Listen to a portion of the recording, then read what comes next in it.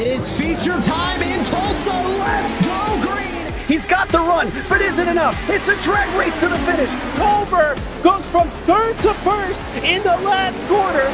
Experience the world's most legendary racing events with iRacing. iRacing special events allow any member to compete in full-length multiplayer races based on some of the biggest events in motorsports all year round. Compete in virtual endurance races such as the 24 Hours of Daytona, Spa 24, and the Nürburgring 24 Hours. Take on some of the toughest races on the NASCAR calendar, such as the Daytona 500 and the Coke 600. We have races from disciplines across the racing world, from the Indy 500 to the Chili Bowl, from the Bathurst 1000 to the Crandon Championship. Our endurance special events utilize iRacing's team feature, where members can sign up and race together on their own team, swapping drivers throughout the race. Other events use iRacing Super Sessions, where you're not only racing against those on track, but against everyone taking part. As every race progresses, watch and feel the track change, with progressive time of day, dynamic weather and rain, and dynamic track debris and surface changes. Take on your favorite discipline, or try a brand new racing challenge with our biggest races of the year, the iRacing Special Events. Learn more at iracing.com/special-events.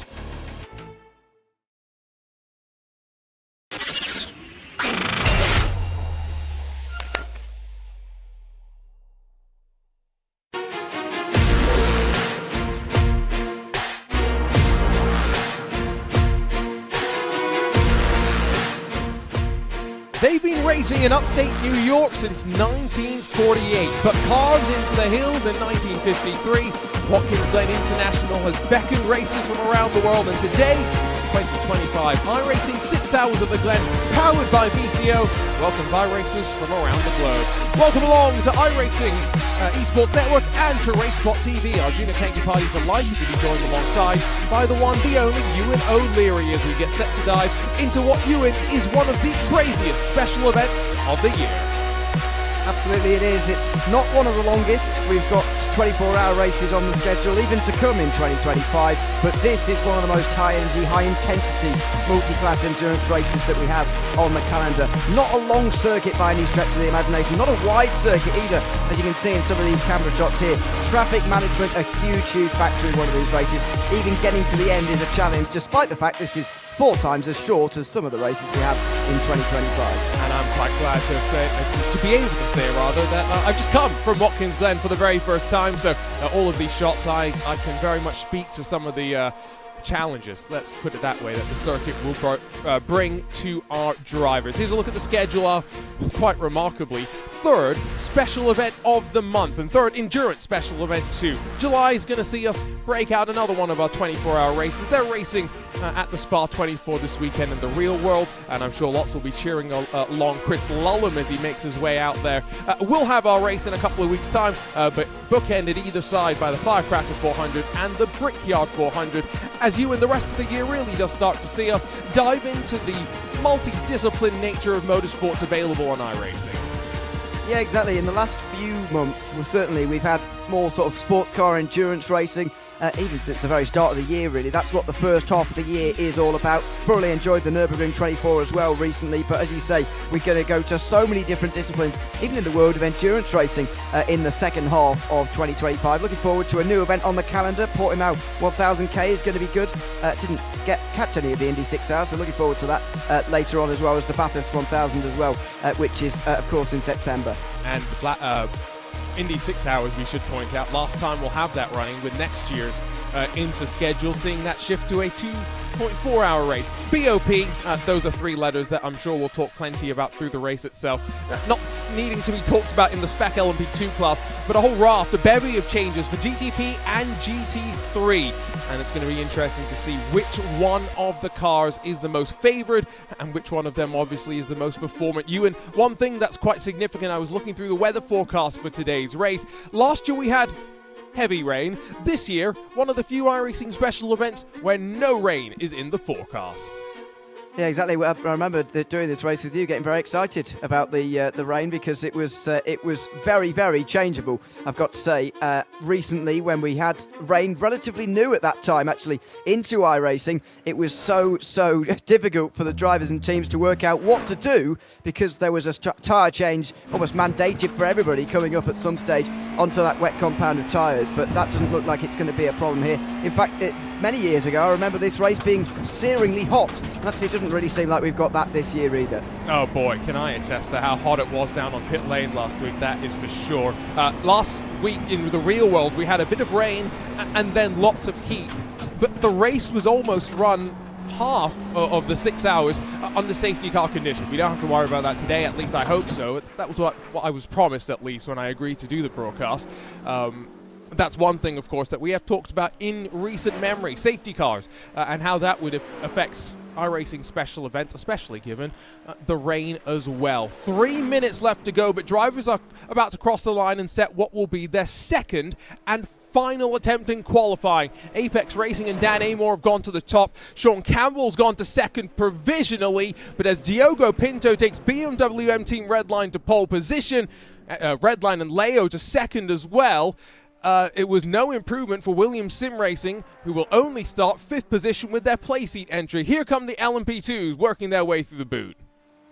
And you'll notice that in those first round of times, the LMP2s were actually quite close to the GTPs because of that tyre warm-up phase that I'm sure we're going to talk more of here this afternoon. The LMP2s are going to slip away, though, in terms of lap time compared to those GTPs, although not in every case, because, as you say, some of the GTPs didn't actually improve second time round.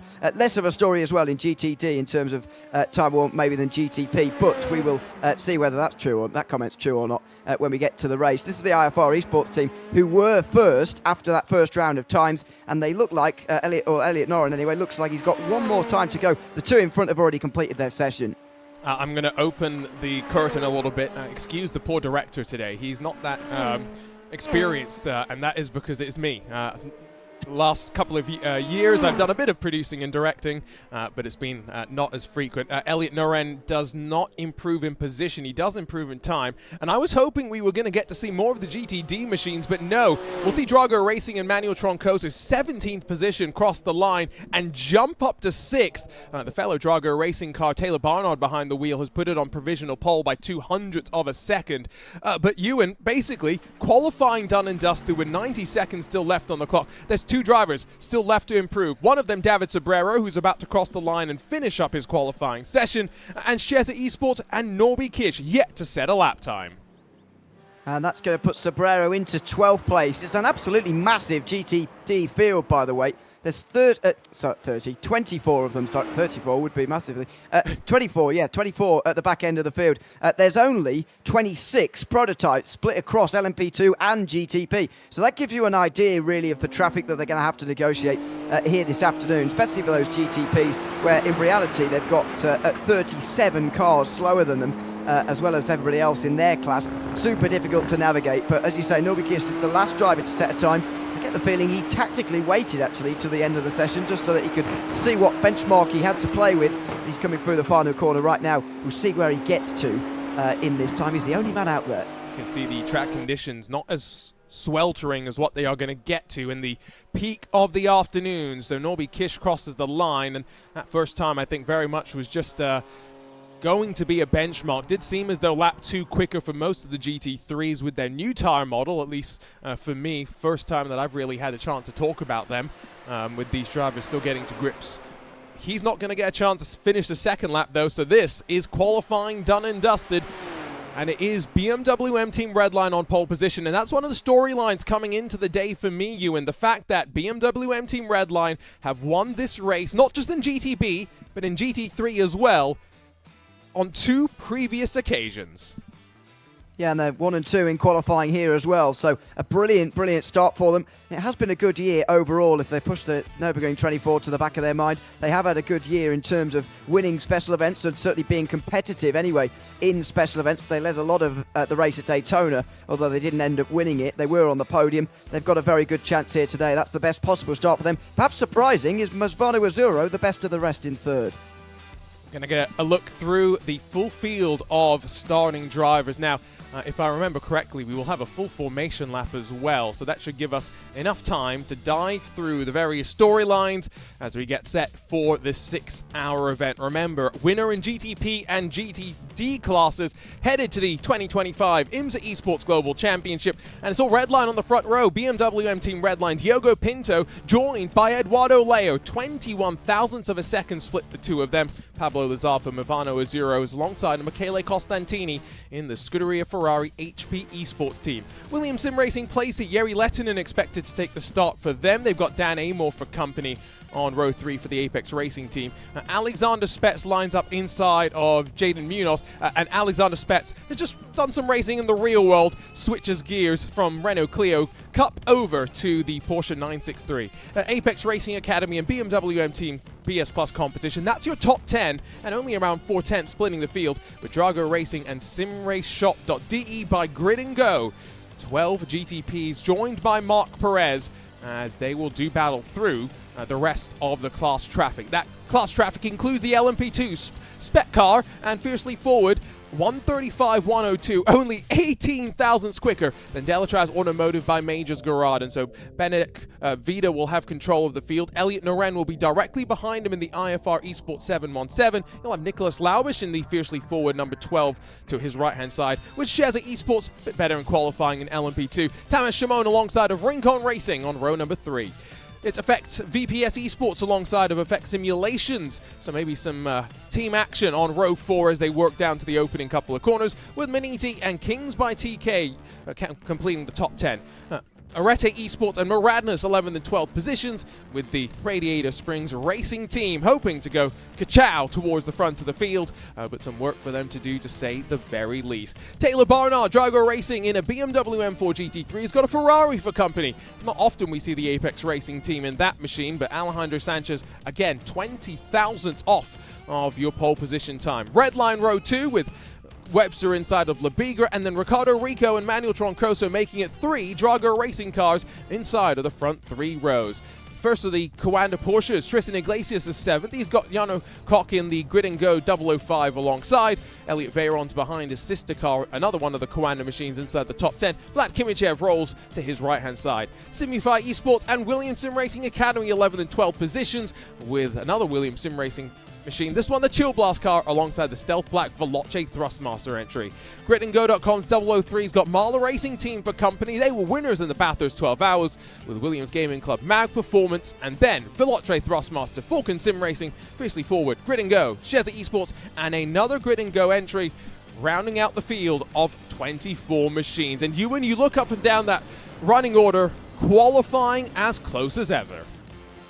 Absolutely as close as ever. The whole GTP field, just to distill that, was within half a second. That wasn't true until the very end of the session, actually, but 13 cars covered by about half a second in that case from Mark Perez at the back end of the field. It's a strong field as well, right the way throughout. We've got Sean Campbell at the back there, perhaps surprisingly qualifying down in 12th as one of the Daytona winning drivers. He will be looking to maybe move through the field in this first stint of the race. You can see the LMP2s similarly close as well. They're going to get battered from pillar to post, I would imagine, this afternoon, as the GTPs can pass them and they get past the GTDs, and in GTD as well itself. It's an absolutely massive class, and any class in which Norby Kish has qualified 23rd is going to be one to watch.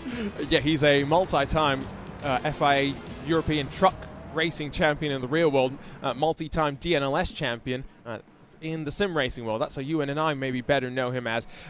Quite interesting, Ewan. I don't like to talk BOP straight off the bat, but we got BMW, Ferrari, and then Redline in the 2 Acuras at the front of the field, and then Porsche's courtesy of Coanda inside the top 10 as well. It's quite interesting to see in GTD the mix of manufacturers. And then over in GTP, we got BMW, Acura, and Ferrari inside the top 4. We're ready to go racing, and what makes iRacing so unique as well, Ewan, as soon as the pace car, the BMW M2 pace car, rolls away, all 3 classes will get set to go racing, and look at the GTD cars just rolling into the boom. Yeah, so they're effectively going to get the green flag. First corner for them is going to be turn 8, which is quite a first corner to have down the hill on the brakes there into that hairpin. The two leaders, you'd imagine, the two red lines, going to try and coordinate themselves to be 1 and 2 up the hill for the first time. I can't quite believe I'm saying this. We've already had an issue. Miguel Costa in the Grid and Go GTD machine has been involved in an incident. The green flag flies for the 6 hours of the Glen presented by VCO. One of the craziest races of the year. Down to the 90, GTPs try and figure things out and roll themselves out wide and build up the speed.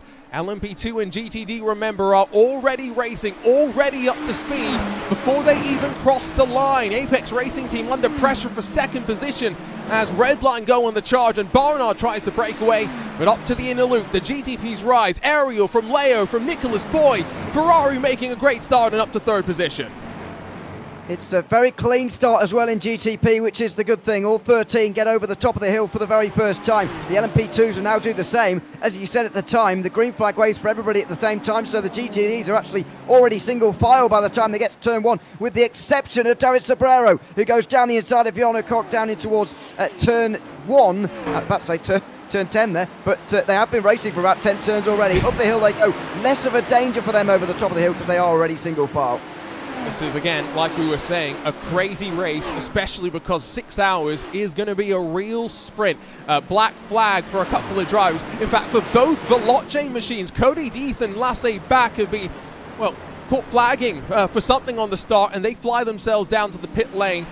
Beckham Jasir in the Williams Sim Racing Tour Blast entry has also had to make his way down to the lane, so there's been some chopping and changing for GTD that we will have to try and take a look at, but it's going to be Gustavo Ariel, the Brazilian, that will lead across the line. Lap 1 complete, his teammate in tow, but 5 hours and 58 minutes still left to go. Yeah, it's a clean opening lap from the prototypes, but less so from the GTDs. There are a few down on pit lane, as you mentioned. Side by side a little bit in the LMP2s as well, further down the back end of the field. I think that was Moradness just shuffling themselves in behind Jackson Rosende in the Kings by TK team, number 6 car in 9th place. They've all figured it out as well as they settle in. It's going to be one of the few moments of calm, really, before traffic starts to hit us. And maybe especially crazy for the GTDs, although maybe not that different from the real world. Remember, in the real world, they have a class split, so technically there's 2 separate starts, actually, something that many have always asked for in the world of iRacing. But nevertheless, it's down to the boot once again, and with the leaders all still controlling in their respective classes. Let's see if we can start to dial a look at some of the respective replays of various incidents, because I do get the sneaking suspicion, Ewan, if we had a car off on the formation lap, clearly there's been lots of things happening. Yes, this is through the outer loop just after the bus stop chicane, and I've got no trace of Costa on my screen, so that's white. He's just had some sort of technical and pulled off to the side of the road. That's the 004 car for Grid and Go Esports. And now let's see if we can try and take a look at some of what's happened here. You know what's probably happened is look how uncoordinated the start is between these GT3 machines. I just wonder, let's pull back the replay a little bit more. Not much happening except for Michael Romanidis having an issue on track. We'll take a look at that in a moment as well. I wonder if this race start happened and there's been some illegal passing because of that as well. Not quite sure though, Ewan. That seems like a decent theory. Who was that sliding? Was it Matthias Euler in the Williams Gaming Club car, perhaps in the number 4? And then this happened. This is under green, but this is a crash out of turn 9, and it's and he gets clipped again by Euler as well. That's Lasse Back in the Veloce Thrustmaster Mustang. And this is actually a really easy place to have a pile-up through turn 9. It's very narrow through there, and have a look at this. The track's basically blocked in front of you. Everybody got to take it very, very carefully, although some not as carefully as I might like.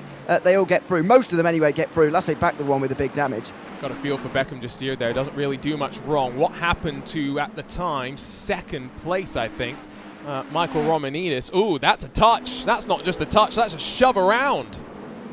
Yep, that's turn 9 again. And he just about avoids the wall there and taking his rear wing off down in the tyre barriers at turn 9. But that's the first spin of the GTP race. Would you believe it? I was expecting the GTPs to have much more trouble, I've got to say, than the GTDs, but there we go. Especially on the cold tyres. They were testing this past weekend, or rather week, I should say, in the real world, the new Michelin tire for 2026. So it's got that really weird compound on the top of it that makes it look kind of like it's got a tread in it, but that will be interesting to see how that develops. Not second position for Romanides, 10th position. I confused the number board for the LED position light. And so Romanides down now, 6 seconds off the back of the pack.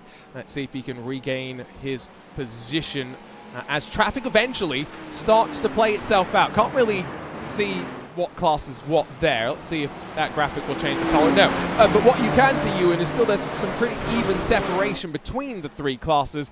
And as soon as the GTPs and GTDs get on top of each other, it is going to be crazy. Yeah, they're in pretty clear groups at the moment. You almost don't need the colours at this stage, but we will do later because it's going to get very, very mixed in terms of traffic. There's 20 all in a line here in GTD. Through all the problems and the incidents so far, there's actually not a single gap above a second in GTD of those who are still in the race. There are 4 taking long repairs down in pit lane, and we've seen the reasons why already in those replays. But when these guys get to the traffic, the GTPs, to be honest, aren't going to notice that that 1/6 for the field is missing. It's still going to feel like a huge task to come through for the first time. And as we consider the fact that this is a completely dry race, there is no threat of rain in the forecast, I think that also means, Ewan, it's going to be a less crazy race at the start than maybe you and I had initially anticipated, because guess what they're all doing right now? He'll say it. Yeah. Now, let's listen on board. Let's jump on board with Super Duper Cooper Webster. Let's just listen in. It's maybe not as much as I was thinking, to be fair. No, same. You sort of coast in anyway at the bus stop chicane. It's a natural fuel-saving corner, that one, because you can actually do the first bit without an engine at all. But then you've obviously got to slow down, and then you need the engine again. But yes, it wasn't maybe as severe as I thought. It very much depends on what Taylor Barnard's doing. I suspect he is fuel-saving quite a bit, even at the front, though, because, as I say, we had loads of incidents off the start, and there's still not a gap above a second, even despite that. Quick check-in with LMP2. There is no change in positions inside of the front 8. That's quite remarkable given how nutty LMP2 has been in years past. I still think back to Daytona was it last year? Where they were going hell's bells on each other 10 minutes into the race, and guess what? It led to a crash, as one would expect. GTPs, there has been a couple of chopping and changing on this race start. I see, obviously, Nicholas Boy's got past Pablo Lazar, Dan Amor past Jari Lehtinen as well. Sean Campbell, maybe a bit assisted to get past Michael Romanides, yes, but he's +2 positions so far in this race, but still back in 10th. GTP covered by 6 seconds right now, with the exception, of course, of the number 2 Drago after its little mistake. I say mistake, contact out on track. This is an interesting opening phase of the race, though, because last special event, I don't feel as though the Ferrari was as strong as the BMWs. Nicholas Boy in the dry, showing exactly what the 499P's got to show. Yeah, and pushing to the absolute maximum out of the final corner as well. It's what makes Watkins Glen so great through that final corner. His commitment to getting as close to the wall as possible. But you don't want to ding these cars up, you will get aero damage, and that round here would be an absolute catastrophe if indeed you're not bad enough to fall victim to that. This, in the meantime, is Alexander Spets trying to come through on Jari Lehtinen, or is he really trying to come through? Is he just trying to fuel save? He's certainly very close into the bus stop. I did say, by the way, didn't I, during the grid, that Alexander Spets has jumped out of a Renault Clio Cup car and into this Porsche 963. That's a bit of an adjustment. You did say that, yeah. It's possibly the biggest adjustment I can imagine, actually. Obviously, real life to virtual is a pretty big adjustment anyway, but yeah, True. Those two cars can't be much different. No, that's also a fair point. Oh, traffic, here we go. This is where things will get interesting. So Ariel's the first to hit the back of Sheza Esports, and here we go. The fun that will continue for 5 hours and 51 minutes. We dial up our first little preview of what this is going to be like. It's a lot more compressed, obviously, than it will be later on in the race, and so you will see, if you're new to the world of endurance multi-class racing, maybe a bit more aggression here initially on the start. Checked up as they work their way to the penultimate corner. Pablo Lazar does not get the pass complete by Dan Amor. In fact, he's still looking in the rearview mirrors as he blocks the path of one of the BMW GTD machines. But to the line, here comes the run. Jari Lehtinen with his move. This is why the aggression is going to be seen, because the overtaking opportunities present themselves. That was a squeeze in towards turn 1. Big squeeze for Lehtinen as he got close to the grass. He's going to get the run off the corner as well. He's not quite alongside. The leaders are going to be slowed down here as well. The 20 car's got a side-by-side GTD pair in front, and they're all going to come through free wide. Oh my goodness, we will survive. Can't quite believe I'm saying that, but to the inner loop once again with traffic either side. The Ferrari gets balked for a second. That's a great move from Simufy. Gabby Montoro to hold position through all of this. But what craziness the first time through expected. And out of the outer loop, red line still run 1 and 2. No changes further back as well. So Dan Amor able to hold station in 5th. Alexander Spets now works to the inside of one of the GTDs. Jere Lehtinen, the one that lost out a little bit as a result of all of this. And you might have seen in the background for the helicopter shot we had earlier how close it was. They're going to get boxed in here. Munoz needs to move to the right instead of where his teammates go. Oh, he's just about had enough space there. That was very close for Lehtinen. Just about had enough space to jink to the side. There was a stage where the 2 red lines got way in front because of the GTD traffic, but it's not going to last very long. You get compressed all over again, and just as I say that, they get a gap again. It's going to continue like that through this first run, which they've almost completed. Wow, this is wild. And almost as though the weather saw what was coming. It's like we got some cloud cover, and instantly that will probably have given a bit more grip to these drivers as the temperature just start to rise. Into the wall it looked like for one car, but hoping that was just a graze. You can get away with it as long as you're not too frequently brushing yourself up. That's a lunge from Sean Campbell, trying to get past Isaac Phelps in the Apex Racing Academy. The bright green machine is not going to work out of turn 1. It's BMW versus Porsche power though, and here comes the 963.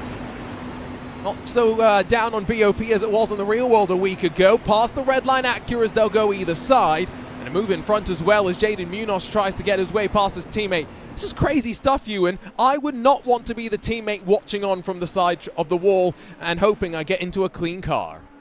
Now this is what I call proper motorsport. This is fantastic stuff early on in this race. In the Watkins Glen 6 hours, it's always like this as well at the start of the race. Always like this. So many GTDs in the field compared to the prototype categories that just have an almighty job on their hands to get through the field first time round. But it does almost act a little bit as a bit of a position freeze for everybody because it's so congested and it's so narrow in some of these places. It's actually very difficult to make any moves. The gaps obviously compress and decompress as we've seen, but in terms of passes, it's actually more difficult than you might think, although it does provide opportunities. No passes of note really made this time round despite those couple of attempts. This really does feel like a special event of old, before we had the weather system, and I mean that in both a good and a bad way. The good meaning that drivers have had to adapt, but also the bad in that we are in for that sprint that many had kind of appreciated. The weather mixed up, the fact that when the rain arrives there was the opportunity for things to get shaken up. Not all the traffic is through. We're just waiting for Michael Romanidis to clear the final 2 GTD machines, and then we will have had the GTPs pass the sports cars for the first time, and they'll slowly start to close their way up to the LMP2s. Ignore the parked Mercedes on pit exit. That is Matthias Orjula in the Williams Gaming Club machine. Clearly not completely healed after the work done on pit lane to try and get it back up to speed. Maybe no passes of note, but what we have seen through that first cycle of traffic, Ewan, is a look at how the 2 leaders at the front of the field have been able to build up a bit of an advantage. Yeah, maybe now this is where the proper race really begins for the GTDs as well. We speak about the traffic and its effect on prototypes a lot, but actually it does affect the slower class quite a lot as well. And it's maybe time now to steal a bit of a march. You can see some of the gaps starting to open up in the field now, if you're following along, and on the tower on the left-hand side. There's a second gap between 3rd and 2nd, as you say. 7th and 6th, there's a second gap now. 8th and 9th as well. As further down, there's actually a 2-second gap. So that's contrary to earlier, where everybody was drafting off Taylor Barnard. I suspect that's partly down to the fact he's picked up the pace to try and drop a few people, but also because of the traffic splitting people apart as well. And if you are sitting there and going, I think I know that name, Taylor Barnard, yes, you do. He is currently a Formula E driver for McLaren. But we've seen him in the sim racing world for quite a while, as we do with many a young real-world talent nowadays. That talent obviously transitioning both across the real and the virtual world, and I'm sure many will join me in wishing Chris Lullum, usually part of the Team Redline contingent, wishing him well as he makes his Spa 24-hour debut this weekend in the real world. That's a pretty crazy thing to say, especially when he's racing in a car that looks quite like the Team Redline machines running at the front of the field right now. I must say, it's terrible commitment from him, though, not to be doing this race alongside. What is he doing? Priorities, I mean, Ewan. Can you imagine? Seriously, I mean, come on. He could have at least done a stint, got himself on the list. But I'm obviously joking. For those that can't note my sarcasm. Yes, it's fantastic to see him out there. Hopefully the race goes well for them. I don't think they've started yet, have they? So no. Yeah, hopefully it goes well. No, it starts quite late. So yeah, good luck to him when it starts about a couple of hours or an hour. I probably shouldn't have brought it up because it starts during this race, and so at some point we're going to have a bleed of viewers. But no, there's a couple of other sim racers doing the race, if I remember correctly, as well. Alexei Nesov, I'm pretty sure I saw him. He's in a car with Dylan Pereira, who of course used to do some racing with Coanda Esports. Phil Denez, he's racing, so best of luck to Phil. Usually racing, of course, with BS Competition. Not sure who else, so if you know, let us know in chat. And we'll keep an eye on all of that. Now that was Aaron Vasquez off into the grass, and it almost stacked up the field as Gabby Montoro says thank you very much, and the Ford Mustang slips up the inside. Yeah, he was having his own moment anyway there was Vasquez, but he very nearly got shoved the whole way round by Montoro. And now on his outside, that's Emanuele Oliveri trying to come through in the Mag Performance BMW. He's not quite going to be able to manage that, but that shows you how much a mistake can be punished. Even just a singular mistake like that was pretty close to a full spin, full accident for Gabby Montoro and Aaron Vasquez. And Ewan, one thing that I was chatting to Suelio Almeida about when he was here last week to race in TCR was that his first impression of this track, and he didn't get that much in practice in terms of laps, was that especially towards some of the latter parts of the lap, it feels like a street circuit. It's high speed, the walls are right there, and there is no margin for error. Yeah, it's really sort of fitting in with the sort of American circuit feeling, as you see here. Maybe it wasn't Vasquez having a moment on his own. Maybe he was helped before he was having a moment by Montoro. I was wondering. So this tells a bit more of the story. I didn't realise Vasquez had gone down the inside first part. And have a look at this. Yeah, I think Montoro is probably responsible for that, to be honest. That bit of a slide, he wins that position back again. I mean, it's a good thing there's no stewards. All decisioning is done post-race, obviously, here in the world of iRacing. So there will be something to keep in mind for these drivers. They can't get away with the chrome horn, but it's not going to come and impact them during the race by any means. We're almost 20 minutes complete, though, which means about halfway through the fuel window for an LMP2 car, who are, by the way, cresting their way into traffic right now. And if you're Darius Andre, are you thinking this is your opportunity to go for the race lead to the outside of Benedict Vida? You can use the track there. It's not going to give you a 1x unless you touch the grass, and he slips back into line. That will be a 1x. He'd probably get a 0x as well for contact there. There was a slight rub, it looked like, from the onboard there between the two of them. They'll just have to be wary of that. We haven't spoken about incident limits. 35 for the race. If you're really in amongst the wars, then that could be quite difficult to manage over the course of 6 hours. But it should be 35. Oh, that was a proper smack on the wall. The fiercely forward leader, Benedict Vida, certainly under pressure here. This is great. This is multi-class endurance racing at its finest. And we're only 20 minutes in. That's the Falcon Sim Racing car and Luca Vunch being shoved out wide and three wide as Marla Racing Team slits past Vunch. One of the LMP2 cars cannot afford to hold its momentum back and roars its way through as well. Track limits are always a hot button talking point, but these are definitely drivers who recognize they can use the incident limit to their advantage early in the race. That's IFR Esports not wanting to concede in traffic. Elliot Noren not wanting to lose too much time, still stuck back in third. And look at the downforce that they're using here on the outer loop. Got to be careful of that little bit of a lip there on the track, though, just off the side. It's really, really high intensity and high pressure stuff for all these guys at the moment as they get split apart by GTD traffic. Great job from Vida so far. He's worked this traffic really well to give himself an advantage over that Delatraz Automotive car in second. That's a great camera shot just to show you out of the long toe of the boot how The drivers are all still scrapping their way through traffic. He doesn't really do a great job of showcasing the elevation, almost pinched 3 wide. They'll get through safely, though, as they work up towards turn 10. This is a track where the total elevation count is marked at 140 feet or so, but I promise you, the actual climb between turn 1 up towards the inner loop, that's around 100 feet itself, so there's a lot more elevation change. That's just the difference between the top and the bottom point on the track. All this action, by the way, through traffic is at the back of the LMP2 field, just inside of the top 10, as Jackson Rosende in the Kings by TK machine fends off Andrew Dawson once again. These LMP2 machines are really a treat to watch go wheel to wheel. Meanwhile, this is still crazy for me to think about, Ewan. The fact that we have not just got 4 GTP machines within 1.5 seconds, but we've got 12 of them within 6.5 seconds. Yeah, Michael Romanidis still the only one outside of a second from the driver in front of him, as they all understeered gradually more so as he go down the line through that final corner. What we don't have this year, and we haven't had in this format of the Watkins Glen 6 Hours since we had GTP, LMP2 and GTD introduced into iRacing, and this is the way we've been doing it, is the second time round GTD traffic for these top class drivers is not going past the other prototype class as well. In years gone past and in formats gone past, when we've had 3 different classes in the field, sometimes the top class are lapping both of the other classes in one go when they're going round second time round the slowest class, if that makes sense. They're not having to do that this time round. The LMP2s are going to clear the GTs before these guys get there again. And the LMP2s are, like you mentioned, as quick as the GTPs on the outlap because of the cold tires the GTPs deal with.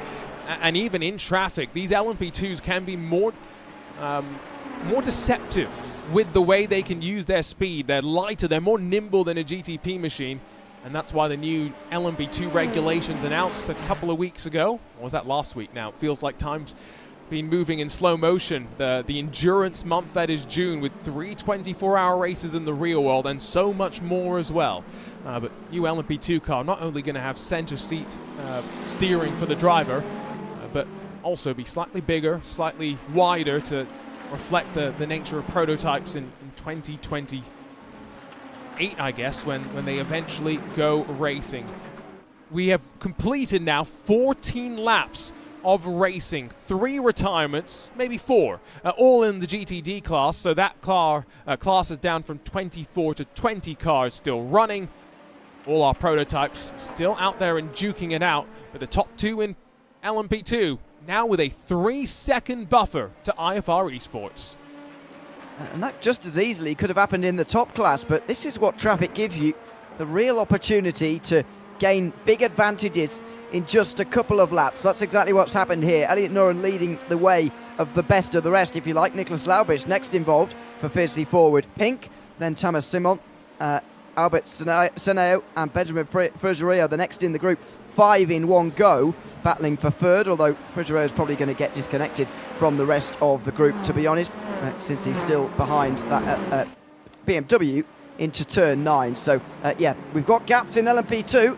It didn't happen, though, at the front of the field, surprisingly.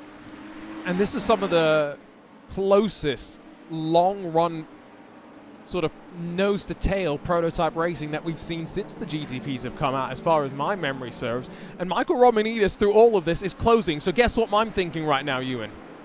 Fuel saving. Yeah. I suspect that it certainly is some way to explaining it, maybe. I have to see what lap they come in first time round. It's going to be super interesting to see. I can't help but feel, though, if one of these two, especially the red lines at the front, get a bit of a gap, they're going to try and drive it home. I don't think they've won a fuel save over absolutely everything, but right now they are pretty consistently doing the same lap. Look at that consistency from Ariel, by the way. 34.2, then a 0, then a 0. Unbelievable consistency, and Romanidis the same, but he's just a bit quicker. Let's see what Romanidis' time. There you go. I look away for a second, look back, it's popped back up. Another 3/10 closed by the Greek driver.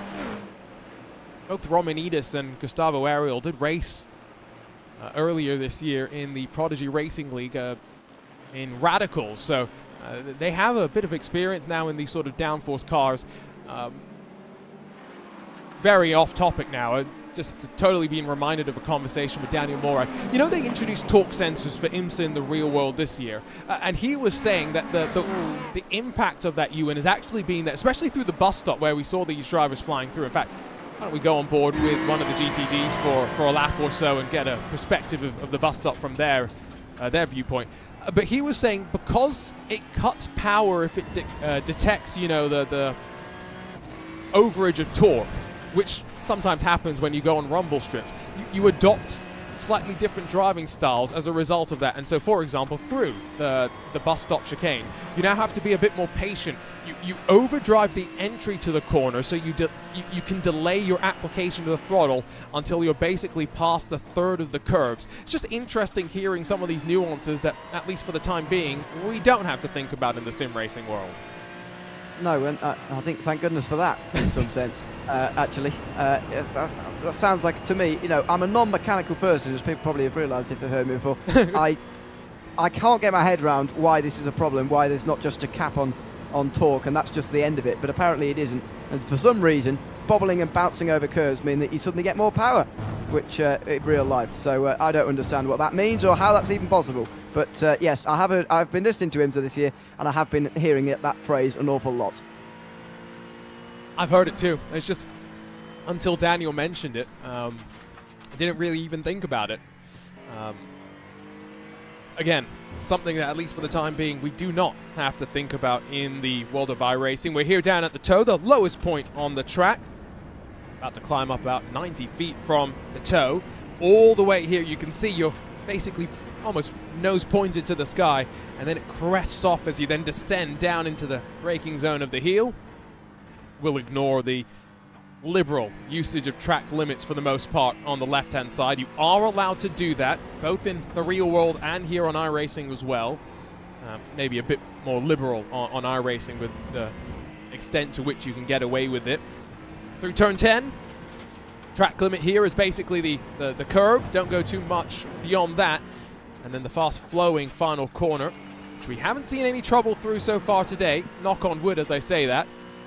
Pretty quick lap in the Acura, although Cooper Webster's 1.4 seconds off the top two and almost out of drafting range. Definitely out of drafting range as Koanda Esports and Tristan Iglesias, that 7th position, now no longer in touch of those in front.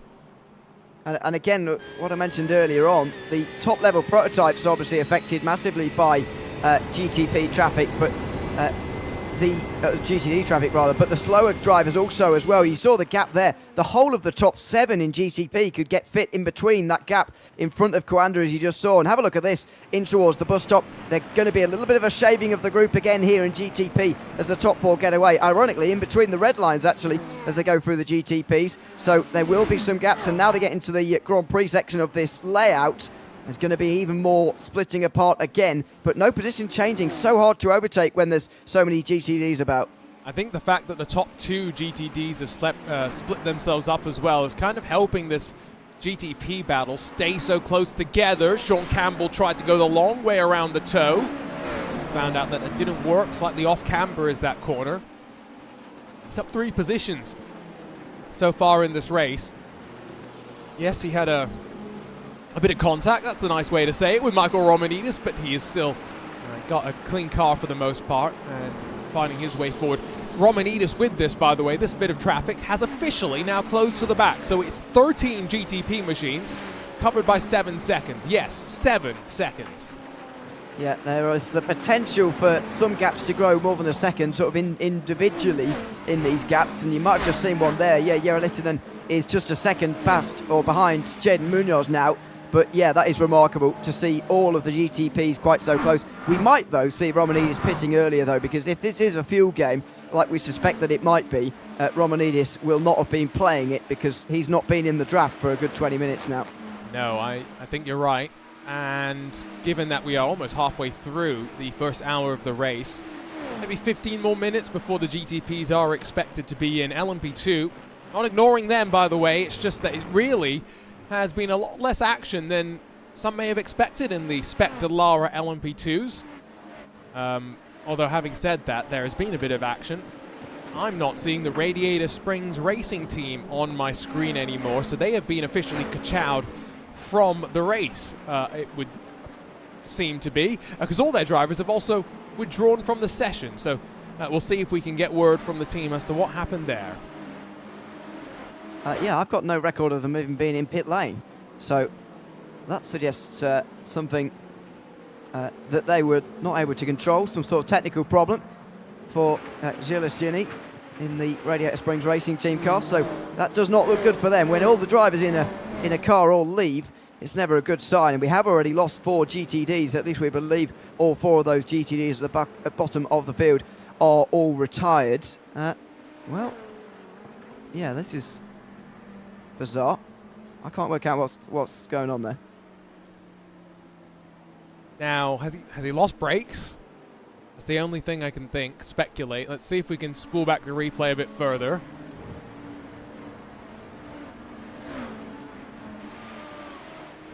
Seems like he's still got full control of the car at the very least. Not really. Look at the wheel. Oh, there you go. Yep. That is wobbling around like it's suddenly gone to 100% force feedback or something strange like that. Yeah, that looks worse than an Indy car with its no power steering when it starts to oscillate like crazy. So maybe that explains it. Technical issue potentially. And our first prototype casualty seemingly now in this race. BMW and Ferrari looking increasingly strong at the front of the field. Florian Lebigra swaps his way around with Cooper Webster in the Team Redline machines. It's the 71 now leading the 72.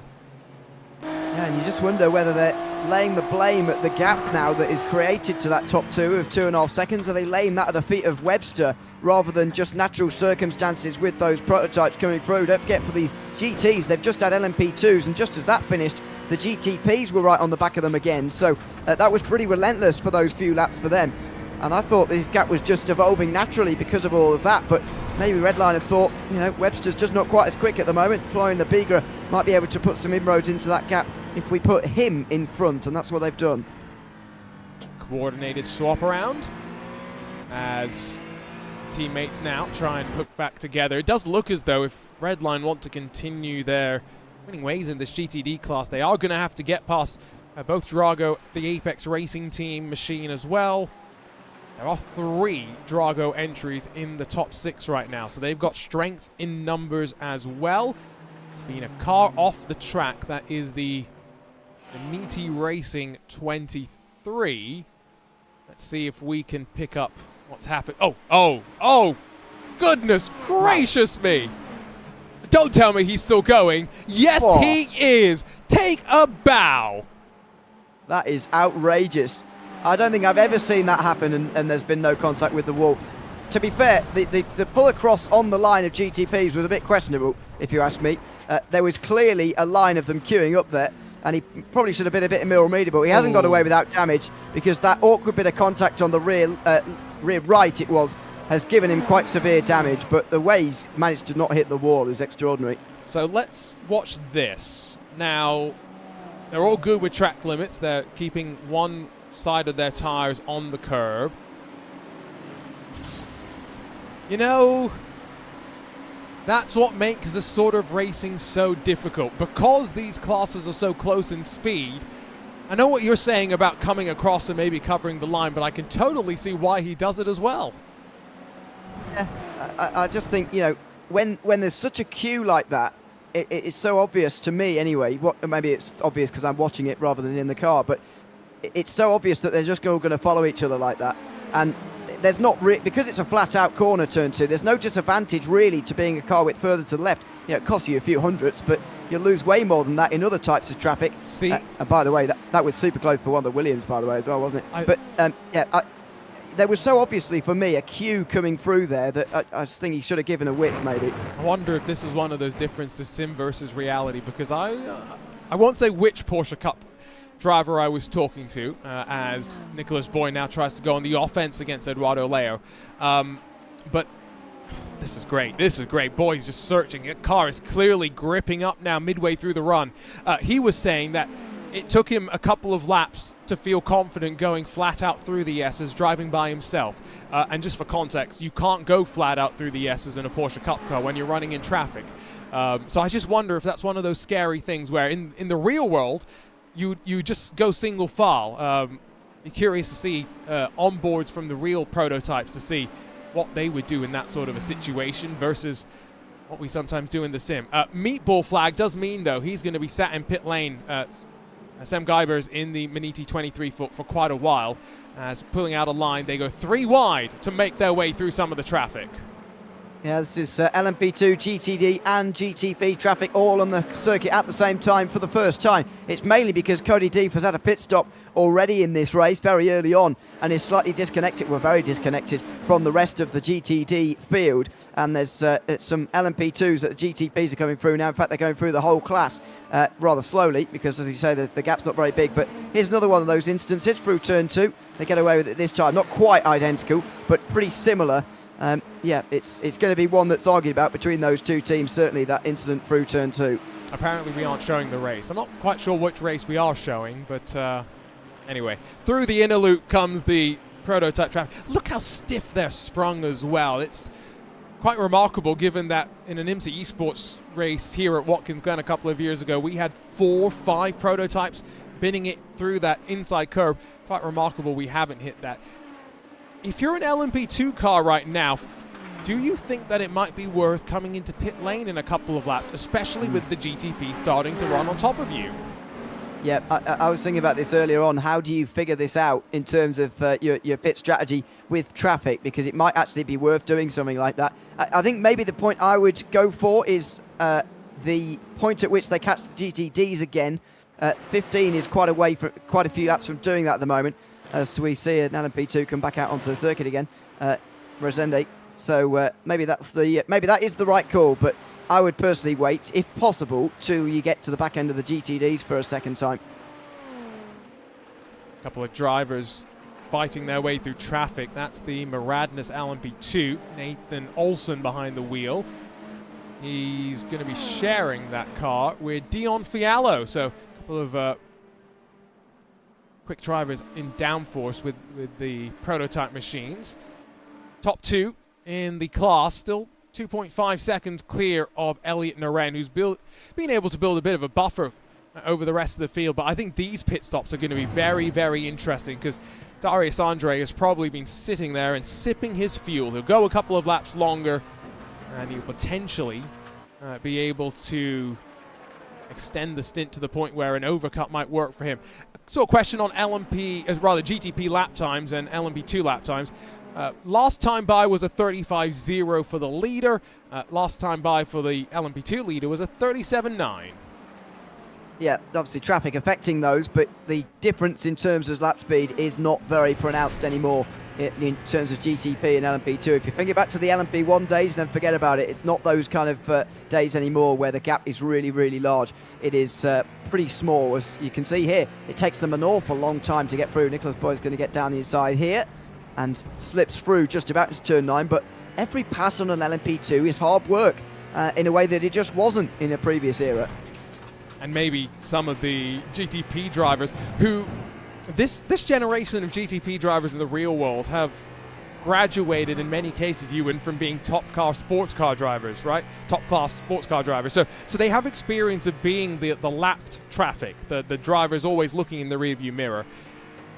I think for the LMP2s, it's now going to be interesting for them when we go to this new formula where they're bigger, a bit slower, and now they have to kind of accommodate the differences, and the GTP suddenly become head and shoulders faster than everyone else. To the inside of Elliot Naren and the IFR Esports, they're going to go. Just look how much faster they are at the very top end. What really happens is as soon as the hybrid kicks in at whatever speed the BOP dictates, around 200 kilometers an hour, that's where these cars really start to pull away.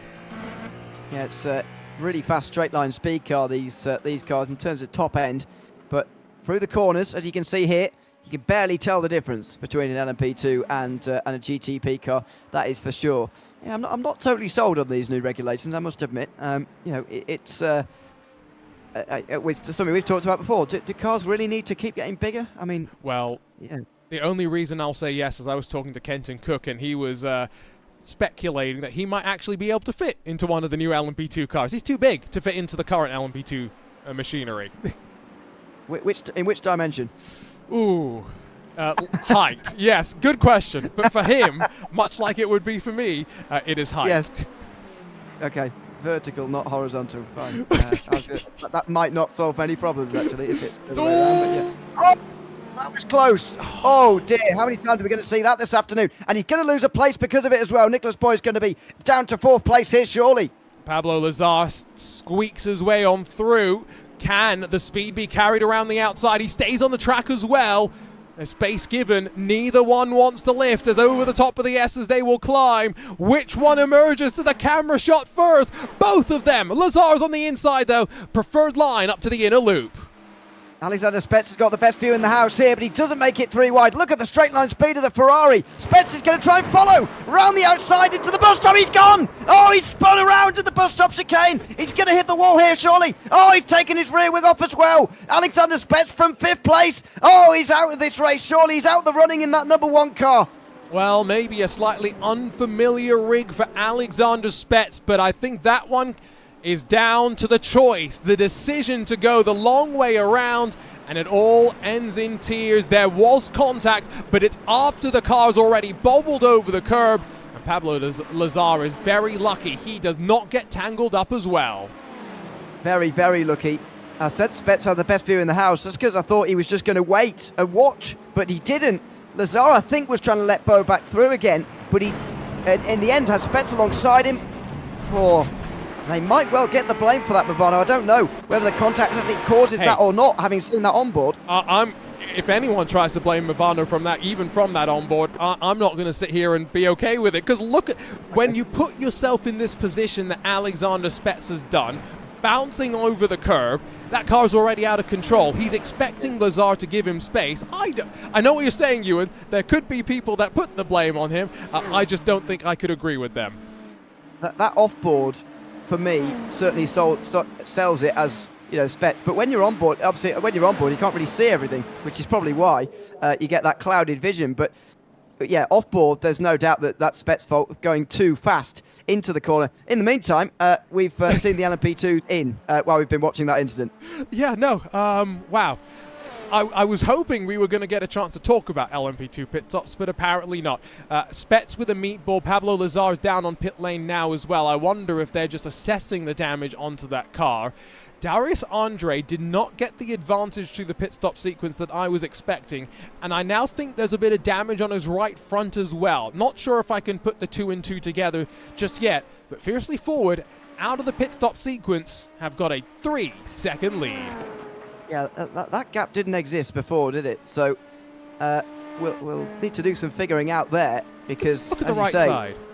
Yeah, it's not right, is it? That car's not right. And I actually wonder whether, it's hard to tell from off-board, but I wonder whether he's even got suspension damage from that front. Let's just see on this short shoot here towards turn 2. He's good. Is he damaged to suspension lead? No. Maybe it's only aero, but he's been jumped by IFR Esports as well. This is not a well 100% car at the moment. Oh, and now Pablo Lazar's got a black flag. Sorry, jump back over to the GTP for a second. Oh, that is not a healthy car, I think, right now. Oh, and I think that incident might have taken 2 machines out with it. More pit stops, by the way, underway as Dominic Hoffman follows in Sean Campbell. So this, I think, is a strategy call. I think it probably is. Yes, as they make their way in. They're just, yes, it definitely is, because they're just on the back of the GTDs. As I said earlier, I think this is a great call to come in on the GTDs, because not necessarily when they caught the LMP2s, because that would have only put them back behind the GTDs for another time round, if you see what I mean. They're giving themselves a lot of clear air here. This is where all the traffic is, halfway around the lap. Hoffman and Campbell are going to have loads of traffic when they come out. Just trying to look at my timing screen and figure out what's going on in this race. I would not be shocked if now GTP, we do see a bit of a difference between them. 30-second pit stop for Campbell. They're going for a track position play. 34.5 for Hoffman. They've responded. That's not a full tank of fuel, Ewan.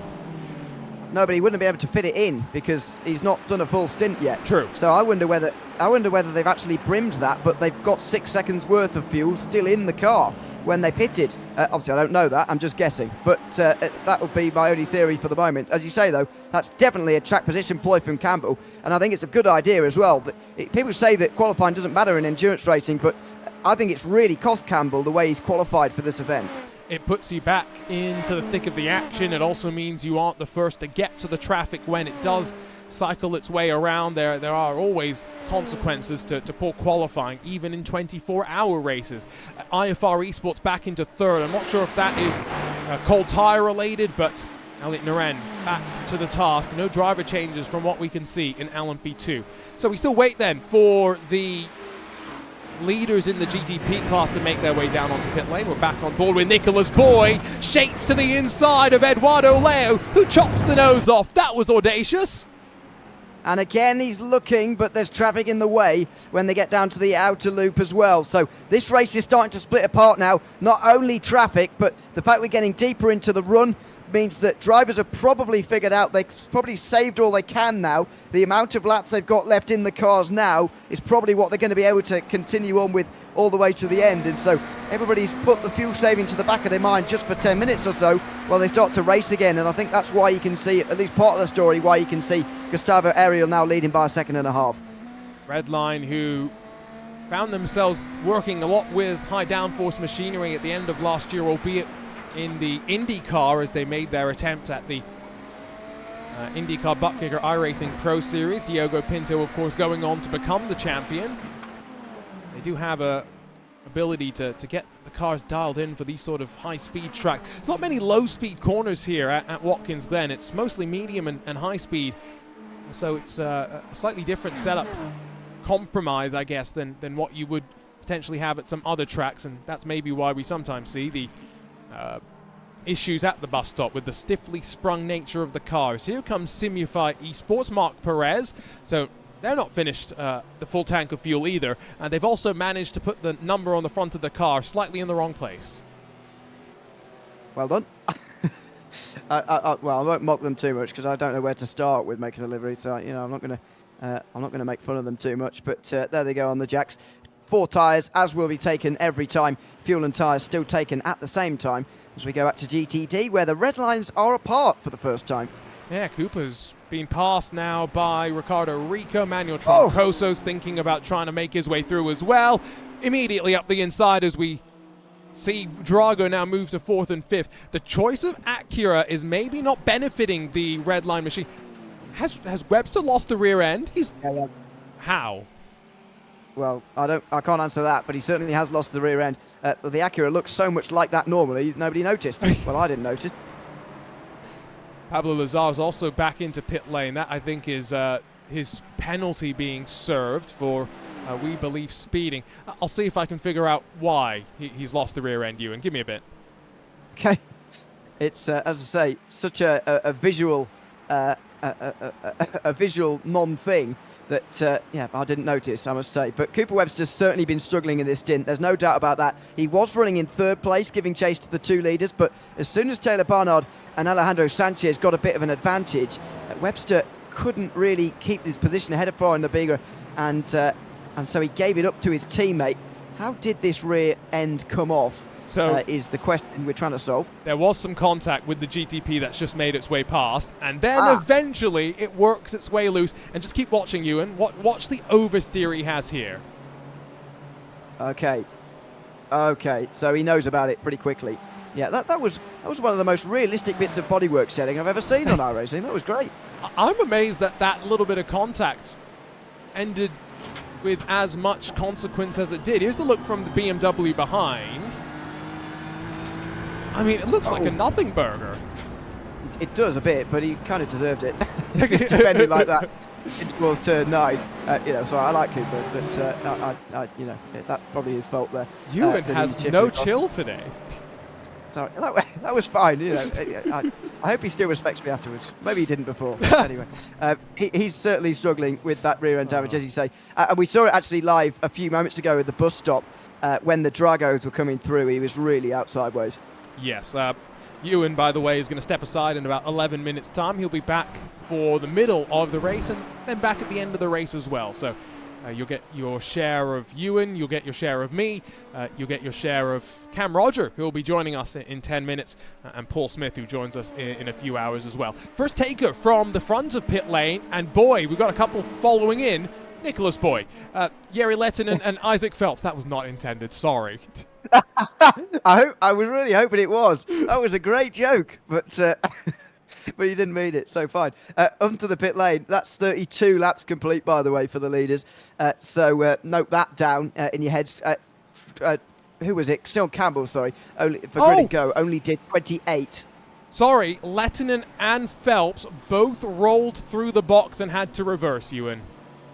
Well, I mean, we've all done it, but yeah, not many of us in front of hundreds of people on camera. So unfortunately for them, they are going to lose some seconds. But just watch the pit stop times on the right-hand side here. Are they going to underfuel to try and get track position here, or is it too early for that kind of thing? I suspect they will bring the tanks, but let's see. Well, here comes Mr. Campbell in the bright pink You're Not Gonna Miss Me Porsche 963, the simraceshop.de by Grid and Go, the 001. So Lehtinen with a slightly short fill. Nicholas Boy is the one that's lost out a little bit here because he's now behind the Williams Sim Racing Playseat machine as off and away they go. Yeah, so that was 5 seconds for Nicholas Boy. And you just wonder what the Redlines are going to do. If Redline also underfuel here, I think Scuderia Ferrari Esports team could be really quite behind the 8 ball in this race. Here they come. So 33 laps for them. The fact they've, by the way, been leading and fuel saved more than others is quite outrageous. But anyway, they've got 33 laps out the car, and in comes everybody else as well. I'm pretty sure they almost just got ran over by IFR Esports as well. That is going to be something we talk about, the danger, the jeopardy of entering pit lane at speed. It's a great shot of the front of pit lane. You can see that it kind of descends as well as you get to the very bottom. This is a site that I'm familiar with. This was my office last week, but to work go the mechanics. 4 tires, a full tank of energy, not fuel, we have to call it energy, as Ariel, Leo, Amor, and Munoz all will stay in the car. Question is Sean Campbell going to lead next time by at the line? I'm going to say yes. If you want to guess, for me, I'm going to guess yes, because I don't think Redline are going to fuel. Well, maybe they will underfuel as much. I don't know. They've certainly done their tyres. That will come after 20 seconds, so they've already done that. How long is they going to wait? There goes Williams. Williams are going to lead. Well, Jaden Munoz. For how long though? Because already up to speed. Yeah, that's what I thought. Here comes that momentum. Fresh tyres for Munoz, but warm tyres for Sean Campbell. Straight up the inside. That was a move as easy as you'd like. And no! The Texan wrecks it through the S's. Jaden Munoz in the Williams Sim Racing Fanatec car has found the wall. Oh, that is heartbreaking for Williams. It was always going to happen, though, going wide at turn 3. It's actually a very difficult corner on cold tyres as BS Competition, by the way, come flying in here. That's Dominic Hoffman getting in the middle of the red lines, and he's going to be the leading BMW. So BS Competition get to second with their early pit stop and their short fill. But the big story is Jaden Munoz, who was going to be second in this race after that underfueling from Williams. He just went a little bit wide to give Sean Campbell the space. And to be honest, he shouldn't really have done it. He should have just got back in single file again. Easy to say in hindsight, but there was no grip out there on the outside of turn 3. He slid his way into the wall on those cold tyres. And heartbreak, you feel for him. That's the danger of these sprint races, though, isn't it, Ewan? When you are forced to go all out, you cannot make any sort of a compromise. And Dan Amor is going to pinch him slightly as he fights his way through as well. Let's take a look at let's take a couple of looks at this as well, because it's going to go on him so quickly. And that fiercely forward BMW was very, very lucky that the 11 did not bounce back into the path. Yeah, we spoke about the start of the race in terms of a pile-up over the top of the hill there, but they're very easy. Could be any one at any stage, to be honest, with so many cars out there. Just have a listen to this. Oh, it's just a helpless feeling, isn't it? It's a truly helpless feeling when you slide in one of these cars. The cold tyres are so hard to deal with. And if ever you needed an example, you know, Jaden Munoz is, and all of these guys, some of the best prototype drivers in the world. And yeah, even they struggle on these cold tyres. So on board with the BMW. Question, is the car toast? Yeah, I think that one's toast, unfortunately. Oh, I mean, that's a case of I'm keeping my foot to the floor if I've ever seen one before. So kudos to Henry Jocelyn for kind of judging that situation well, but wow. Big drama, and now back on the live shot. A one-lap undercut for Nicholas Boy has got him in front of Eduardo Leo. He's still got warmer tires than Gustavo Ariel, getting up to speed once again in that BMW M Team Redline number 20, and the fight for fourth is on.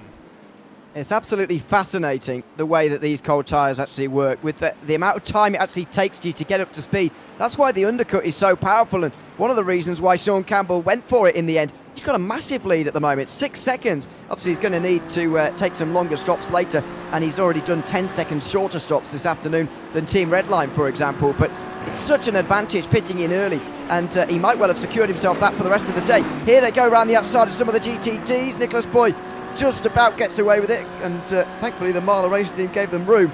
But this is absolutely on for fourth place. I don't think Boy, though, is quite struck when he needed to in terms of getting past the cold tyre runner, though. He might have needed one more lap in terms of undercut. Oh, he had to breathe off the throttle for a second, and now using that hybrid to kick him over the top of the crest, squeeze to the inside.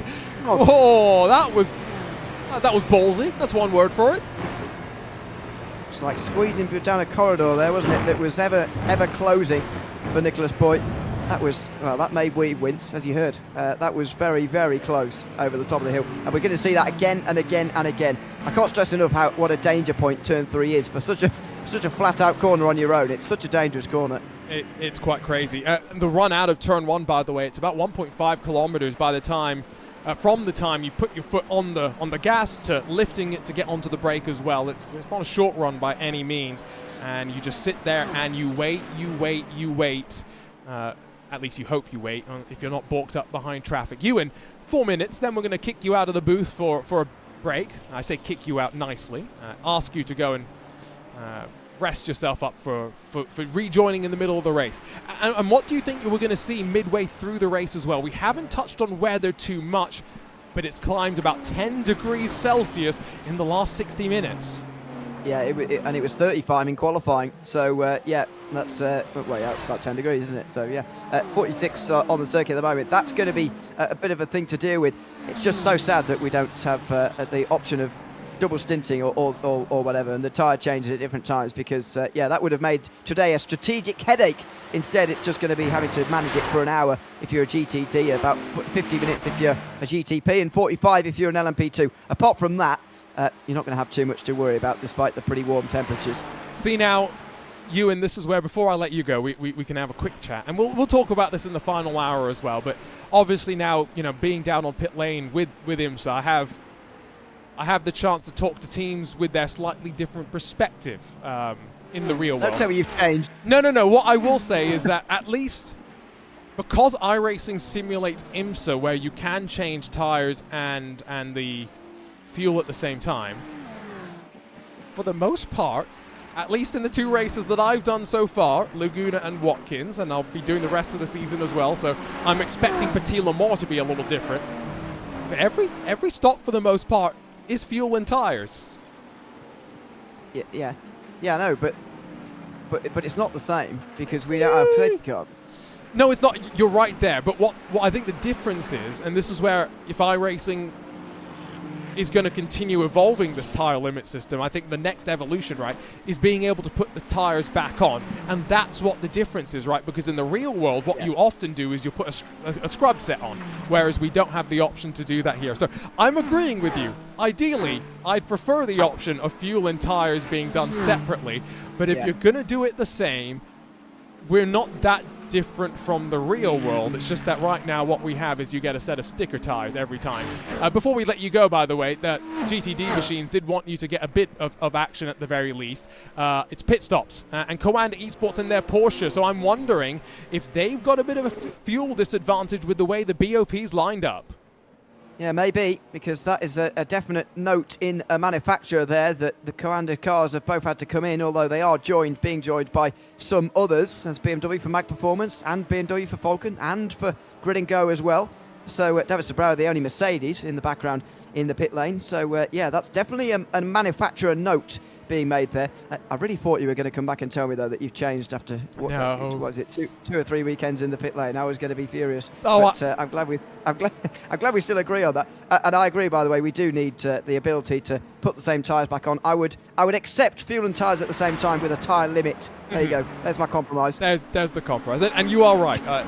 There's definitely some things that I've changed my mind on. 50 seconds before I let you go. How can we cram in a conversation about track limits? No. All I'm going to say is that I sat in on the driver's briefing, and the way that the race director, Bo Barfield, talked to the drivers about track limits. If some of the sim racers had that same conversation, boy, they'd be in for a rude away. We'd probably have had like 10 penalties for track limits already in this race, because it's crazy. They have a lot more technology than they've had in the past, and their track limit systems have evolved as a result of that. Pit lane for the leaders, Drago Racing, followed in by Apex Racing and Team Redline, to the Acura not even having a fuel advantage, maybe and a slight pace advantage as well. But officially, 1 hour complete in the 2025 6 Hours of the Glen, presented by VCO, the third of our VCO Grand Slams. And so with that, we say goodbye to Ewan O'Leary and a hello to Cameron Roger, the Gluten Dodger. How you doing, Cam? It's still almost a year later. Anyway, we'll move on from that one. I'm doing very good, enjoying the opening hour of this 6 Hours of the Glen. It's been quite an interesting opening, actually, to be honest. Obviously, you were mentioning earlier about the lack of weather on the radar, but I think the strategy and how the racing's going so far means we are going to get an entertaining race. Never letting that one go, by the way. And yes, I think it is an interesting race. In terms of driver changes, if anyone's wondering, in these GTDs, we usually see double or maybe triple stints for these teams. Not much of a shake-up, by the way, in terms of pit stops here, because they're all just brimming the tank up. There's not much that they can do differently. It's full fuel, full VP Racing fuel, if you will, and full Michelin tires as well. And off and away, still 1.5 odd seconds the gap between Drago Racing and third place Team Redline. Now, if you're Alejandro Sanchez, are you content to continue sitting here and doing some fuel saving? The answer is no. He pops out of line, although is this just to break the toe slightly, or does he really want to lead? Wheel to the inner loop, has to back out eventually, but the intent was there. Considering basically everyone pit on the same lap, it seems like maybe there's not a lot in terms of the fuel saving as well, because they sat in the big train for the opening sequence of the race. So maybe this is an opportunity to try and do something. Considering how tight they are in terms of the 1 hour mark on the stint as well, that is going to, disrupt their strategy a bit. You were mentioning earlier how this is not a 24-hour race. It is just the 6 hours. So it is a bit more of a sprint. And therefore, if they're tight on that 1 hour, it's not like you can really take a risk and then hope that something happens a bit later where you can save the time. In the 6 hours, if you're going a few minutes less, a couple of minutes less every time, then that splash and dash is going to be quite prominent by the end. See if Florian Lebigra maybe pulls the pace up slightly in this second stint of the race. Now, I said might see double stints or triple stints. This is not like the real race where it's so hot in the cockpit that some teams are intentionally doing single stints in their car because it is so physically demanding. Oftentimes here in the sim world, doing 3 hours at Watkins Glen is not that difficult. And so Alejandro Sanchez is sharing his car with Luca Kita, two-driver lineup. Taylor Barnard sharing his car with Hugh Barter, two-driver lineup as well. Question to you, Cam. Would you rather do 2 hours in a row or 3 hours in a row? Oh, that's an interesting one, because if you do two, then one driver's got to do 2 stints in the car as well. Very interesting. In this situation, I'd probably prefer just 2, to be honest. I think that's the best way of doing it. But then that's me. I'm not a professional like these guys, who I'm sure a 3-hour stint is absolutely fine. I would say in terms of peak performance, 2 would still average out better. I think you're right. I think if a team manager is making the decision for the team, the ideal would be 2, right? Go and get a bit of a break and come back and push to the end. Often sim racers, might be stubborn. It's a nice way of saying they don't always listen to the advice of managers. And sometimes it's just not realistic, right, in the sim world. One driver has got to go and do something in the second half of the race. So we might see a couple of the drivers just split it halfway with their driver change, but I definitely don't think that would be the preferred option if you had a choice. Don't know if there are many of the GTD machines that are doing this race as a 3-driver lineup. That would be asking for a bit much, and I think Cooper Webster is going to be asking for a miracle for the rest of this race. He still has not got the rear bumper fixed on the Acura NSX, and from starting up in 3rd position, he's now down to 10th.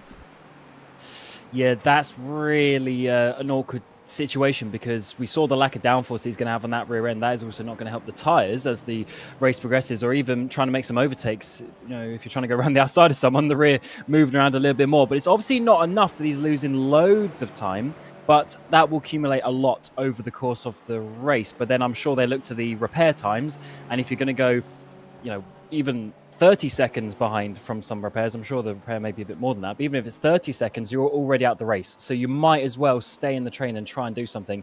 But being, well, they're about 10 seconds from where they were in the train up ahead in that top 3 battle, this is unfortunately not going to be the race that they would have wanted, but maybe for some of the viewers, that'll be a bit of a good thing, giving the opportunity to some other teams as well.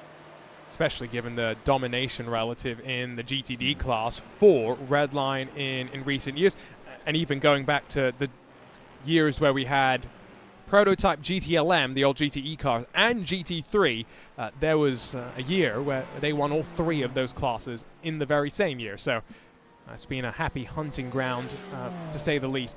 And they still have 1 car in the fight, and Florian Lebigra has closed to Sanchez. Got Rico and Troncoso in tow as well. So that makes 3 Drago cars inside of the front 5. They find themselves in a very, very good position there. We haven't talked much about LMP2 because they haven't really been doing much, and the front 5 are unchanged from how they qualified. But a fight is on for 4th position. Fiercely forward, Nicholas Laubich defending from Sheza Esports.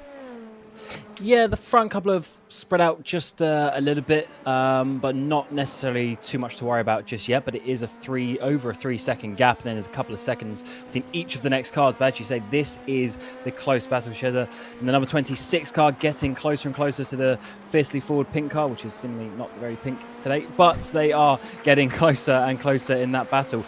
And I think for the LMP2s, it is always a bit of an interesting class sometimes, because it's not the most used car anymore. But then, of course, when you come to the special events, you jump into it, and there is just 11 of them out there on the field. But if they can produce a good race, then hopefully we can see what can happen. But of course, they are being overtaken and overtaking at the same time. I did see the Maniti 23 did go back out, so there's 12 running of the LMP2s, but yeah, 11 on the lead lap. And of course, the Radiator Springs racing team kachowed from the race early doors. I'm going to throw that one in as frequently as I can.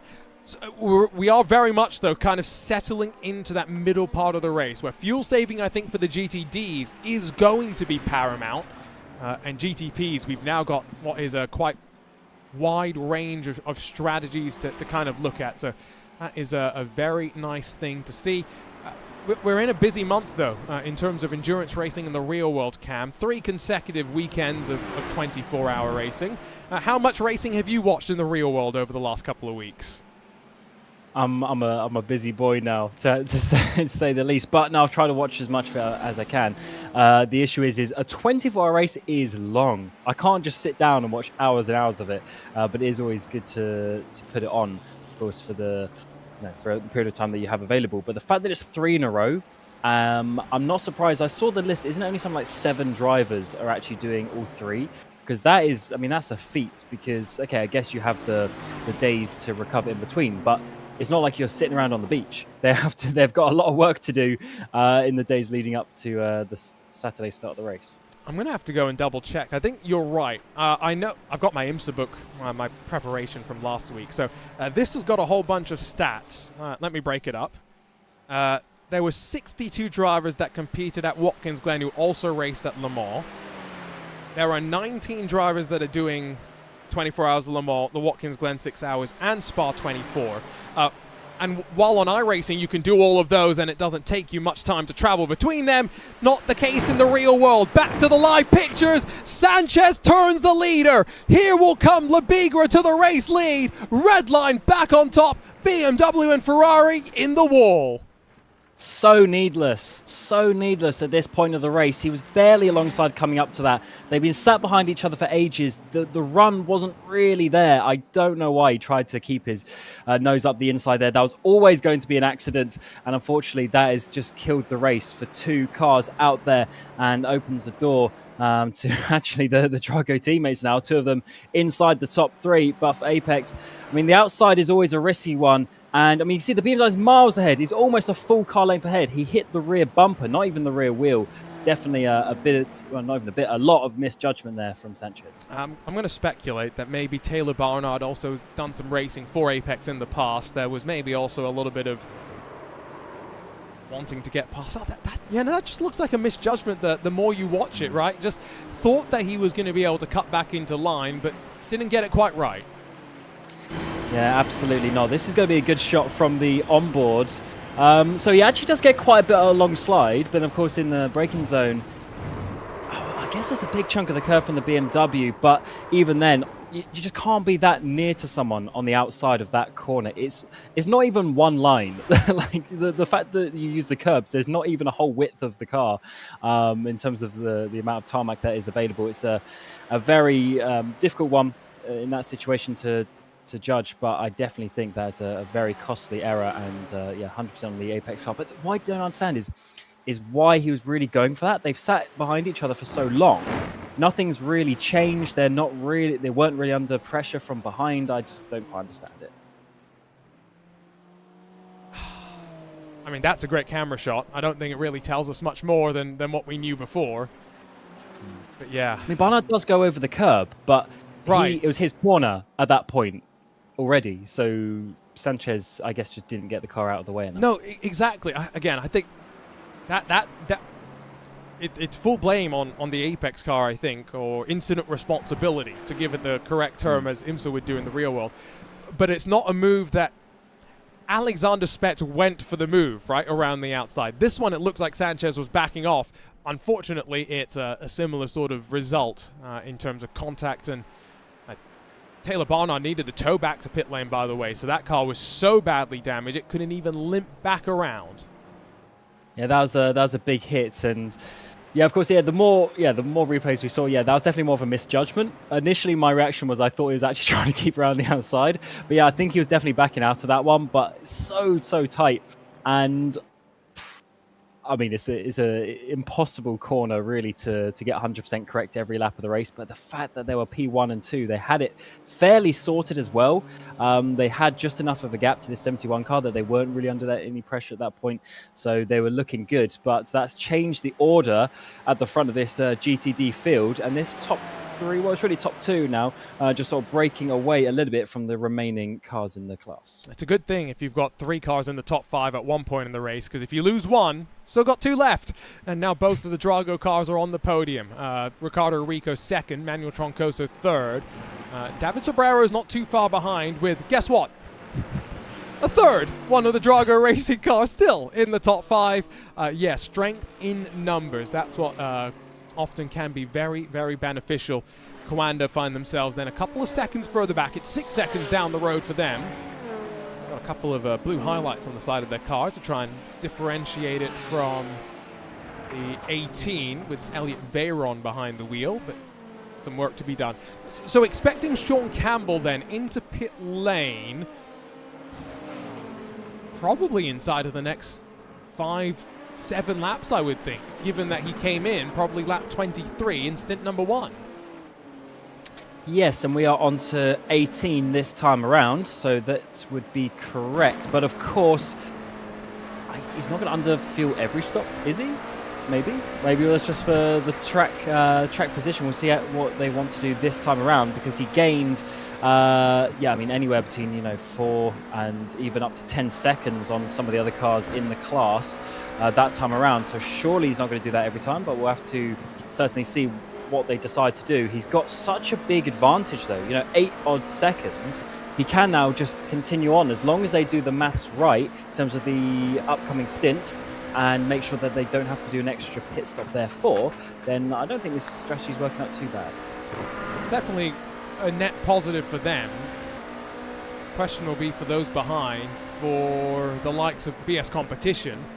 or not maybe BS competition, for no, BS competition probably is the next sort of rival. They only started 3 positions higher than this bright pink machine. Very different look than the traditional grid and go cars with their yellow and blue sort of a look, but no complaints. Very, very good looking car nonetheless. Yeah, I think you have to almost full stint from this point forward. Otherwise, you're going to effectively have to do another pit stop at the end of this race than the rest of the field.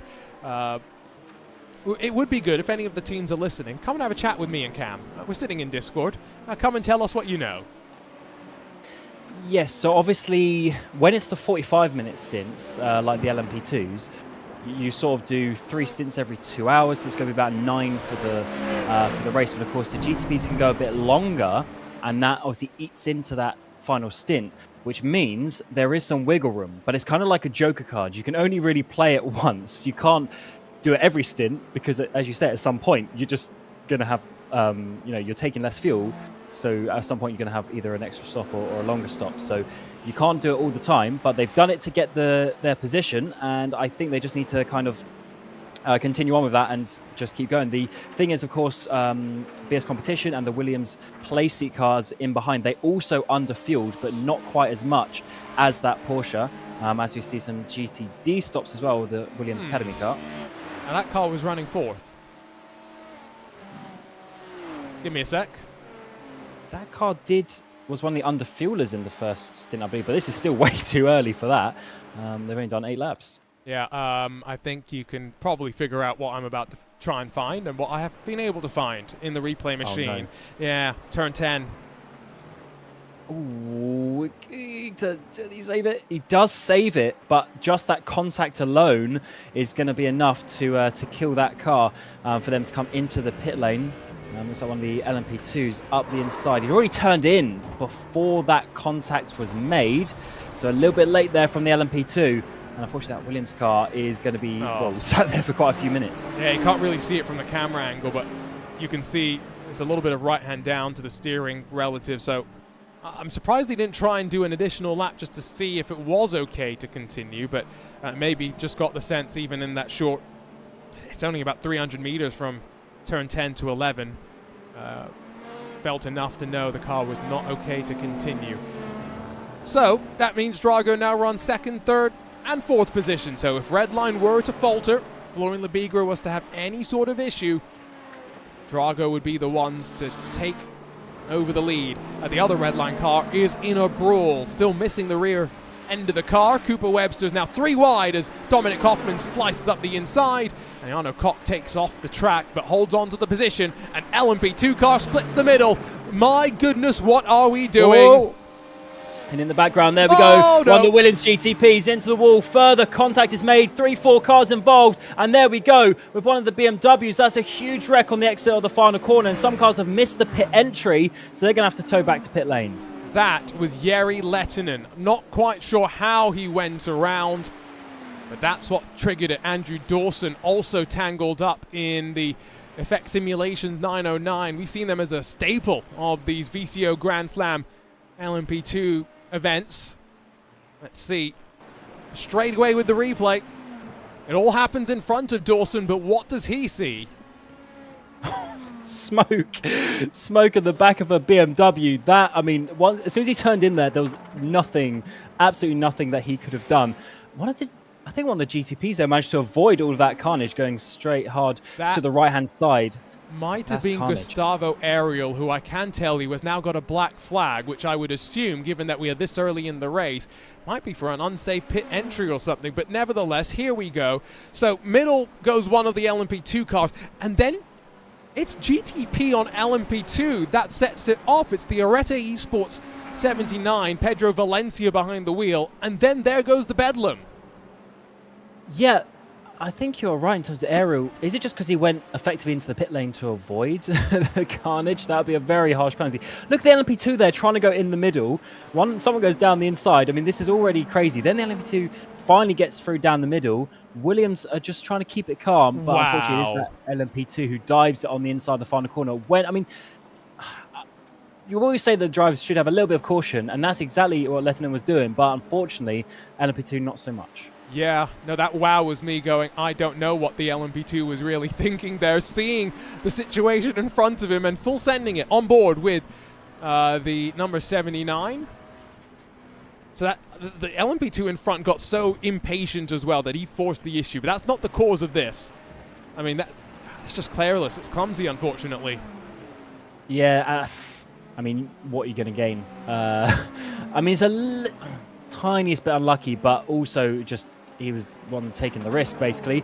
As we come back to live pictures, here's Hoffman's second place. This is getting awkward. The three classes as they go side to side, three wide, down towards the toe. And let's see how this one works out. But they were all good in the end. So this has obviously changed things a little bit. Laviga, that was the car on screen, now leading the way by 1 second to these cars behind. It seemed like it didn't affect any of those top runners, which was a good thing. But certainly some contenders in behind losing a lot of time with that. Ewan, by the way, who's still watching as much as we have told him to go get a break from the comms booth, has pointed out a great just stat, which is that, you know, Sean Campbell doing the undercut, gaining his track position, sometimes that kind of helps you to stay out of these stickier situations, being at the front of the field. Here in the sim racing world, everyone knows if you're the number one car and can adjust when you're coming through as traffic. Not the only bit of chaos and carnage, though. Dan Amor back in pit lane as he went around the outside of one of the GT3 machines. Oh my goodness. That's the classic move as he goes down the shorter version of the track. Classic move there around the outside as you come around the inner loop. I mean, he was giving a lot of space. I don't know if there's necessarily any fault there from either side. Just a bit of unlucky timing on the traffic side of things. But, I mean, that's the normal thing to do. So definitely not much he could have changed, but just an unlucky incident, I think. Well, the race has definitely been changed in the last 20 minutes, so let's see if we can give you a bit of an update on the three classes. Let's start with GTP as we wait for what we expect to be a pit stop forthcoming for Sean Campbell, who's short-filled in the simraceshop.de by Grid and Go 001 and now has an almost 11-second lead over Dominic Hoffman in the BMW M Team BS Plus competition. Now, they both pitted on the same lap. The 89 might be able to go a lap or two longer by virtue of putting in just a little bit more fuel. Then, maybe effective race leader is Nicholas Boy, the number 50 Scuderia Ferrari HP Esports team. The car that was running up towards the front initially, and now the only one of the cars really to have done a full service, still in a podium spot. Then Team Redline, but not the former race-leading machine. Instead, it's Eduardo Leo, started second, and now running fourth, with Mark Perez in the Simufy number 14, just behind, although they came in a little bit earlier, and so will also be due a pit stop sooner rather than later. Let's go over and talk LMP2, although they are in the midst of a pit stop cycle, so we'll come back to them in a lap or so's time. Instead, over to your GTDs, where race leaders tangled as the Apex Racing team tried to fight their way past Drago Racing. However, Team Redline came through all of that to re-inherit a lead that they have enjoyed many times in years past. And then Drago Racing running second, third, and fourth position, still with plenty of shots at grabbing the victory here. Coanda Esports, Tristan Iglesias sits in fifth. That's not the car that we saw just involved in an incident with the GTP machine. He's being hunted down by the Apex 199, which is looking, surprisingly, not battle-tested. The front end not showing the scars from the incident that saw it leave the top two steps of the class. We'll see what they're going to be able to do in their recovery drive. We'll give you an update on LMP2 as well as we wait for IFR Esports and Miradnas to make their pit stops. It's Fiercely Forward that still continue to be net leaders of this race. And while Delatraz Automotive by Majors Garage have been running second place, they have just been dinged a speeding penalty on pit exit and will be due back to pit lane in the next 3 laps. It will promote the second Fiercely Forward car up into a podium spot. Question will be, does it end up in front of IFR or behind? We'll find out in a few moments' time, with Sheza, Effects, VPS, and Kings by TK another couple of cars down the running order. Maradness go 1 lap longer. It's Arjuna Kankipati alongside of Cam Roger. And Cam, you joined, and chaos ensued. Yeah, it's been a very fast 25 minutes purely because of all of the action. Well, I say action, there's more crashes that we've seen on track. And interestingly and importantly, of course, for that GTD lead, that was quite a big change, quite a big moment in this race. But then, of course, that pile up as well, that's taken a few extra cars out of the race. We're really at about 39 cars left in the race, although I'm sure that will go down because we've got the likes of the Williams playseat car and the Apex in 99 having some big repairs. So we have to see if they come back out. So we could be down to even as low as 37 from the 50 runners that started the race. I'm only an hour and a half into it. So that's certainly not the way that we would have wanted to start, but it is a crazy race as we're going to see a big chunk of the curb there. And is he going to save that? He is, but unfortunately loses a position for the Simify car. Yeah, that's unfortunate. And again, I was mentioning in the first hour of the race, these GTPs are often very stiffly sprung.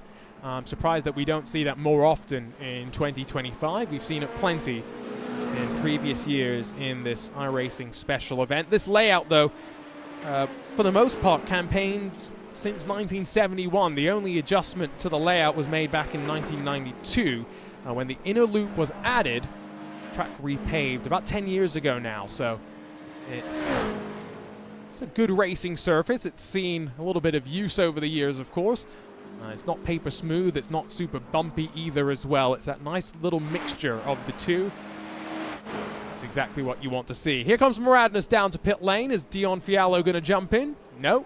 Looks like Nathan Olsen's going to stay in for what will be the third stint in the car. Take him to just beyond 2 hours complete in the race. Yeah, nice little 2-hour stint could be nice. I say a lot of these a lot of teams will be 2 driver entries. So if you get to 9 stints in the race potentially, then it could be good to obviously eventually have a triple stint in there, because either do 3 triples or you have 4 driver stints with a triple and 3 doubles. So you don't have to keep swapping drivers, although it is so easy in iRacing to swap the drivers there. As Maradness dropping down, so Fiercely Forward retake the lead on the track as they use all of the extra tarmac at the exit of turn number 1, and they lead by a couple of seconds from IFR. And looking at I unfortunately can't use previous laps because they came out the pit lane, but the pace is still not too bad there for Fiercely Forward, but definitely had some traffic on that lap. We've often, I say often, it's only our second cycle of pit stops. In the previous pit stop sequence, we did see Noren be a bit slow on those opening 2 laps and drop behind at that point second place machine. Who was it? It was the Delatraz Automotive car, but see if he will hold up in front of Fissimont in the second Fiercely Forward. The quote-unquote pink. I'm not seeing much pink on that car. Are you seeing any pink? No, and I don't think the purple one's very purple either.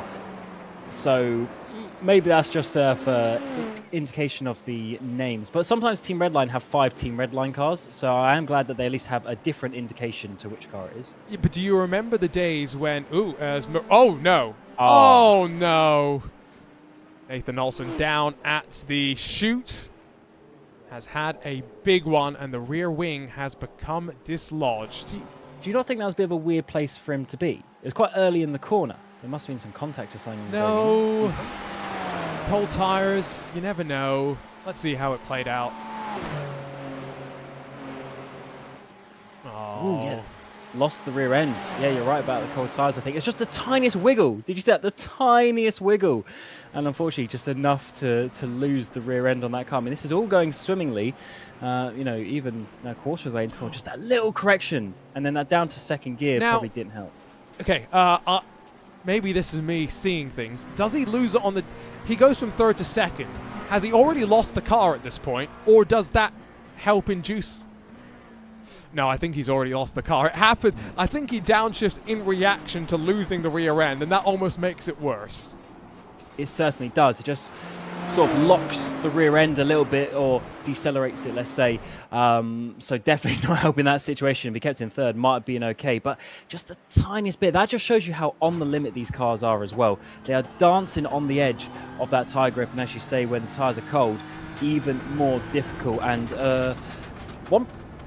I guess you agree with this one as well, Juniors. One big thing about this track is basically every corner is long. You have to lean on the car for quite a while, a long time on the brakes, trail braking in there as well. You have to really have a lot of balance in the car for this track. And any minor little hiccup like that, like we see on the big curbs, or even just with a little bit of a rear locking or even just lack of grip at the end there, it's just so difficult to save. And that's why Michelin brings the hard compound tire for their GTPs, which some people would say, but it's often warm temperatures, you don't need it. It's just there are so many long corners, high speed corners as well, that you put so much energy through the tire. If you didn't have the hard, it'd be falling over itself by the time you got to the end of the stint.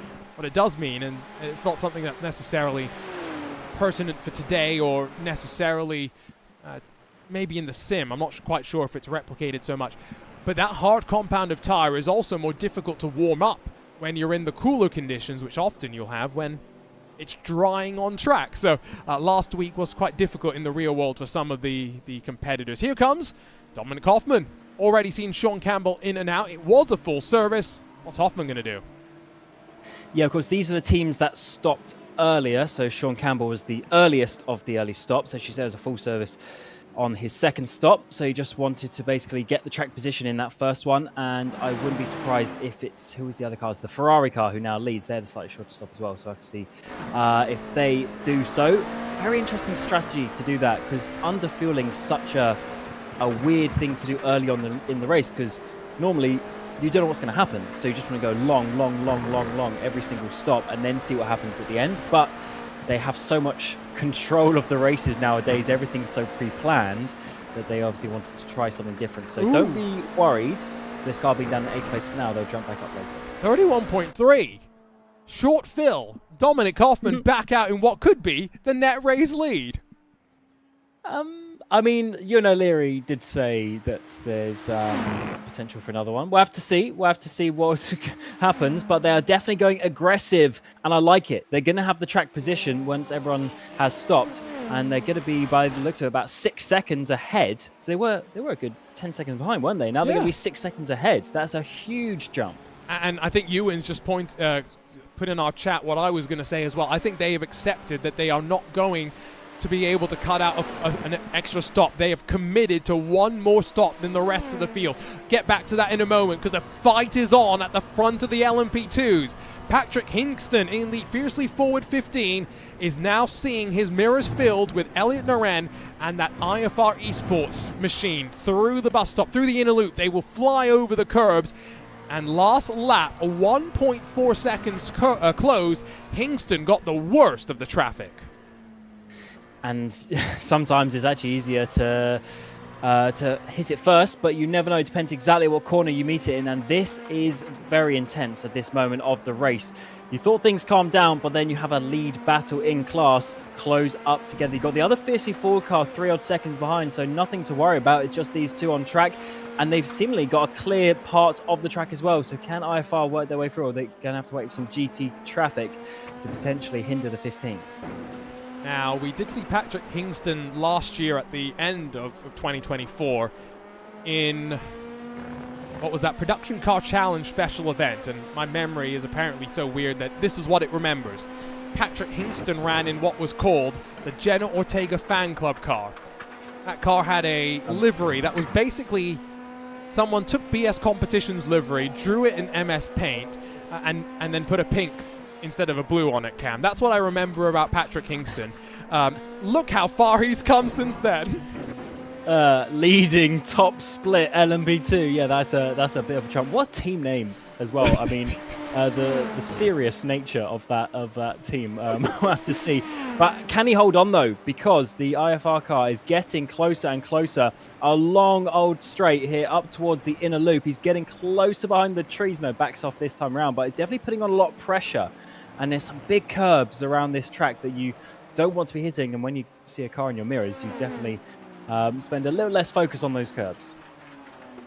This is a race which started with 50, is down to 37 runners, and we aren't even a third of the way into the race. A sign of the attrition that has played its part so far. but for the very first time, an actual wheel-to-wheel fight at the front of the field. We had a moment in GTD, and it was stolen from us as quickly as it developed. GTP has not really been that sort of a battle that we were hoping for just yet. We'll keep our eyes on it, though. It's getting closer at the front between Nicholas Boy and Eduardo Leo. Recovery drive continues for Delatraz Automotive as they get to the inside of Kings by TK running up to the heel, but there's a bit of hip and shoulder as one of the red line cars flies its way through as well. Oh, Delatraz car, Andre tries to keep the card there. The 6 goes out wide, and the 22 comes past as well. So the 6 is getting a space. He's actually lost while contact is made as he tries to regain that position. One of the Mustangs gets involved there, Simify, I think that is. And that was very awkward from the 6, trying to gain and then lose. That is Ralph Benitez in that machine, thinking he was getting past Andre, but in the end, losing that place to Senna. And a nice coordinated swap around down into turn 1. New race leader. It is IFR Esports and Elliot Naren that controlled the lead for the first time in this race, not pit stop assisted as well. Oh, that looked like a BMW getting over the curb a little bit out of sorts, but they held on to it. Marc Perez into pit lane, by the way, in the Simufy number 14.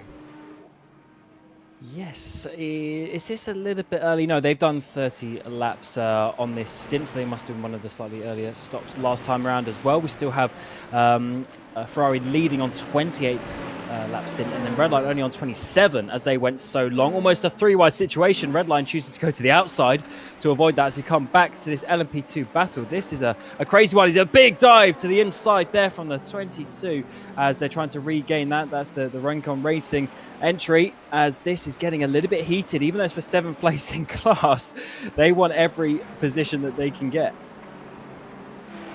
So 6/10 now at the front of the LMP2 class as Elliot Naren tries to pull away.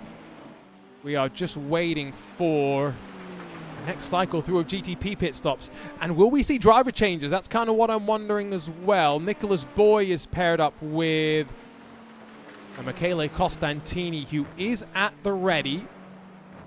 See if he gets the call. Eduardo Leo's paired up with Luke McEwen. And in fact, right on cue, here we go. Pit stops. Leo stays out. Boy comes in. Scuderia Ferrari HP Esports team get to work. Yes, they certainly do. Red line going long, as you would imagine. Of course, the number 2, Drago Romnidis, is coming in as well. So there is some different strategies. Those first pit stops on GTDs made it look like strategies might be quite similar today, but in the GTPs, at least, quite a few different laps coming in as we see a few cars. So 2 of the Williams cars actually getting some praise. Oh, he's missed his box. He missed his box. That is going to lose some crucial time there for what was the race leader. Constantini gets in the car. But is he going to re-emerge in that position? Because by the time Leo comes around, does his stop, surely that lead change might be reversed. And we've called out that in the previous pit stop cycle for these prototypes. Their section of pit lane does descend. It does go downhill. It is something you have to think about. How do I know that? Well, because you can see right where that cone is, the green cone, that's where they do the pole interviews.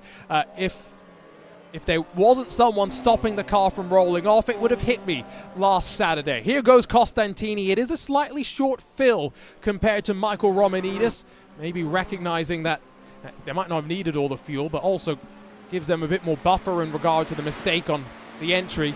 Give a shout out to Romanidis as well, because Cam, he was tangled up. He was tagged by Sean Campbell at the heel of the boot about 10 minutes into the race, and at one point was a good 20 seconds off the lead, and now has fought his way back into contention. Oh, cold tires so slow there through, as we're going to see around the outside go the Movano car. That is Lazar in the 33. Costantini struggling so much. You saw him weaving on the straight, trying to get some temperature in the tires, and he just can't turn through here as well. So the cold tires is really a big factor.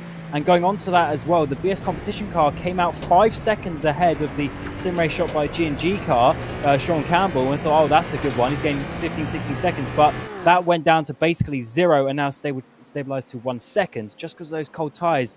they do take a couple of laps, and they are seconds slower until you're at that stage, as he goes so slow once again. It will, like you say, take a couple of laps to come in, but once they're there, you are up to speed. Let's take a look at the replay, because one more of the Drago Racing contingent is now out. They try and block the path of the 29, affect VPS, LMP2, and hard into the wall, left side, clearly taking a big old lick, and that car crabbing as it crests the top of the S's.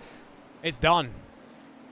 And they were in the podium fight, so that is really not ideal. In fact, that might be even be the car in second place. Yeah, it was the car in second place as well. So that is, I mean, obviously it's always the responsibility of the car overtaking to make it cleanly. Let's see how this one is. I mean, they're already quite wide. The LMP2's coming. They should be looking in their mirrors. There's possibly just about enough space, but yeah, I'm not saying you necessarily have to get out of the way, but you do want to cooperate sometimes for your own self-preservation.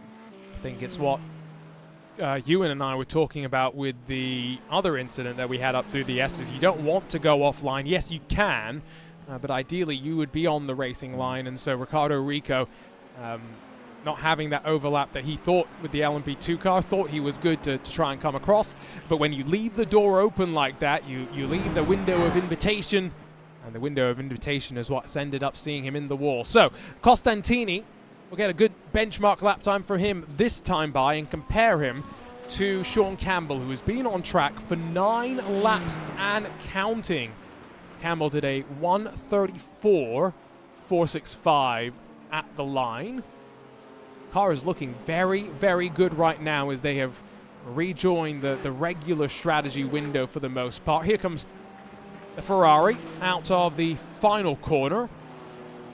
Now the Michelin's surely at temperature now, but that last lap was a 35.1, so he's minimized the damage, all things considered, and can now focus on going fast. Yeah, and importantly, faster than the red line car, who of course is still out there, because that's who he was fighting with, or Nicholas Bowe was fighting with, before they had that little mishap in the pit lane. They'll lose a couple of seconds, so that's going to be quite crucial on pit exit. But the fact that they were faster last time is, showing that they might not be able to be overcut, but we will have to see. The 21 still out there, as well as the 98 of Isaac Phelps. Those top two have not stopped. We then have Gustavo Aero, who's on completely different sort of strategy to all these guys. They're all over the place, really. We've got drivers on 30 laps, drivers on 13, and then these guys on 2. So pit stops all over the place in GTPs. As a result of my multitasking, I'm both producing and commentating on the broadcast, so you can blame me for basically everything that's happening today. But I've just had a chance to message Diogo Pinto and try and get an update on whether what Gustavo actually got the black flag for. I think the speculation is that it was for an unsafe pit entry potentially, but it just would be good to clarify. If not, when Gustavo gets out of the car, I will send the very same message to him, because when Gustavo gets out, I should also be getting out in about 20 minutes' time. Ewan O'Leary jumps back in alongside Cam Roger to walk you through the middle couple of hours of the race.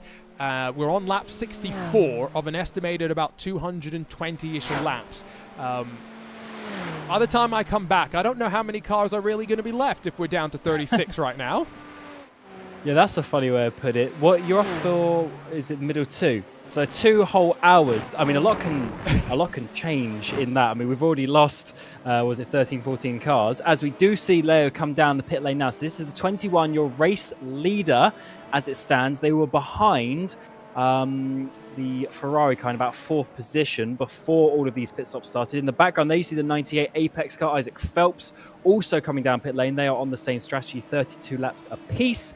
As they hit the box, do they roll forward? No, they don't. So that is going to be a crucial couple of seconds saved already compared to that Ferrari, who obviously Costantini now is out there on the track trying to overcome that mistake from Nicholas Bowe.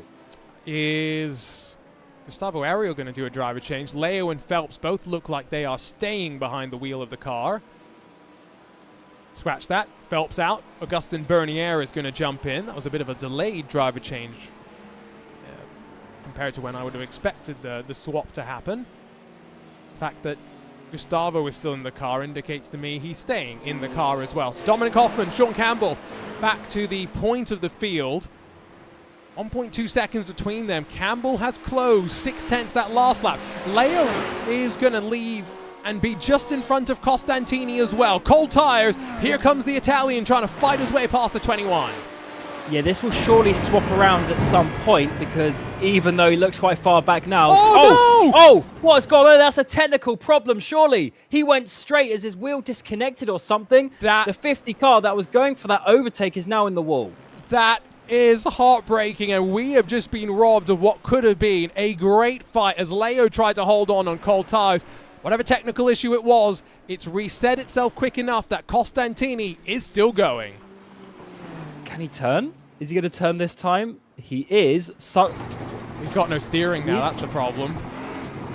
Oh, yeah, because he's got the damage. What happened there? Man. The car went straight. Do you think that was a hardware issue as well? So or was there... My first reaction was either the wheel, like you said, went straight for a second, USB failure, or he had a black screen and he just didn't know where he was going for a second. Either or. Let's have a look. Oh, screen freeze, I'm being told from his... That was my first engineer. reaction. That's such a shame. They're in such a good position in this race as well. You see, he just hits the curb and then... Just watch, the wheel is still neutral. He doesn't realize he's come over the crest of the hill just yet. Oh my... I don't even want to ask Michele how he's doing right now. So angry and upset. They're in such good position. I really do like that group of guys there, and they've been doing a very good job recently. A lot of speed today, and you see, just go straight into the wall for that 50 machine. Robbed us of a good podium battle, as you were saying. The red line car there was going to be under huge attack on that lap, and in the next few moments of the race, but unfortunately that has robbed us, and that's going to be such a big repair as well. Even if they do get out back out on track, they're going to be so far behind. Man, what was I should... Oh no! Oh, that's not good. He'll finally get into pit lane. The same car. Same car, yes, don't worry. It's the only Ferrari 499P we have in the field. That does make it slightly easier for me to recognize, but yeah. Yeah, Costantini and Leo had battled a fair bit last year in the IndyCar Butt Kicker iRacing Pro Series as well. So, yeah, man. Maybe we will get a chance to catch up with Michele later on in the day. But you can imagine just how frustrated he is going to feel. Ferrari team that showed speed at Daytona. Put aside the controversy for a sec. What did you see? Yeah, so I was just getting... No, he just had a little bit of a slide and a little bit of boop on the rear left there, which, as you're chasing down Team Redline, needs to be done because you need to be pushing. But that was just potentially a little bit too much from Troncoso, just nudging the edge of the final corner there, although that is a very common thing to do around here. It's just you've got to be careful not to bend the suspension in that rear tyre, otherwise you will be struggling quite a lot. After all this, we have got a very close battle for the top 3 in GTD, all on that same camera shot. Yeah, at least GTD, as much as it's not been giving us much excitement, could be giving us some excitement towards the end of the day. IFR Esports have now built up a 4-second lead in LMP2 with Elliot Naren still doing a great job there. Labigra, Troncoso, and Kimicher, that's the front 3. And then 12.5 seconds to the cars behind. Yes, it is partially because we've had a good... I'm counting them now, give me a sec. 7 retirements in this GTD class, so they have been hit quite hard in terms of the numbers. But I think it also just goes to speak to the speed of the Acura, of the BMW, that Drago and Redline have been able to extract from the car. Let's focus in on some fights then that we do at least still have to worry about. 3rd place is up for grabs in the P2 category, as the Simon is under pressure from Cheza Esports and Thomas Simon. Absolutely, and it's still staying a little bit close, which is what we like to see, of course, as you get towards the almost the third distance in the race. Now, sometimes the gaps can get a little bit bigger after you've had, 2-3 pit stops, but it is staying very close. 0.3 of a second on the previous lap. That was also the difference in their lap times as well. The Cheza car being 0.3 faster, so this is looking very good. Like a battle is going to happen up ahead. They got another 2 seconds to the next fiercely forward car, and it's 26 also. I think it's starting to move forward in this race. Tamas Shimon is sharing with Balash Pala. Expect that change, or first change of the race, to come in the next pit stop window. Oh, just looking through the names of drivers that have connected for the session. Nicholas Matteo is just disconnected. Carol Stout has also disconnected. Hello, Carol, if you're listening along. And then a certain, what's this name? Max Verstappen? Have you heard this name before? Of course. Keeping an eye. He's not signed up to any teams, is he? He's not trying to get involved there. I hope not. At least keeping an eye. Of course, the F1 Austrian Grand Prix going on this week, and qualifying must be fairly soon. Actually, they must be midway through qualifying. Yeah, that's true. So, okay, either one of two things has happened here. One of the red line drivers have borrowed Max's account, so they can watch the race on their stream. However, I don't think that's what's happening, because at this point we are probably about an hour into the 24 hours of Spa, and so I'm pretty sure the Team Redline channel will be doing a watch along as they support Chris Lullum making his debut in the race. I can tell you for now, Quali 2 is going on. So he's probably strapped into a Formula 1 car. So maybe he's got the iPad in the garage. Just because he's in the car does not mean that Max would not register for an iRacing session to watch it. You and I both believe that. Stranger things have happened, of course. Yeah, and actually they are 8 minutes into the 24 hours of Spa, so I can almost guarantee you that's not them tuning in to join us as part of their watch-along. So there is clearly some intrigue to follow the action, although right now it's only going swimmingly in the GTD class. Eduardo Leo, since coming out of pit lane, is now under fire from Michael Romanidis. We'll see how this battle develops as the recovery drive from Romanidis continues to develop. It does indeed, and it's getting very close, which is what we like, because basically, when you're out there on your own on the track, you can sort of get into a bit of the rhythm. When you get a car behind you like this, it can put you off just a little bit, which might be obviously changing the way that you drive. They've dropped off the lead battle quite a bit, so the under-fueling stops have basically put them 23 seconds off the lead. So I wonder how that is going to come back, because Ewan was saying, he's not there, but obviously still speaking to him. He was saying that maybe they're just going to commit to that strategy, the likes of BS and Grid and Go. But if they do that, they've already gained half a pit stop. So in another couple of stints, they would have gained that whole pit stop. So maybe it might work. Who knows? I hope Ewan's around, because he's going to be back in about 8.5 minutes' time. At least he's scheduled to be. Ewan O'Leary, Cam Roger will guide you through the next hour. We'll have Paul Smith joining us after the halfway mark of the race, uninterrupted coverage of this 6 hours of the Glen, live on the iRacing Esports Network, courtesy of our fine team at RaceSpotTV. Back up front in the GTP, let's talk about where we sit right now, because I don't think we are that far away from seeing Movano Azzurro back into pit lane for what would be the third time in this race before even 2 hours are complete. They are 21 laps into the stint. They pitted for 31 seconds last time by. This is the most wild and weird we've kind of seen GTP strategies be since the class released out here on iRacing. Yeah, that if they pit before the 2 hour mark, that is very weird as well.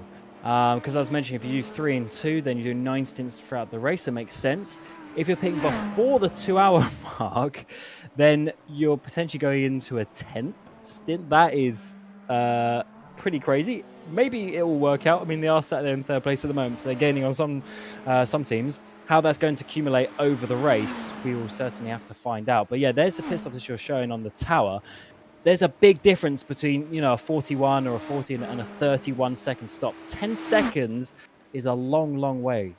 Yep, it's quite considerable. So that's an interesting stat just to keep at the top of our mind. Race leader started all the way down in 10th position. Did Dominic Hoffman head up in this race with Danny Lorenzo? Dominic, who won the final round of the IMSA Esports Global Championship at Daytona with Phil Denez. Phil's another one of the drivers who's actually racing in the Spa 24 Hours this weekend, making his debut. Alexei Nesov's another one of those drivers that's competing in the real race after coming from the virtual world.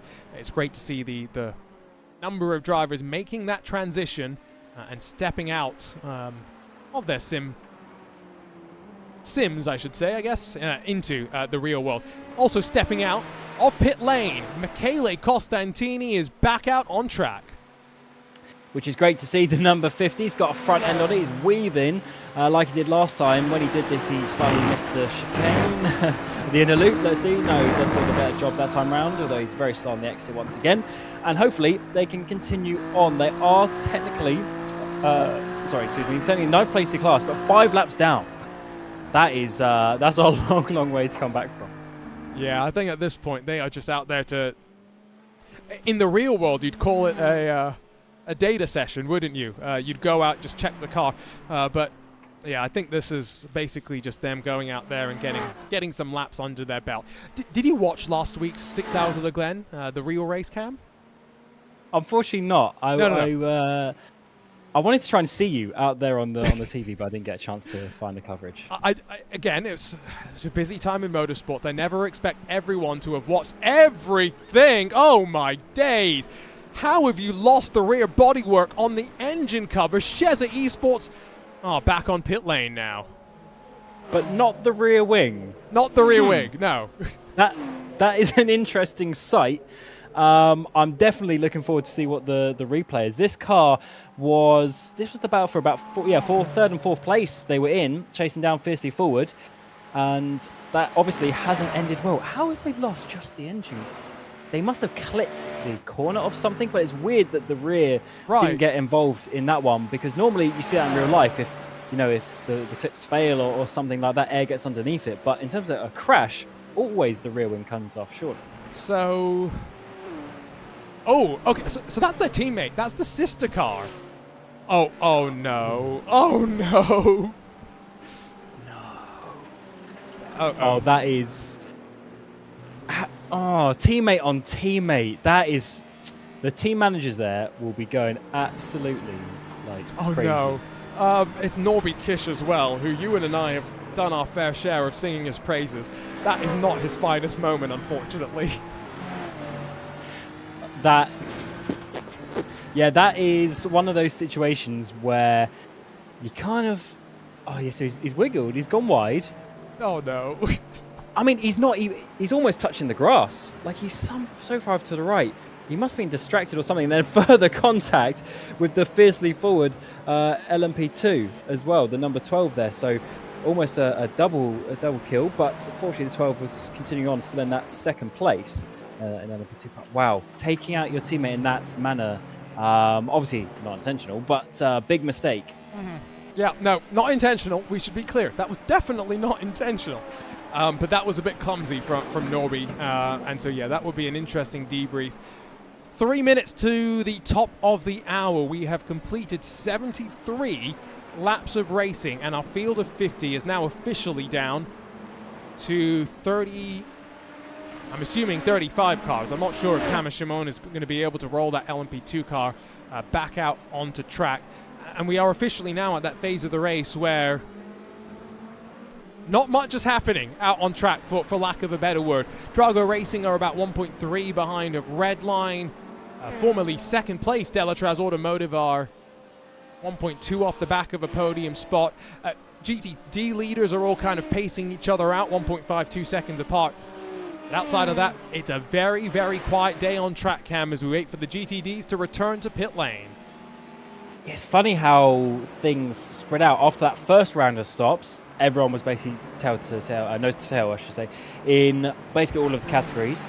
And then after the second round, obviously they spread out a bit more. Now, coming towards third pit stops, we are starting to see, basically the drivers spread out a little bit. The top three in this GTD field are staying fairly close, though. You see the red line car just a little bit further up the Acura, and they got the Simify car, which is having some issues in between them. But then you have these two Drago entries. Now, especially the one behind the number 9, earlier on the race, that was actually quite far off. So the fact that they're only 3.5 seconds off the lead isn't doing too bad. But the issues for these guys, their last laps were, especially for the top two, were a 1/10 of a second apart. So as he's into the wall, the Simify car that's following red line. Definitely an easy mistake to make. But yes, very close lap times there. So they're just kind of following each other for now. In fact, once again, all three cars within a 1/10 of a second of each other. 1/10 of a second in pace. It's quite good this late in the race, or late in the run, you should say. Light fuel, tires that Ewan, I'm sure, is about to get back on and say aren't in need of being changed, but they're going to change them anyway when they go up on the jacks. 4 Michelin tires, full tank of that VP Racing fuel, and off and away they will go. Have seen a couple of the machines make their way on in. Tristan Iglesias is not having a driver change, so he's going to stay behind the wheel of the 08. And Cam, this is what you and I were talking about. Do you do 2 hours? Do you do 3 hours? 3 hours seems to be the play. Yeah, I guess it does make the most sense if you're just the two drivers, just in terms of logistical and planning. As we see a fight in LMP2, this is fiercely forward, losing a position as Delatraz in the 188 car around the outside. Darius Andre still in that machine, and he gets past. So that is a nice move there. Up into 4th place. Of course, this car was up towards 2nd. They had some contact coming towards the penultimate corner a little bit earlier on, but they are regaining that speed and working their way back forward. Well, I'm going to step aside, at least from the comms booth. Unfortunately, I'm still behind the controls of the turntables and all of the action. I'll leave you in the very capable voices of Cam Roger and Ewan O'Leary, and be back in a couple of hours' time. Thanks very much, Arjuna. I've put my gluten away, so I'm ready to commentate with Cam Roger, and we're ready to go for an hour or so to bring you to the halfway mark of this 6 hours of the Glen this afternoon. Thoroughly enjoyed this race so far, by the way. It's been absolutely excellent. 1/3 distance gone. The GTDs are just about to stop, Cam, but we've got 14 retirements, unfortunately. If we continue on at that rate, we'll be left with 8 finishers. I'm not suggesting we are going to get 8 finishers, but I'm just putting into perspective what a crazy first 2 hours this has really been. That's a brutal way of doing it, although it is one of those things that does calm down naturally as the race goes on when the cars spread out a bit, and also the fact that there are less cars on the track means less chance of incidents. So it is a diminishing scale, but certainly a harsh fact indeed, as pretty much all of the top GT cars are coming in. We have both red line cars stay out, the 71 and the 72, Labigura and Webster. They are on 34 lap stints, so they're going a lap longer than everyone else. So that's an interesting note to see, that basically everyone can't save a lap of fuel apart from them. That's the longest stint of the race so far, by the way, for Team Redline number 71 and 72. So is that an Acura thing, or have those drivers just been able to pull a little bit more out of those cars? Because if they pit at the end of this one, that's 35 laps, something we've not seen so far today. I think everybody's going to be safe on fuel in GTD to make just 5 stops this afternoon, as long as they continue with their 34 lap stints, which they are doing. There's 005. That's taken a while. Nearly a minute in the box for, it's now Niels Ritelli in that car, but that 005 car is coming out of contention now, because that is a very, very long stop indeed. There comes the leader. Number 71 is in. Florian Labigura with the longest stint so far this afternoon, is alongside Cooper Webster, coming in after 69 laps. And as you can see on the top of your screen, we're past the hour. They are well on course to make this on fuel. Yeah, the first stint I was a little bit worried, but then I forgot, obviously, they came in before the hour, but by the time you've obviously had the physical stop, In terms of the time, it goes just past the hour, and the first stint includes the formation lap, which, whilst it doesn't use much, it is still some fuel that you could be using elsewhere during the green flag laps. So definitely an interesting strategy that we're seeing. We're seeing the two Drago cars obviously working their way around, trying to obviously catch up to the red lines who are sitting there. The Drago cars have actually closed up just a little bit. We got a couple of different drivers in there as well. We've got Prevo and also Finosa as they try and work their way towards the final couple of corners. Got the Ferrari coming through the middle of them. That just slows up the second of the cars. That's the 169. Red line on their way, although let's see how this works, because he's already going to be coming through turn 1 as the Drago still come down the start-finish straight. It looks like Red Line are going to keep the lead, but what's the gap going to be as they come out of the pit lane? Looks like it's going to be a bit bigger than it was before, actually. Nearly 5 seconds to the two Drago racing cars, who, as you say, are now nose to tail. Cody Death is then fourth for Lotto Thrustmaster, but they're way off strategy because of a stop in the first hour. And now there's the weaving around, and we're going to get a real view here. The first event, special event, since the new tyre model for these GTDs. Just make a note of that 5 second gap, and let's see how much it comes down in the next lap or two, because don't forget, those Drago cars have had one more lap of tyre warming before the red line car came in, as now we're about to see the same in LMP2. The 29 and the 188 getting very, very close indeed, as we see in the next round of pit stops. So after 2 hours, the strategy sort of combine a little bit between the GTDs and the LMP2s. Fortunately, a lap apart though, so they don't pit exactly at the same time. And then we'll have to see what the strategy is going to be. The IFR car does stay out though and goes a lap longer than everyone else. So that is an interesting note, that one machine going a lot further. That could be quite an important note. We are obviously seeing a couple of cars have already been there. Oh, that is way onto the grass from the 717. That's the car that I'm talking about. That's definitely going to be off track as he tries to get past the grid and go car. Yeah, I think that is on replay. So that was a couple of moments ago, just going a little bit wide, and that's why their last lap time was 1 minute 40. At least part of the reason. Here we go. How's the rejoin? On board with number 29. Matteo Frigerio is now driving that car and gets up into what should be fourth, I think. Yep, Corentin Miller is just going to be in front. Only just, though. Look at that, 188, only just in front of 29. And that's a reversal of places. Those two came in nose to tail the other way around. And they have come out now with Frigerio behind Miller with Fiercely Forward Pink blasting through. They pitted 2 laps ago. So an earlier stop from them. That's not going to put them in any danger as far as fuel's concerned. But it does put them ahead for now. Side by side into the bus stop chicane. They're going to work this one out, and they get single file sensibly. And you'd imagine there's going to be some cooperation between these two teams now in the next stint. Well, you never know. You never know exactly how it's going to work. Rivals on track never seem to give up the battle. But of course, that little bit of a change around in the pit stop is very crucial. Just a second here or there can make a big difference. They actually, ironically, the stop time was actually longer by 1/10 of a second for Delatraz. So it must have just been where they stopped exactly on their marks in the box and how quickly they were in terms of getting away. But it was literally just a couple of car lengths. That's all that changed for that position. And of course, the free position on the pit lane is way easier than making that overtake out on the track. To answer the comment in YouTube, by the way, no, Arjuna is not commentating at the moment. I'd like to know which of us you think Arjuna is. But, no, that was actually a couple minutes. Oh, is it? Well, okay, fine. Yeah, that was a couple minutes. He was here a minute ago, Arjuna, and he'll be back in a couple of hours' time. It's myself, Una Leary, Cam Roger, taking you to halfway in this year's race.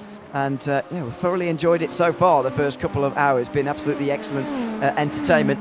The Maniti Racing Green LMP2 slips down the field as they now take another pit stop in LMP2. We've now only got 7 on the lead lap, although that is partly because Elliot Nuren is going on for another lap. This is actually the longest stint in LMP2 so far today, 26 laps for the very first time. IFR Esports is going that 1 lap further, and you might wonder what the point of that is. Well, later on, they might just be able to take on a little bit less fuel, because so far, they're squeezing more out of this tank than anybody else. And if you can keep the lap time going longer is always better. The overcut works as well because your rival comes into the pit lane and you have 1, maybe 2 extra laps where you're basically on quali fuel because you have, only 4 or 5 liters left in the tank, and you can just absolutely gun it for 2 laps, hopefully be a clean track, and you're basically doing quali laps. Even though you've got older tires, that is still going to be quicker than their first lap with a full tank of fuel. So it's very, very important to go as long as you can generally in these races. And as you say, at the end of the day, you'll then also gain time again in the final stop because you have to take a lap or 2 less fuel. We'll see how that plays out a little bit later on this afternoon. But in terms of strategy, it seems that they are the ones leading the way. There's the end of the pit stop, and it's still Elliot Nurren leading the way. There is number 15 of Patrick Hingston for Fiercely Forward Purple, who has dropped away. Previous race leader of this race, by the way, number 15, now with no rear wing, down on pit lane. This is how a big spin through the bus stop chicane, backs it into wall in the exit. Oh, the LMP2s, the other LMP2s comes and joins him. Yeah, that was an awkward moment. Couldn't quite work out who that second car was, but let's see this coming in. It hits that second one. Third apex, both of them was on the third apex. Is that cold tyres out of the pit lane, pressures maybe aren't so high, ride height lower onto the curb, or is it just misjudgment on the curb from both of them?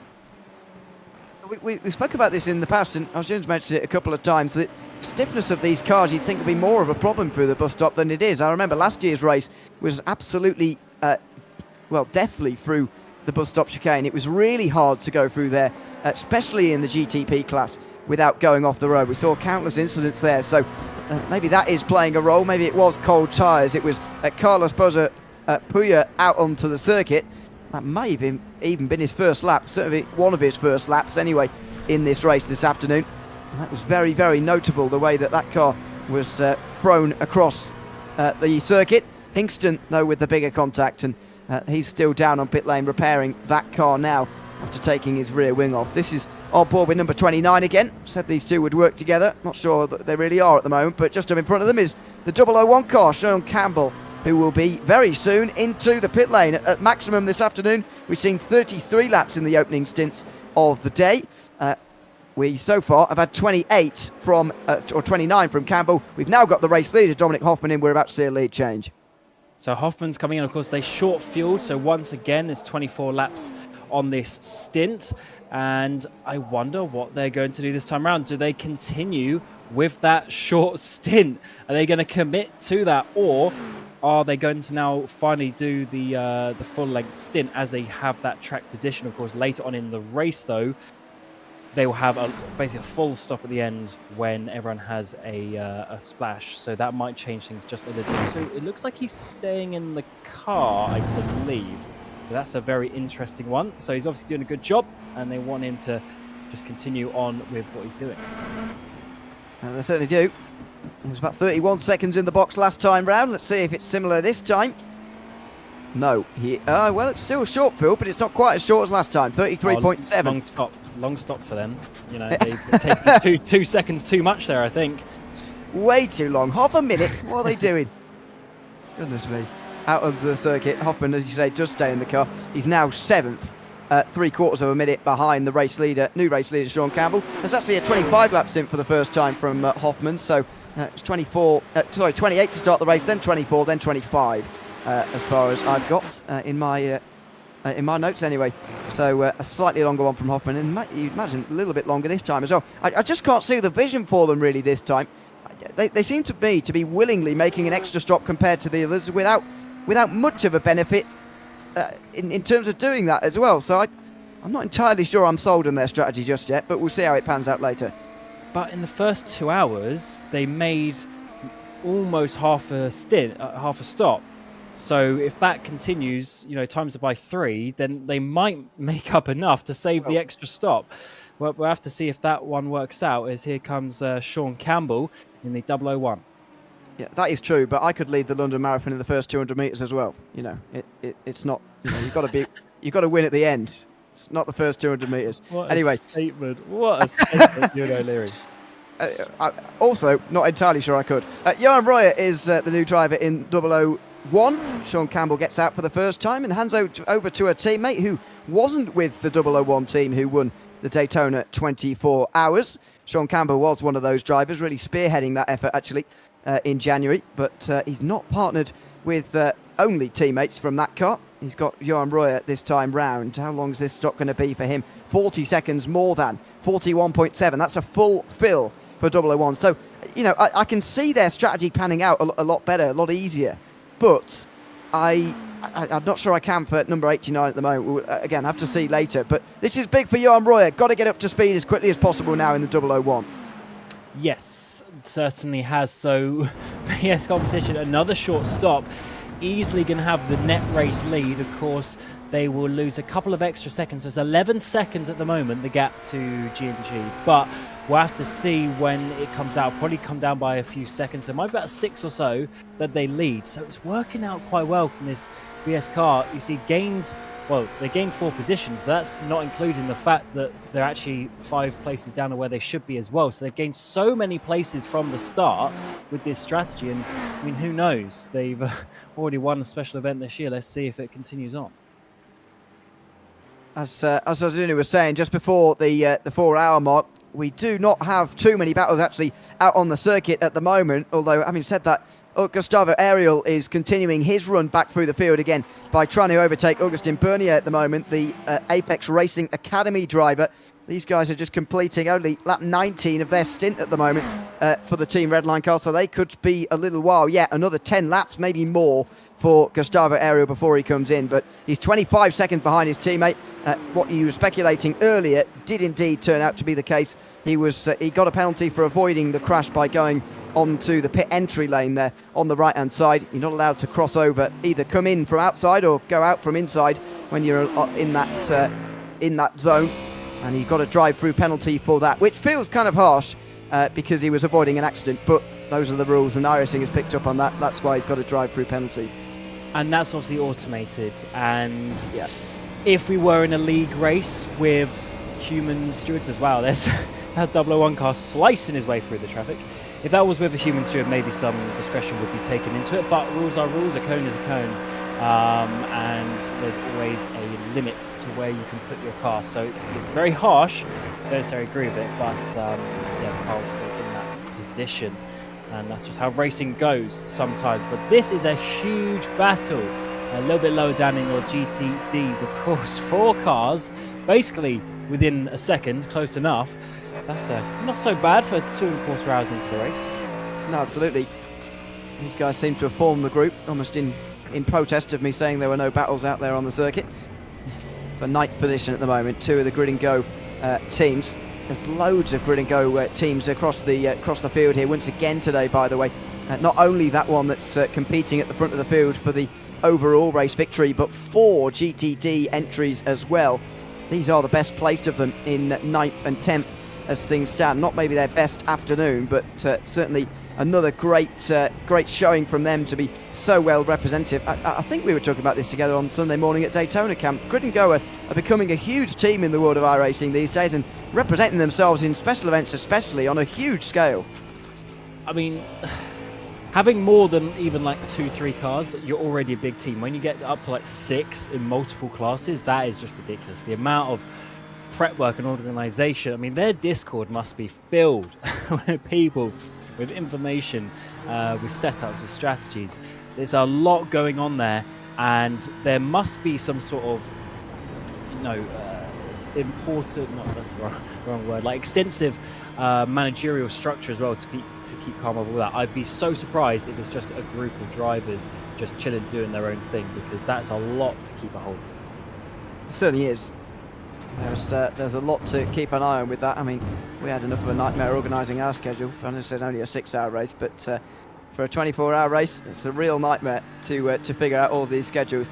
You can imagine what the organisation going on behind the scenes for them is in preparation for one of these events. Not too much to see in the prototypes at the moment as we continue to follow the GTs. The next pit stop should be from Simify, who so far this afternoon have done very short stints actually. Maybe... what is it? Yeah, 30 laps at maximum for them in GTP. So expect no more than that for them in the next couple of moments as well, when they inevitably come in, as we see Movano Azuro, Marcus Hamilton coming down the inside line. Took a very strange stop in Pablo Lazar's early stints earlier on this afternoon, and so that's why they're a little bit off strategy. They are currently in 8th place, just a minute off of Team Redline, and only, in fairness, 14 seconds off Johan Royer in the grid and go-kart, and they went 6 laps longer on the previous stint as well, so maybe it doesn't look quite as bad for Movano as some might think as we go back to Apex and Redline. Still, nose to tail for 4th. Exactly, they're 15 seconds off, but you have to remember everyone ahead of them has sort of been doing some different strategies, although things have sort of calmed down and come back together a little bit for now in terms of when they are stopping. So it's not looking too bad. That 20 machine, of course, is trying to come a bit back up the field. Looking at their last laps, obviously being this close together, they're basically doing the same. So it's just for Ariel to try and find his way through. These cars have, of course, been swapping around at times, but we'll have to see if they can finally hold on to that position. Of course, this is the 21 car that pits at the exact same time, just ahead of that Apex car, but they're now 24 seconds ahead up the road and looking fairly good at this moment in time. The good thing for this car, though, Ewan, is that they're just going so much longer on the fuel. I really think when we get later in the race, that's going to come back and pay them dividends, but we'll have to see on the BS car, obviously doing their potentially extra stop. There are the differences, by the way. Eduardo Leo, outrageously consistent again. 34.5, 34.5, 34.6. And Hoffman, not quite as consistent, but he is at least quicker every time. I guess lap 84, there's a little bit of cold tyre warming up phase going on there, but lap 85, he's fully into the swing of it and more than half a second quicker. And this is the calculation that number 89 are making, isn't it? Shorter stops, faster stints, but are those faster stints faster than the longer stops are slower, if you see what I mean? And they can catch that time. There's probably a better way of saying that. But can they it comes down to this, doesn't it? This 33-second gap. Can they catch this sort of a margin by making such a different strategy as they are doing here? We'll have to see. So they're 30 seconds off. Obviously, the stop time, the whole pit lane time is a minute and a bit. But of course, the actual loss will be a bit less than that. So they're about halfway through, and we're not quite half race distance. So we will see. I think there's definitely a chance, though, that it can work. And I trust the fact that they've committed to this. The problem for them is that they are so committed, they can't really uncommit, and they have to basically just do this to the end. And they've basically decided, oh yeah, our 6 hours is going to be full push, less fuel, not quite quali laps, but, you know, pushing hard every single stint. So this is going to be a very interesting one to see how it's going to work out, because they're in such commanding position when the cycle obviously works itself out. They're in such commanding position, leading the way by a long position. So this is very, very interesting indeed. It certainly is. We love strategic races, and GTP is certainly providing one of them at the moment. There are the laps led, by the way, in the classes. 3 of the top 6 have all done it in GTP, for example, but it's been IFR Esports dominating, really, in LMP2 since, and same for Team Redline down in GTT. Less cooperation now between the two Dragos, as Carlos Pedalosa loses the back of Thibaut Prevost in 2nd position, and Florian Labigra continues to lead by 3.5 seconds. IFR Esports lead by 6.5 after running 4 laps longer than Fiercely Forward Pink. There's not too much strategic difference in LMP2 to speak of. It's just an all-out race there. Yeah, though there are 4 laps difference in the stints between the top 2, so there's definitely something going on there. And this car, remember, was in the grass at one point, but still leading the way rather nicely. So that's not going too badly for those guys as they try and work their way past the GTD. Last time we saw something like this, the car ended up in the wall as Team Redline, where have they gone? They're off into the bush. Is that a disconnection, or is that a crash? And they've gone way off out of the scope of the cameras they have. They've gone down. That must be the outer loop. They've had a spin, and they're going down the NASCAR track. How on earth have they ended up there? That is so far off the circuit, there's not even any cameras covering that position. They've got a meatball. They are done with the race lead this afternoon. Team Redline will not be repeating the double at the 6 hours of the Glen. They are not going to win in GTT this afternoon with number 71. Florian Labigra has been in the fence.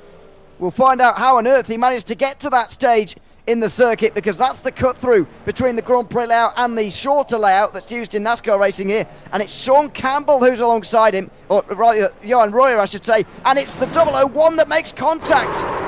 Florian Lebigra springs off the side of the Porsche, and Johan Royer is in pit lane as well. Two race leading cars in their respective classes taken out in this incident. That was a simple misjudgment. It's that secondary contact that spits the 71 down the road. Major damage to that car. So even when they get it repaired, they are going to be so far back. And I say that 001 as well. That's it. That's done. There's no way they are coming back from that properly. So, that's so unlucky. It was really late as well. Really late contact in the corner, but some bad misjudgment.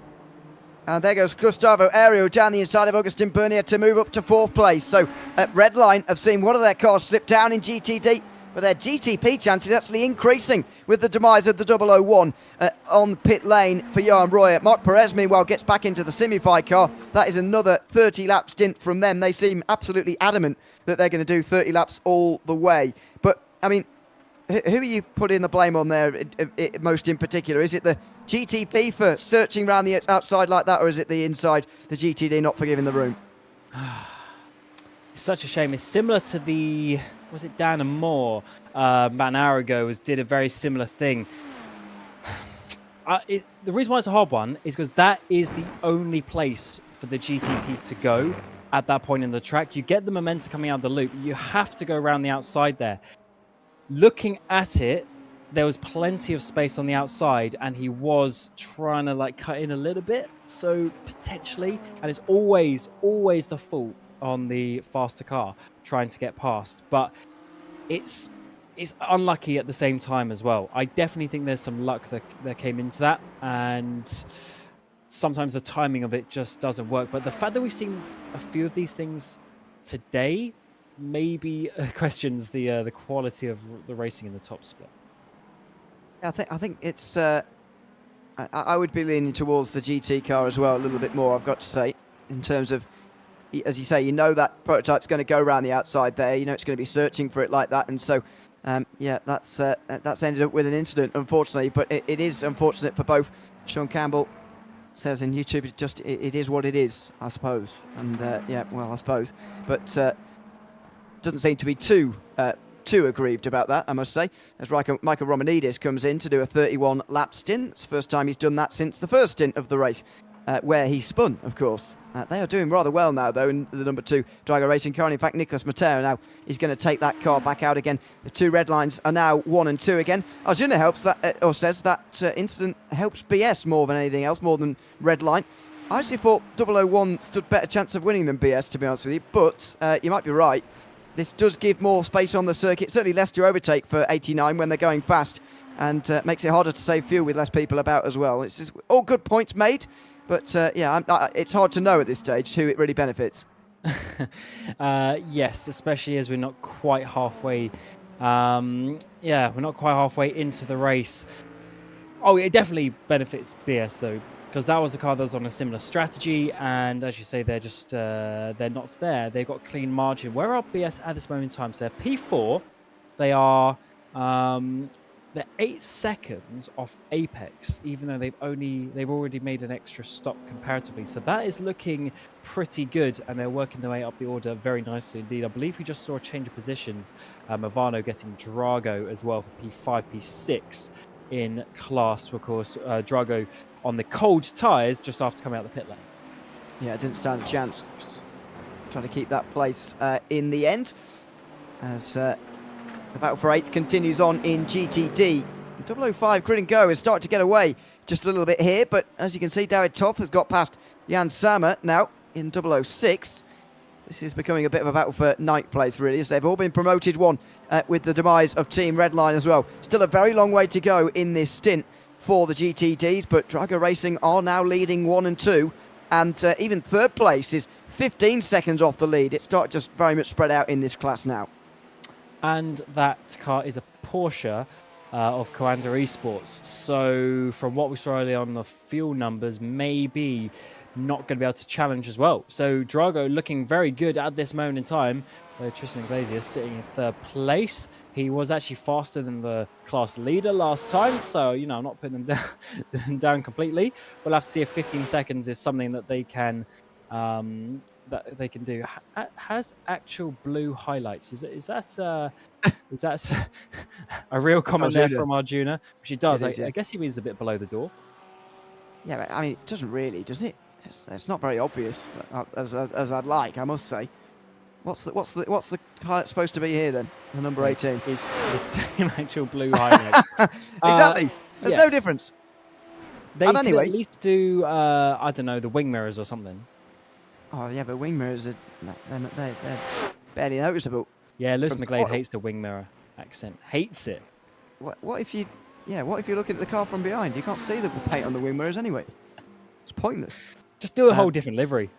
At that point. yeah. I mean, Team Redline used to do entirely different colours for their whole Grand Prix series back in back in like 2017 or whatever. They had the blue. Like, was it Hutu had the blue one? Someone had the green one. There was an orange one. Yeah, all of them. Used to be, in the World Championship GT series as well. They were very well organised with all their different colours. But that was actually one of the best liveries ever. I loved that one. Because it was so easy to adapt as well to the different drivers, different colours. I loved it.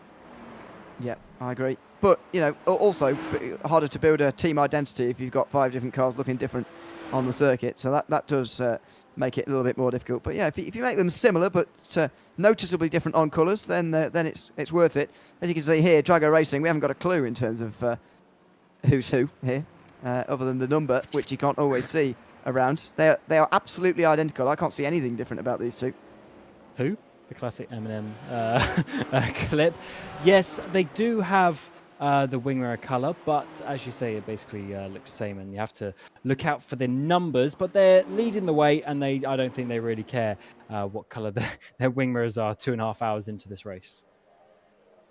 No, they probably don't care about us talking about it, in all honesty. There's the gap, 1.4, 1.2. Just closes down as Carlos Fenalosa tries to close in on Thibaut Prevot here, but this has been a good drive from Drago so far. Both of these cars started outside the top 5. Number 9 started in 10th. And there's the difference between the two. Is that how we're supposed to tell them apart? One with the IMSA branding and one that doesn't. I think that it's the windshield. What do you call that thing above the windscreen? Whatever that's called. Visor strip? I don't know. Something like that. Yes, it's true. One does have IMSA branding, one does not, just has BMW branding. But, I guess now that's pointed out, that is kind of obvious. But also, again, same problem from behind. What are you going to do? You can't see. Yeah, absolutely. But when you have a few teams, you kind of run out of ideas unless they start doing something completely different. So we'll have to see if they can make something up in the future with a bit more idea. Although a nice...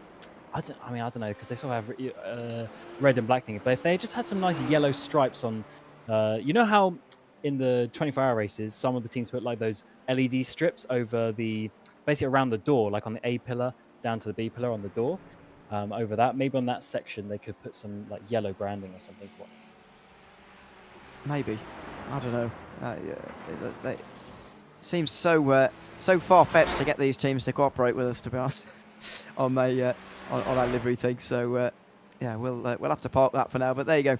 There's Luca Kita, 4th place just for the moment. One of the only Apex Racing Team cars in this race, actually, which is somewhat unusual for them. They are unfortunately out the race with their prototype main team anyway. Their GTP Academy car is still running though, and they can be told apart at least. But, and they of course are in different classes as well. But this is a car that has been through the wars today. In case you weren't with us earlier on, there was side-to-side contact through the bus stop chicane when this car was battling for the race lead, number 199. You'd only just stepped into the commentary box, Cam. It was a dramatic moment, and somehow they're still in the top 5 even afterwards. Yeah, just a couple of laps after that first pit stop, so an hour and a bit into the race. And Sanchez was at the wheel at the time, and there's just a little bit of a misjudgment with Taylor Barnard in the Drago entry ahead of him that he's trying to overtake. They were P1 and 2 in the race. They were nose to tail at this point of the track. He went to the outside, And I think he was trying to sort of squeeze in, like not make the overtake and just squeeze in behind, but he just caught the rear bumper of Bernard and obviously through the inner loop. Everyone knows what's going to happen there. Two cars side by side. Contact was made. Bernard out of this race. And trying to have a look. Did they actually try to rejoin? No, I don't think they did. No. So, yeah, definitely not what he would have wanted. Actually, it looks like they may have actually tried to rejoin at one point with the stop time that they had, but the car had been so toast, there'd be so many laps down, it didn't really matter at that. No, I think they pretty quickly decided to pull the plug on that one, unfortunately. As have 17 teams in this race, by the way, out of the race so far. And we might have an 18th with 001 out of the race now as well. Previous race leader for some time in the second stint of the race this afternoon. Unfortunate for them to be dropping down the field and out of this race. Down to just 8 GTPs still running from the 13 that started and 32 overall that started from this race as well. As you said earlier, the rate of attrition won't continue at this rate, but it's been a very, very high rate of attrition so far, I've got to say.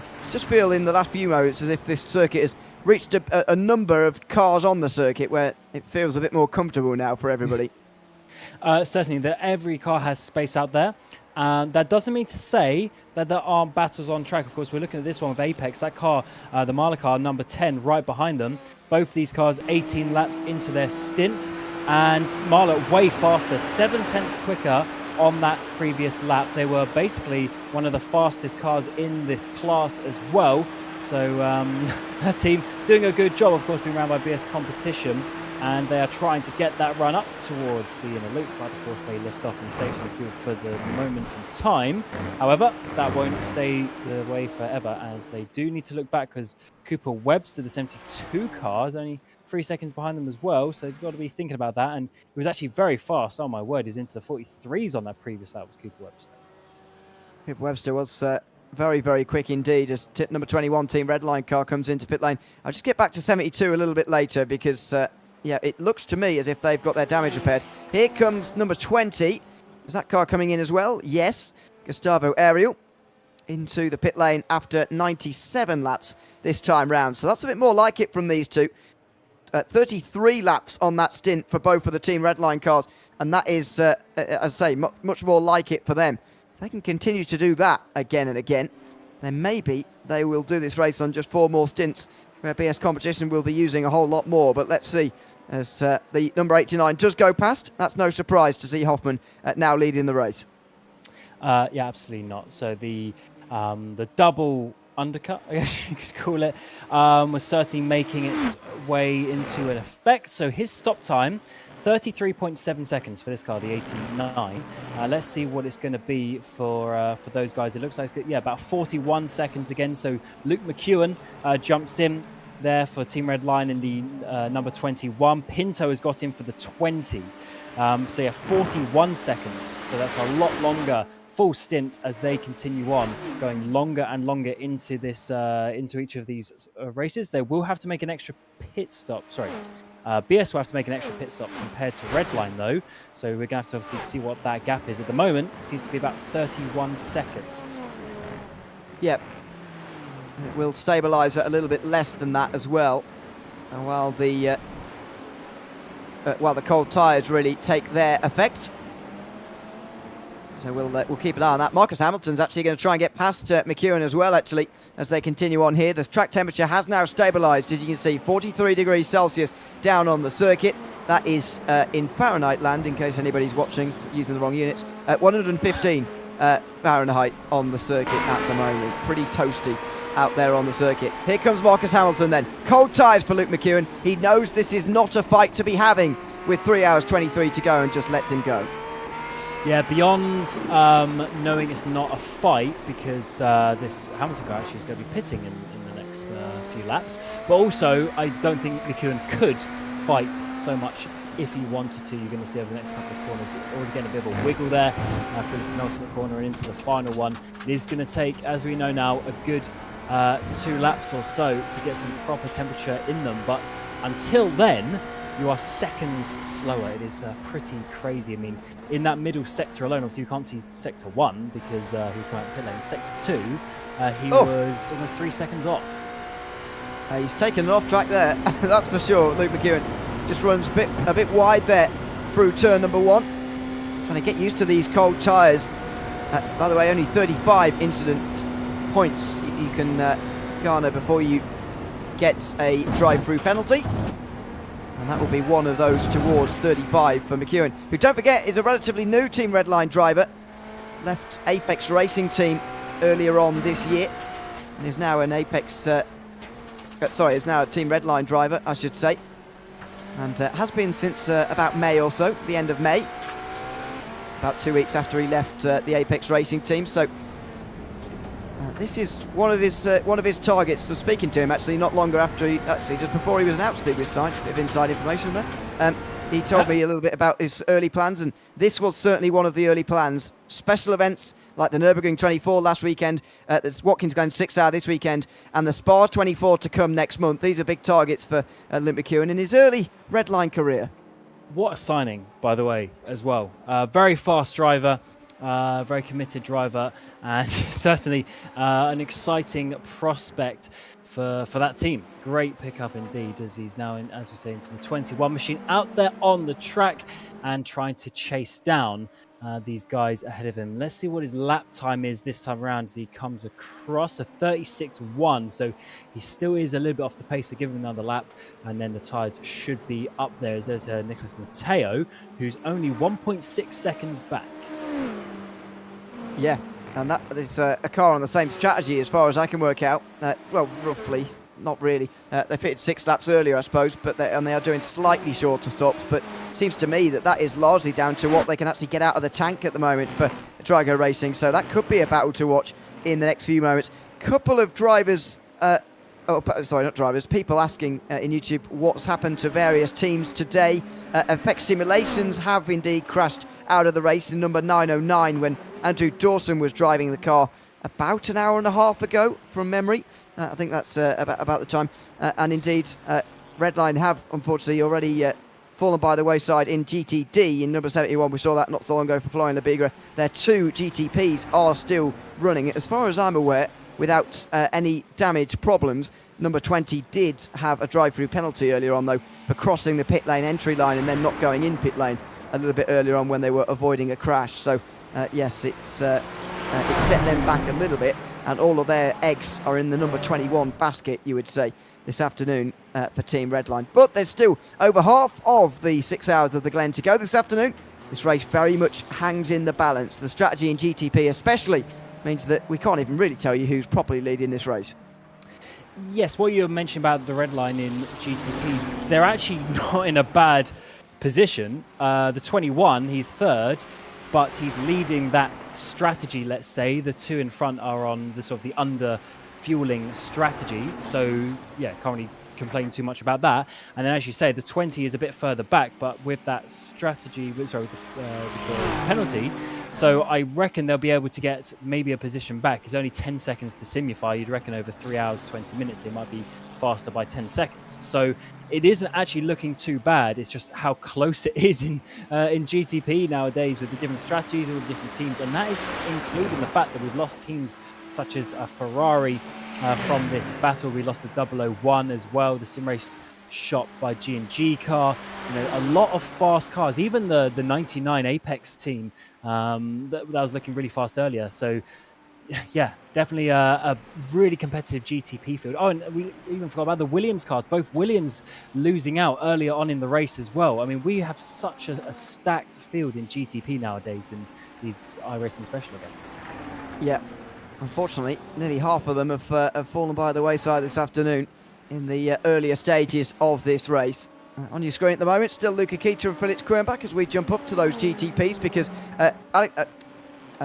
Marcus Hamilton is just in front of Luke McEwen, then Nicholas Matteo, all covered by about 3 seconds. And again, Movano Azzurro on a slightly different strategy compared to Redline, who you'd say for their race do need to get through on this Acura rather soon.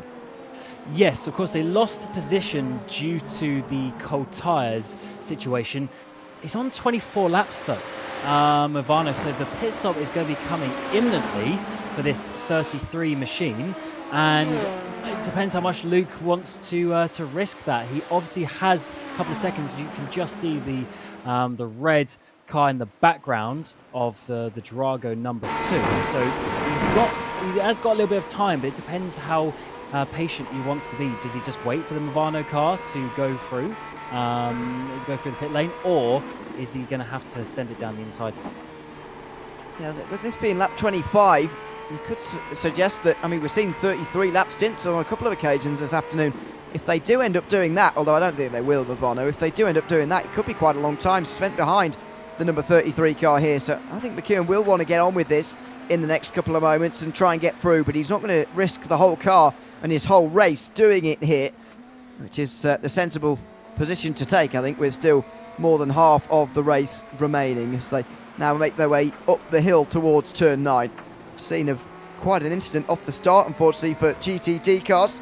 3 cars retired immediately in that class as a result of a power-up out of that corner. As LMP2 pit stops begin now as well down those other prototypes. So you can see Taj Simons into the pit lane for Fiercely Forward Pink after another 25 laps.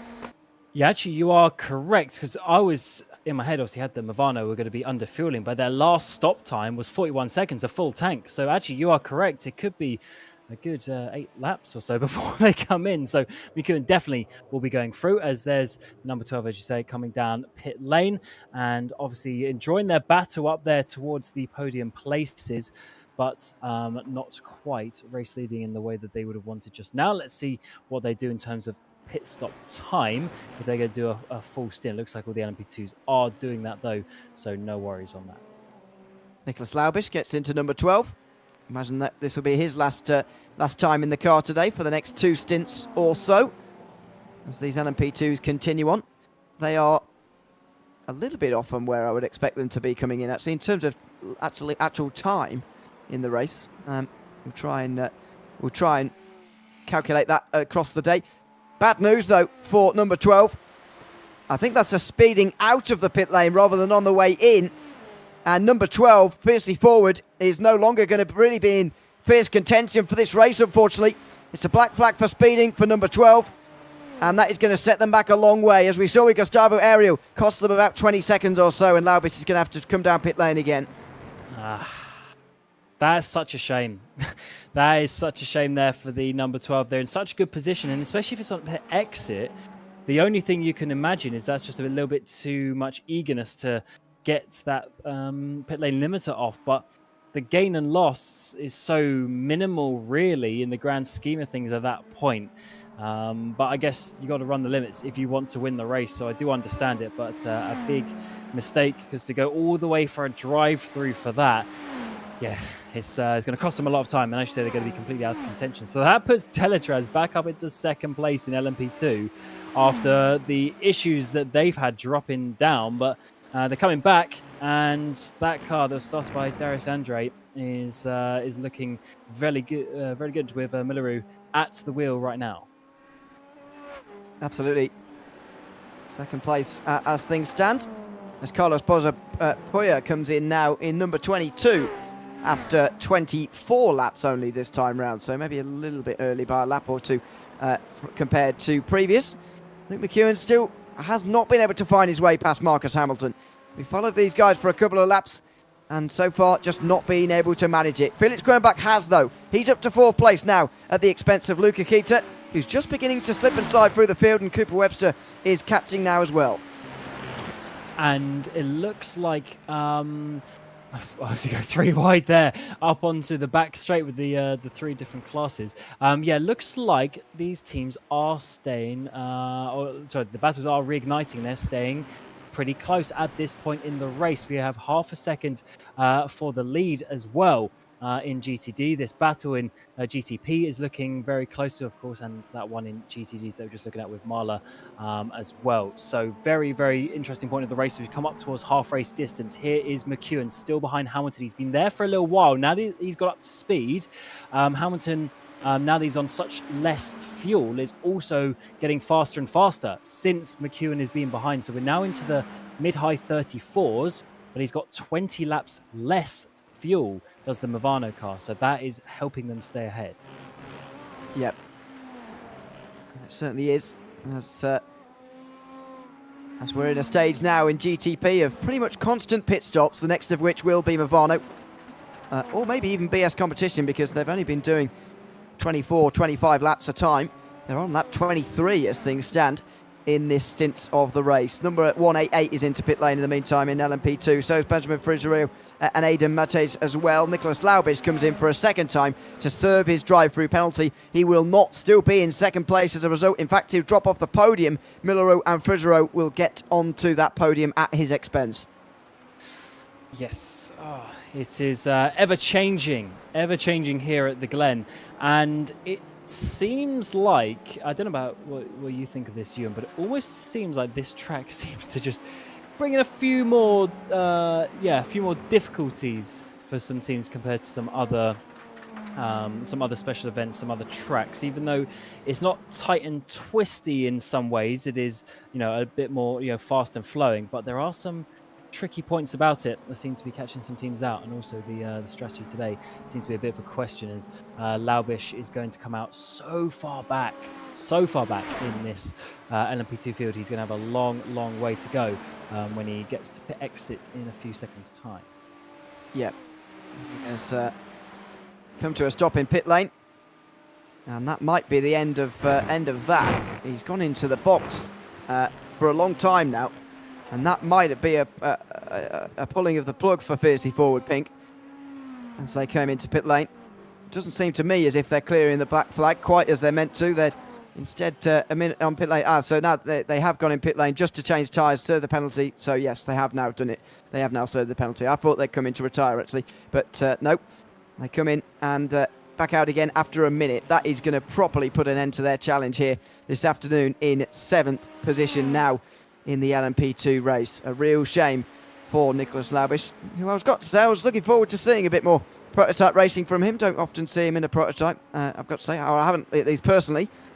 Unfortunately, he's now going to be running that prototype a lap down in this race.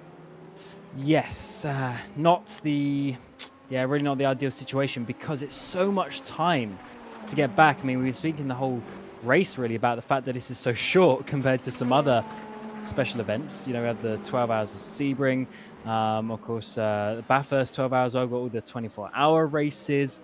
Even Petit Le Mans is towards 10 hours. So yeah, this is quite short in that regard. You just can't make up that time, even if you're a bit faster. You just can't make up that time really, if it is a fairly clean race for all of the other people. Also today, with no rain or anything like that, it is a very nice hot day out there, and unfortunately that is basically going to be their day done. This is still that battle for P3 in your P2 even, in your GTPs. There's Movano still holding on very nicely in that Acura, but we are up to now 29 laps on this stint, so we are getting closer and closer towards that pit stop, but with his less fuel, he is going very nicely indeed. Yeah, I don't know about you, but it just feels to me, with the lack of rain here and the absolutely fantastic conditions this afternoon, it's now up to 47 degrees on the track surface.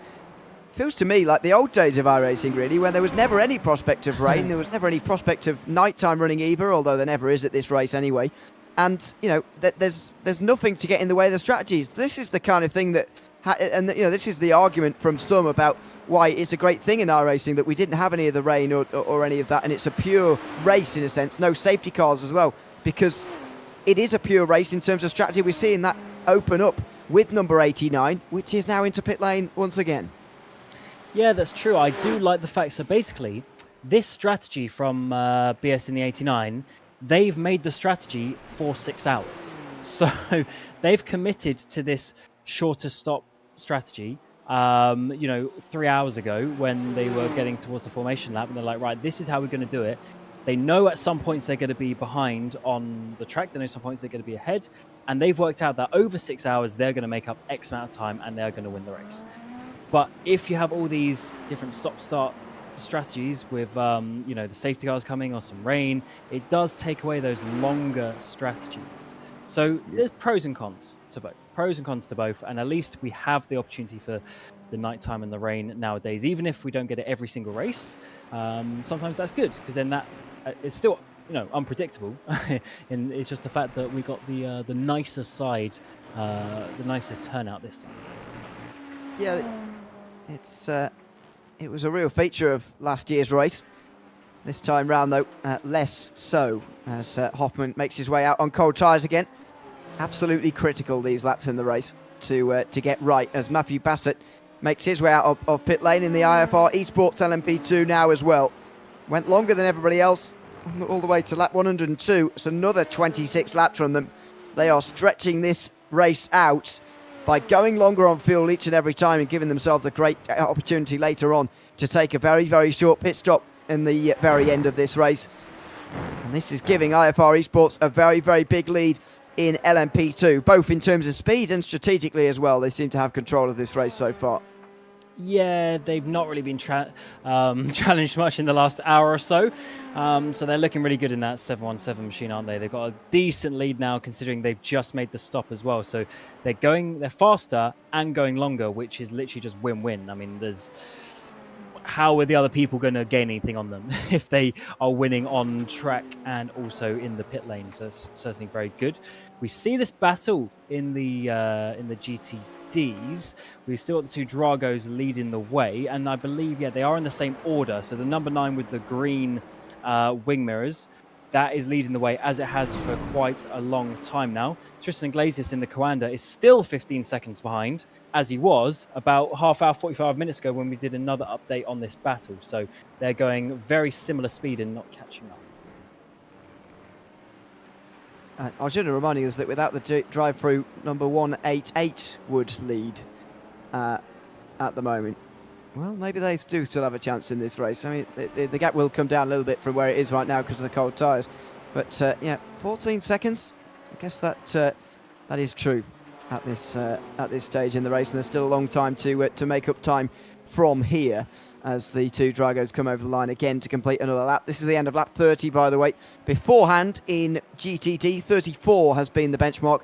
And I would say as long as they can do another 4 laps here, these two, again, they're going to be okay on fuel. But the GTs, as they always are these days, not comfortable in terms of making it to the hour quite.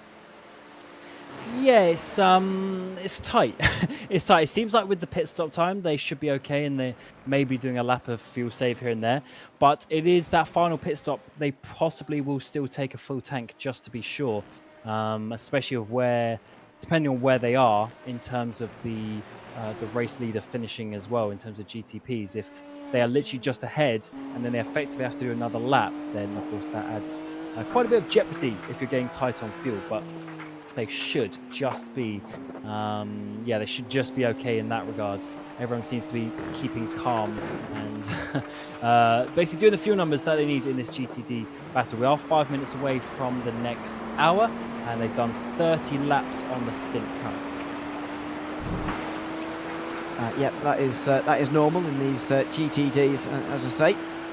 And 001 has got back out onto the circuit again. Johan Royer returns to the race after 16 and a half minutes down on pit lane. There he is. I've got to say, in a very nice livery that I'm quite enjoying this afternoon. But good to see some of these teams who have had problems are still sticking with this. Michele Costantini, notably, is 5 laps down after a long pit stop earlier on today in number 50 Ferrari car. And he's still going as well. And they could actually pick up a really decent result, actually, by just keeping on going here, because it's been a very attritional GTP race so far, and it probably will continue to be. And at the end of the day, this is sim racing. This is not real life. You can rebuild your car fairly easily and importantly, inexpensively. You just have to sit there for a few seconds and you can get racing again, which is the whole point of coming out. You've already booked off your Saturday afternoon. You're already here. You might as well continue on racing, and let's just see what happens. You never know exactly. As it's got a little bit darker out there, Ewan, a little bit of cloud cover. I'm not saying it's going to be rain, but maybe just a little bit of cooling momentarily, at least on the track. Maybe. We are right in the heat of the day, and so some of these tyres will be pleased about that. 2 p.m. in the afternoon, pretty windy. So conditions may well change rather rapidly, but yeah, it is starting to cloud over a little bit in this race.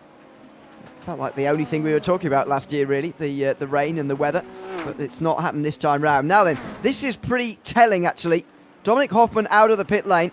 onto the circuit again. Now, admittedly, I don't think he's had very many laps. Maybe only that last one is him properly up to speed with his tyre temperature, but no gains made in those first 2 laps so far.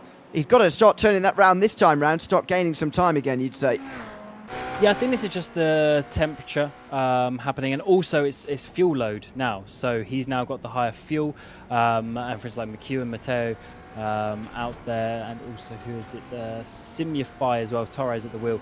All 3 of them ahead on way less fuel. Between 10 and 17 laps less fuel. That's a lot of weight, plus the cold tyres. So obviously on those first few laps, yes, he will be losing the time, but this strategy's been working quite well. We are halfway into this race though, and he has not made up anywhere near the time that he is going to need. So it's going to be a full push to the end of the race when they get to swapping drivers in that car as well. It's going to be an absolutely massive final hour or 2 of this race here. What's the time going to be? 35.1 from McEwen, which is a little bit slower than before, but that's much better from Hoffman. Into the 34, mid-34s, and that's actually quicker than McEwen's last 3 lap times, as you can see on the bottom of your screen. So he's up to speed now, he's got those tyres up to temperature, and he's back in the race. This is going to be fascinating to finish off here. 19 seconds between them, coming up to halfway. But that graphic was pretty intense. Did you see? It was like plus 1.2, plus 0.6, and then minus 0.6. That is the tyre temperatures coming into it, just getting faster and faster and faster every lap. And that's not, I mean, obviously there's a bit of traffic out there, to be fair as well, but that's not driver, changing. He's not just suddenly remembering how to drive faster. That's just, he can't go any faster until the tyres give him the grip to do so coming out of the box. So really, really interesting things with these new tyres, and I'm actually quite liking how it's affecting the strategy and how you have to sort of drive on the first couple of laps. It's not easy. It's not just get in and go and put your foot down. You actually have to think about it a little bit.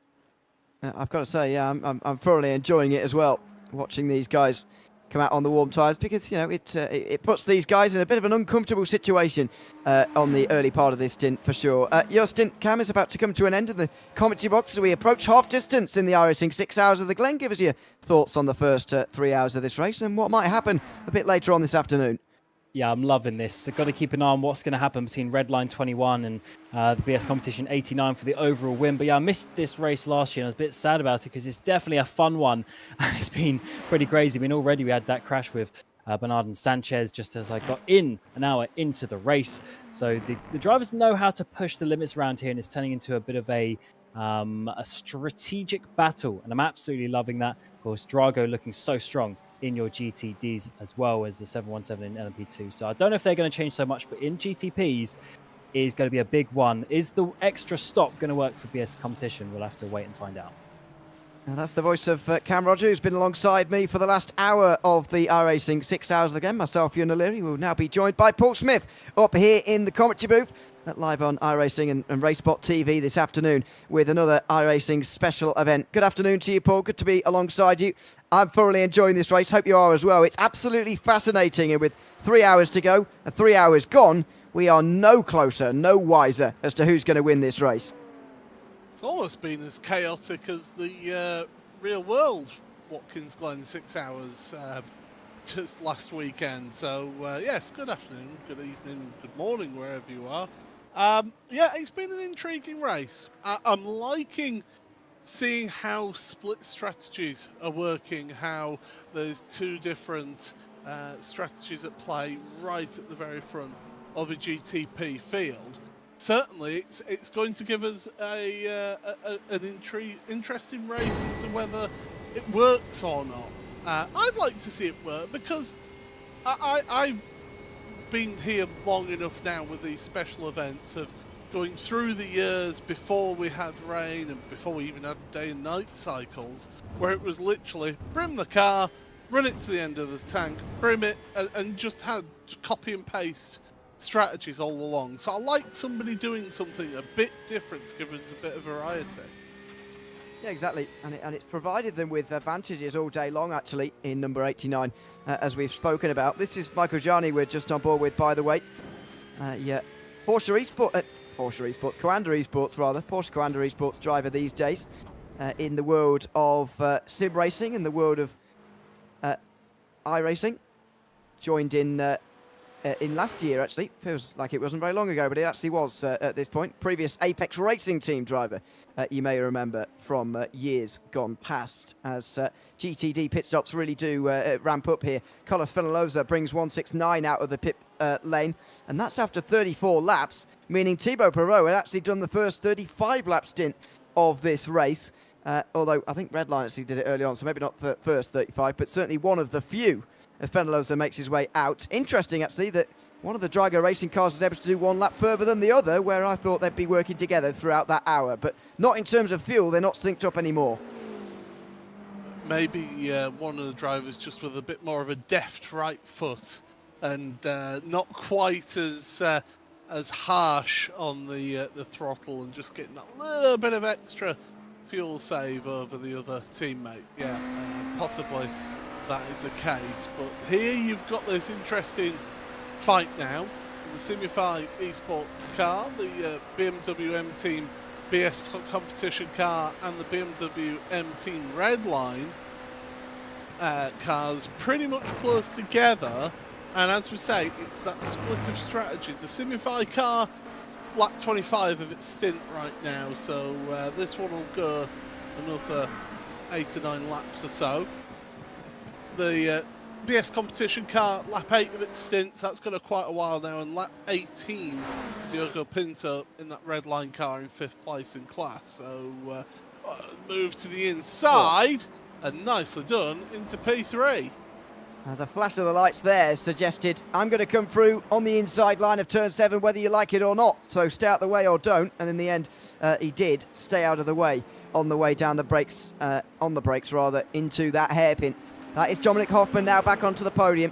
Simify Esports, as you say, still have 6 laps to go of this stint, and that effectively means they are behind BS Competition in the race, even with 2 hours 56 to go, because I believe all of the GTPs at the moment have 3 stops remaining of varying distances, of course. Grid and Go, in the meantime, have found themselves in the fence. It's not been a good afternoon for them in GTD, and that is a big, big accident. Is that for Jarno Koch, was it, maybe? I don't know which of the Grid and Goes this is, but it's up over the curbs, and another one through here. Yeah, you're absolutely right with the name. It is Jarno.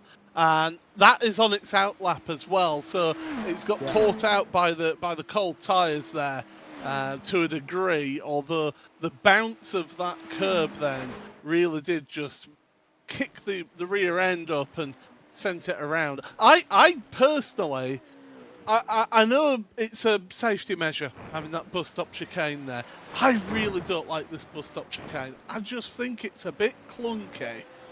I much preferred the old carousel without the bus stop, but yeah, it's a safety thing. There's not a lot of runoff there at the entry to the carousel, so if you do have an incident, you're finding the wall very quickly. Yeah, that's interesting. I've got to say I don't mind it. I think it's it depends very much what you're racing around this circuit as to whether you need that or whether that bus stop chicane is right for this circuit or not.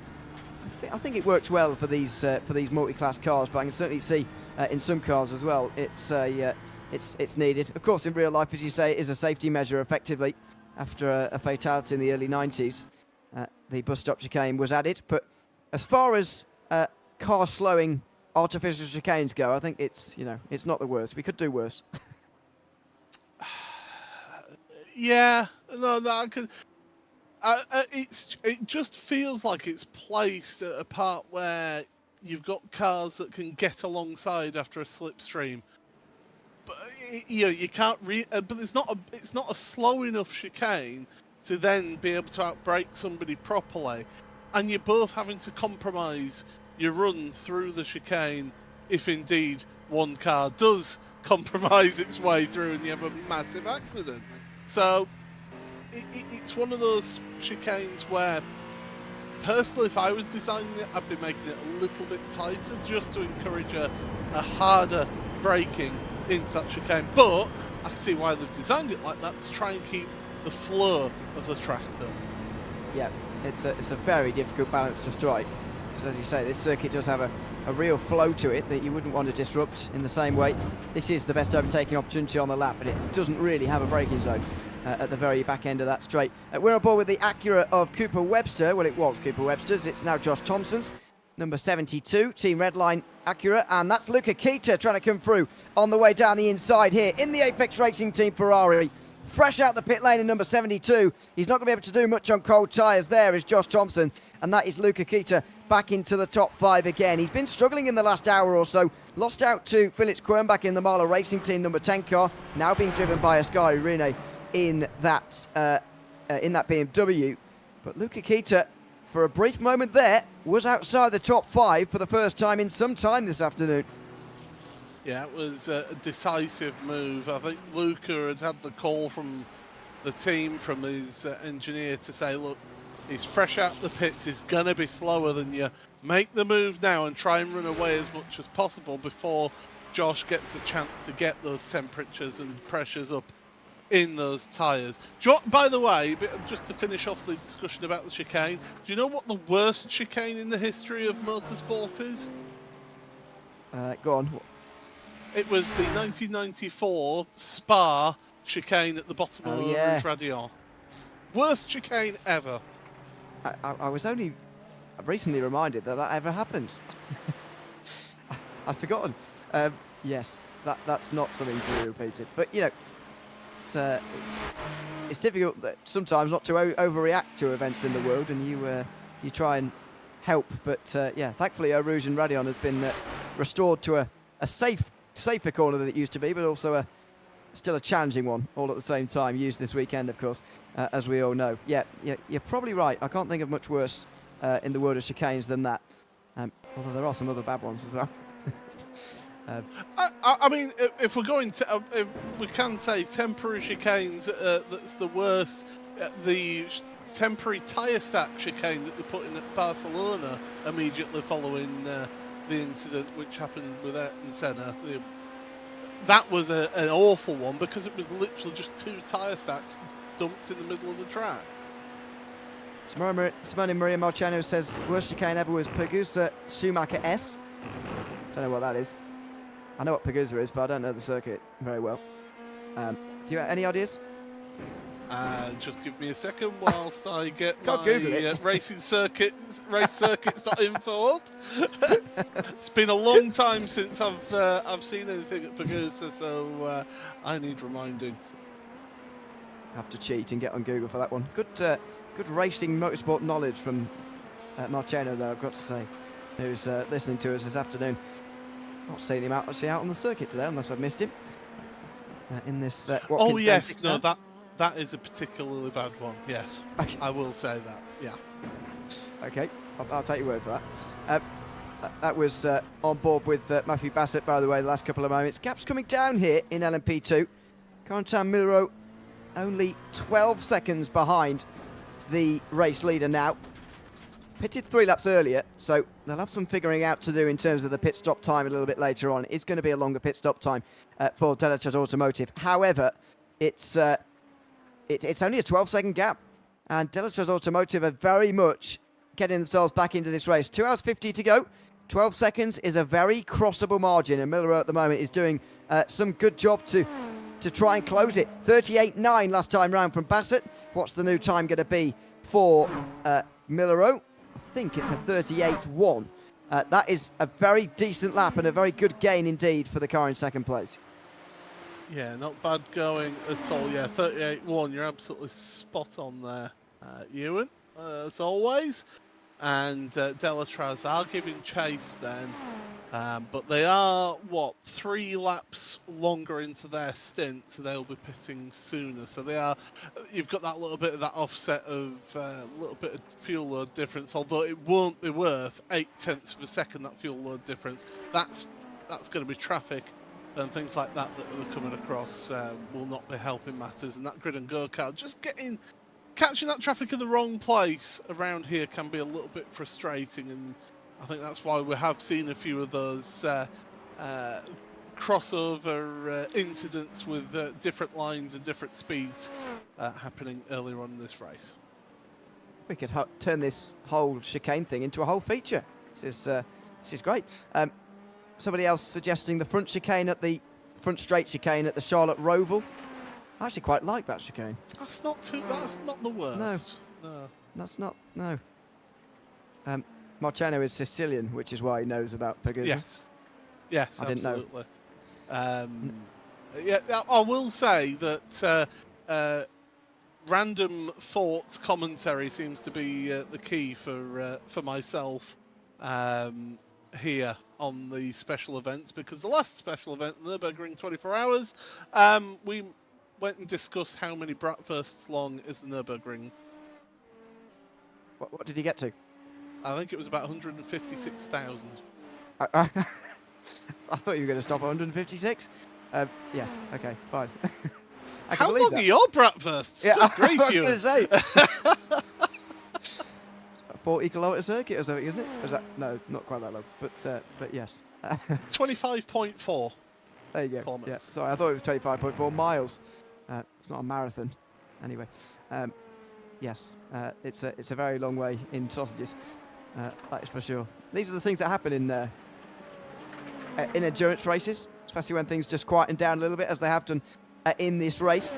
No gaps below a second in either prototype or GT categories at the moment. The only positional changes are Michele Costantini working his way past LMP2s as he races his way through the overall field in this one. There is a pass for position. There it is on your screen. It's just happened as Aiden Mercedes gets overtaken by Costantini. Hardly worth a mention, but I have mentioned it just because Ferrari are at least still in the race. Yeah, I mean, it's good to see Ferrari carrying on. I've had this rant a few times on the special events and on other broadcasts as well about how some teams and some drivers in sim racing are very keen that as soon as they get involved in an incident and they have no chance of winning a race, just immediately just go, right, withdraw the car. And I just think that's a terrible attitude to bring. You need to carry on because you still learn something with carrying on in an event like that, and it's something that you could then end up relying on in a later on special event or championship race that you're involved in, and it'll feel pretty pointless just carrying on your own in the middle of the LMP2s as the Scuderia Ferrari HPE sport car is, but it's still something that you can take away from this race and try things. You can try different strategies and say, okay, let's try something different. Let's try running a different strategy. Let's try, different tyre strategies, things like that. You can use it as a test event, because as much as these teams will have plenty of test sessions, private test sessions before a big event like this, you cannot test and replicate a track full of different classes of cars for you to race on. No, absolutely. And to your point on that, Ferrari were doing the same strategy as Redline, so running as long as you can, full tank every time. Maybe they could, while they're out here now, try something a bit more like what BS Competition are doing and just see if they gain any time or not, because they will be able to see the gaps. I know it's 5 laps gap, but they can look a bit deeper into it in the sim and think, how much closer are we to Redline? Are we getting any closer to BS Competition or all that kind of thing when they're working out this strategy? They can do things like that just to try and, try to do something different effectively and learn for next time. Because, as we mentioned previously, this is one, and indeed not the last of a plethora of special events, the iRacing special events in 2025. We've got the Indianapolis 6 Hour coming for the very last time in 2025 before that moves to Road America in 2026. And we've got Petit Le Mans to come as well. And you'd imagine Ferrari are both going to be wanting to compete and win both of those if at all possible. I mean, Petit Le Mans for me is one of those special events that really does cause a bit of carnage and chaos at Road Atlanta. Really short lap. I mean, you think that this track, it's a relatively short lap time in doing 34s and 35s in the GTP class right now. At Road Atlanta, you're just over, 70 seconds, or even if that, in a GTP. They come thick and fast, and a couple of years ago, I was commentating on the first half of the iRacing Petit Le Mans, and it was just chaos, carnage. Nobody knew who was going to win at the 5-hour mark because so many things had happened, mainly at turn 5 at Road Atlanta. Then the second half of the race, it all calmed down after I'd got out the commentary box. So it worked rather nicely for me, getting all the excitement, and then everyone else had to fill. Yeah. Everyone on the circuit would have been pleased you left, though, because yes, seems that there's a definite pattern there in that race. Yeah, it feels like, though, all jokes aside, that every circuit sort of has that level at which it's almost as if the circuit feels comfortable now with the amount of cars that's on it, and 50 at the beginning is too many here at Watkins Glen. Eventually, it's an attritional race to begin with. I mean, the first 11 laps of this race, we lost 5 cars. So that just shows you how many early incidents we had. Eventually now, we've had 30-ish for a while. I think we had 37, 30, 38, 39 kind of number after about an hour or an hour and a half. So at that rate, we were going to... There was definitely a rate of attrition at one stage at which we were going to have no cars left at the end. Obviously, that was never going to continue, that rate of attrition. But it's really slowed now, and it feels like in the mid-30s, this race has really got more comfortable with the amount of cars that it's got on it. And it does feel a little bit more, easier for everybody in traffic out there on the circuit. There's room to breathe, isn't there? Whereas, I mean, especially in the first time through traffic, I mean, we saw it in that first 10-15 minutes of the race. The first run through traffic was just chaotic. It was carnage. Exciting for us to watch and people at home to watch, but for these drivers, it would have been a really stressful time to go through that. And everybody's been able to spread out more now. Those first times through traffic, everybody's still quite close together, so it's all more spread out. But yeah, there's currently 33 cars circulating on track as it stands right now. So yeah, there's been a high rate of attrition compared to, like I say, the Nürburgring last time out. We had not many retirements for the first 6 or 7 hours of that race. We kept to quite a decent sized grid, but with the length of that track, the field just naturally spread out, so you didn't have that really tight packed traffic to work through. Yeah, it's a much different race, and the thing with the Nürburgring 24 hours is that the attrition rate actually doesn't slow as much as I feel like it does at some other tracks. I mean, some of the incidents we've seen here today, for example, have been pure classic multi-class car-on-car crashes. Think about the one at the final corner, the pile-up, even at the beginning.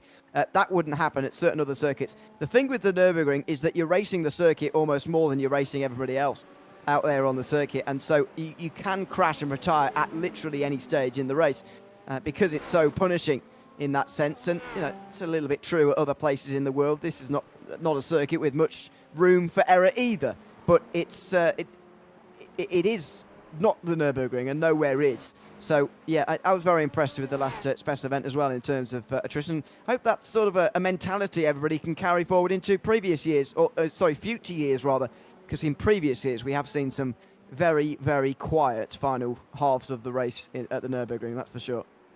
Yes, we have.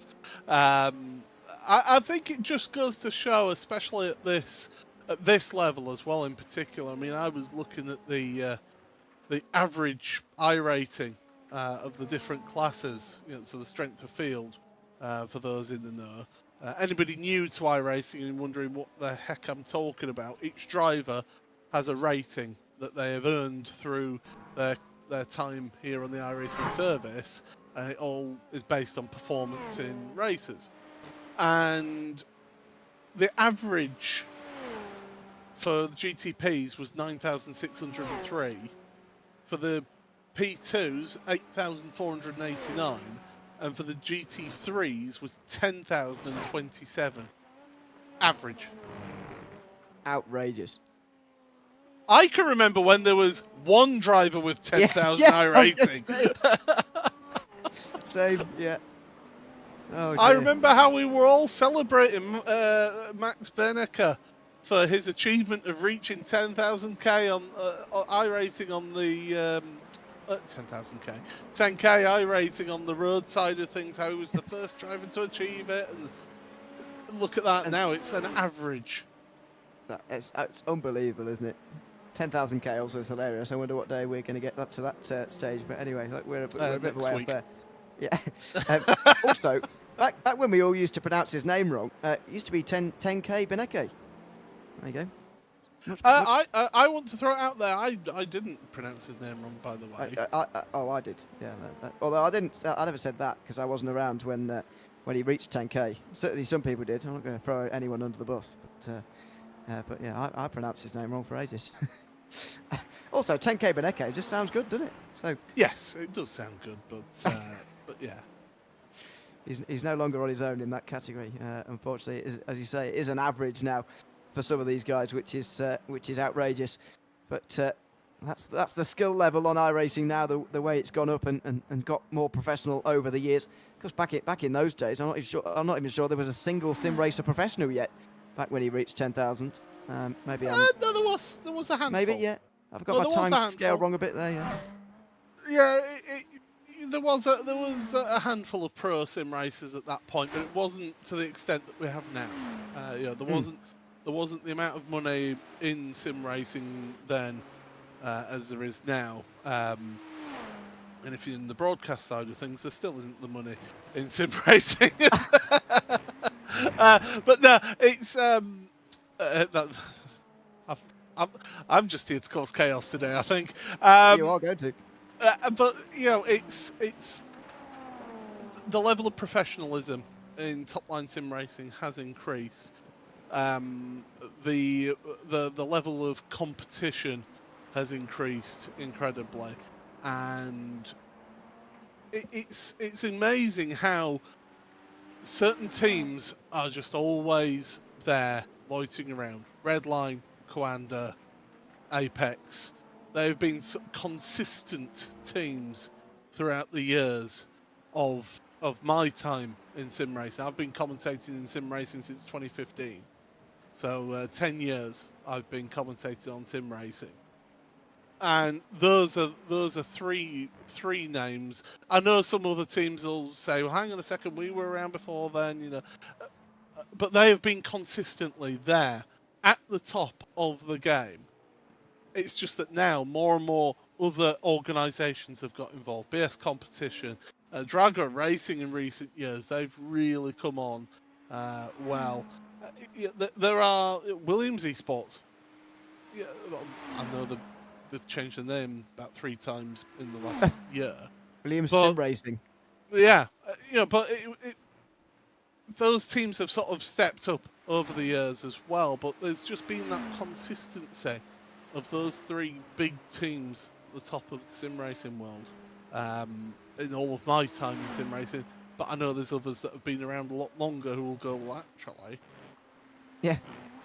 It's a great place to be in sim racing at the moment, certainly in terms of competitiveness towards the front of one of these races. It is a very, very close race again in 2025 with two different teams as well, which is not something we've always seen. Team Redline and BS Plus Competition. The front 2 we're focusing on here. Dominic Hoffman, who's now 21 laps, 22 laps-ish into his stint. So 3 stops to go for both of them, but it's going to be quite similar in terms of time as well for the 3 stops. It's going to be very interesting to see how they all play it. But Luke McEwen's now doing lap 32 of his stint. He's just about to go over the line again. Or is he about to come into pit lane? We'll find out in a couple of moments' time. But there's the key things you need to know down the bottom of the screen. Dominic Hoffman is gaining time each time, as Luke McEwen now does come into the pit lane after 32 laps. This is lap 129, and another 32 lap stint from him. It's actually the first of the day, but he's been hovering around that kind of stint all day long as Dominic Hoffman goes through and takes a brief race lead. Johan Royer, who was coming onto pit road behind him, decided that he didn't like that set of tyres and absolutely just locked the brakes, trying to get slowed down to pit lane speed. So, change of tyres, full tank of virtual energy, and then we'll be good to go yet again here. And tell you what, it's going to be interesting to see how this all pans out. It was, what, 10 lap difference on the pit stops of the BS competition car and the Team Redline car. So we'll see how that shorter pit stop cycle is working out for BS into that final hour of the race. So as they get a little bit more and more off sync every time. I was mistaken, by the way, to say that was a longer stint than otherwise. That they've done 32 lap stints now since the start of the race. So other than stint 1, they've been doing 32 laps. Not that it really matters. They're hovering around that point anyway. There's Luke McEwen coming out of pit lane. 40.8 in the box over the top of the hill this time round. Not going side by side because those cold tyres will not take it. Diogo Pinto, 40.7 seconds in the box. So what's the gap between McEwen and Hoffman? 50 seconds as things stand, but how much longer is Hoffman going to take here before he pits again? He did 25 laps on his previous 2 stints in a row. Are we going to see 25 laps again here, in which case he'd go another 3. Well, he's certainly going another 1 as we approach 2.5 hours from the conclusion of this race.